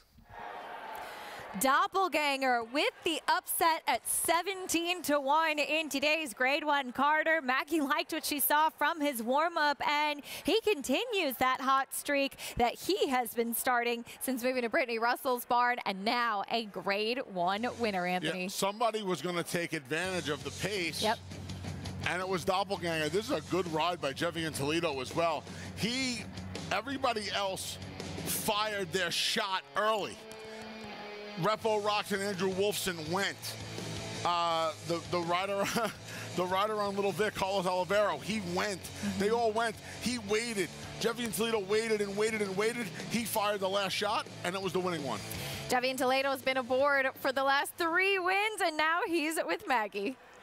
Here with Jevian Toledo, we got to be a little careful. Doppelganger likes the pony a little bit too much, but Jevian, he's too friendly, he said. But a horse that you have had a great rapport with. Talk about this ride and trip at the back as we predicted, but wow, he was there for you down the stretch. First than anything, I want to say thank God, Brittany, the owner, for the opportunity to bring me here. He's a cool horse, you know. I mean, it was a ton of speed. I mean, I know he wants to go farther, but I mean, the speed kind of helped him today. He always finish up. He's a cool horse to ride, you know. Whatever you ask him, he do it. And when I ask him to go, he took off, you know. He do the job. Jevian, Brittany's such a force down in Maryland. She's always has to be respected when she ships up here. But for you, winning a race up here at the Big A on such a big day, a Grade 1. Is this your first Grade 1? Yeah, I win Grade 3, never Grade 2 or Grade 1, so. Dude, celebrate! Congratulations! Awesome achievement! Thank you so much. I really appreciate it. Thanks to Brittany. You know, she support me a lot, and I'm really grateful with all the opportunity that she gave me. A reserved and humble man, but go get your picture taken. What a nice horse. Thank you very much. Jevian Toledo delivering a picture-perfect Grade 1 ride in this Carter, Acacia. Well deserved, a terrific ride. Big congratulations to Jevian coming in here as now a Grade 1 winner. Congratulations to the whole team, and a very special day for sure. Oh, he got to ride when he came to Maryland, and I'm sure a big deal for him to be able to follow him here to New York. Yeah, unbelievable. You know, it's great to see the loyalty too, because in such a short field, Brittany had a lot of choices in who she could have ridden on this horse today. And to bring her rider with her, it says a lot. I'm glad to see this young man able to get his first Grade 1 win. He knew. I think this might be Brittany's Grade 1, too. I'm sure it is. I think it is, yeah. Sure it is, could be first Grade 1 all around. Yeah, and you see them giving each other a little hug there. It's great to see the loyalty. Big price here. We've seen a lot of big prices here on our biggest day at Aqueduct so far in 2023. And you know, we like to see the revelry and the pageantry, but it's about gambling too. And if you found some winners, everybody's having a very happy Saturday here at Aqueduct and watching the program. 17-1 on Doppelganger. A very special Grade 1 victory for the Connections colt by Into Mischief, as he was off the pace. And Jevian even saying, I think the pace helped me, because as you mentioned, Anthony, there was plenty of it. You can see Little Vic trying to go by a very game today's flavor. Yeah, he took the first shot. Repo Rocks had already tried to uncork his rally. He just didn't have that usual punch today. He's not coming. Expressman backed off. He's coming between horses. I think today's flavor drifting here a little bit, Acacia. Maybe heard his punch. It wouldn't have mattered. The winner was going to win this race today. He gave this horse a flawless ride this afternoon. Let's go to Richie. Yeah, I spoke with rider Andrew Wolfson on Repo Rocks, who was the favorite, and he said, and I was watching the race, was getting out with him around the turn. He really had his hand full, and that was out of character for him. I said, has he ever done that before? And he said, in the mornings he has, but not in the afternoons. And he just looked like he was a little bit harder to handle today than normal, guys. Richie, thank you so much. Big congratulations to the team. First Grade 1 for Jevian Toledo, first Grade 1 win for Brittany Russell in the Carter. Exciting stuff for sure, as that wraps up our portion of the show. Be back for the Wood Memorial coverage on Big Fox at 6 p.m. We saw some really nice performances today, Anthony. Yeah, fun day of racing so far. Don't forget to tune over to Big Fox, 6 to 6:30. Keisha and the whole crew for the Wood Memorial, presented by Resorts World Casino. Thanks for joining us. Don't forget to tune in from 6 to 6:30 p.m. Eastern. Wood Memorial Day. Big implications leading into the Kentucky Derby. Will it be Withers winner Hit Show? Currently number 27 on the points leaderboard, trying to get into the Kentucky Derby starting gate for trainer Brad Cox. Todd Pletcher and Mike Rapoli, they know how to win this race, and they have Dreamlike, still a maiden, looking to break his maiden in style today. Or the New York bred Arctic Arrogance. They considered the Bayshore and running shorter. He will try the Wood Memorial. All that and more coming up at 6 p.m. on Fox, the Wood Memorial.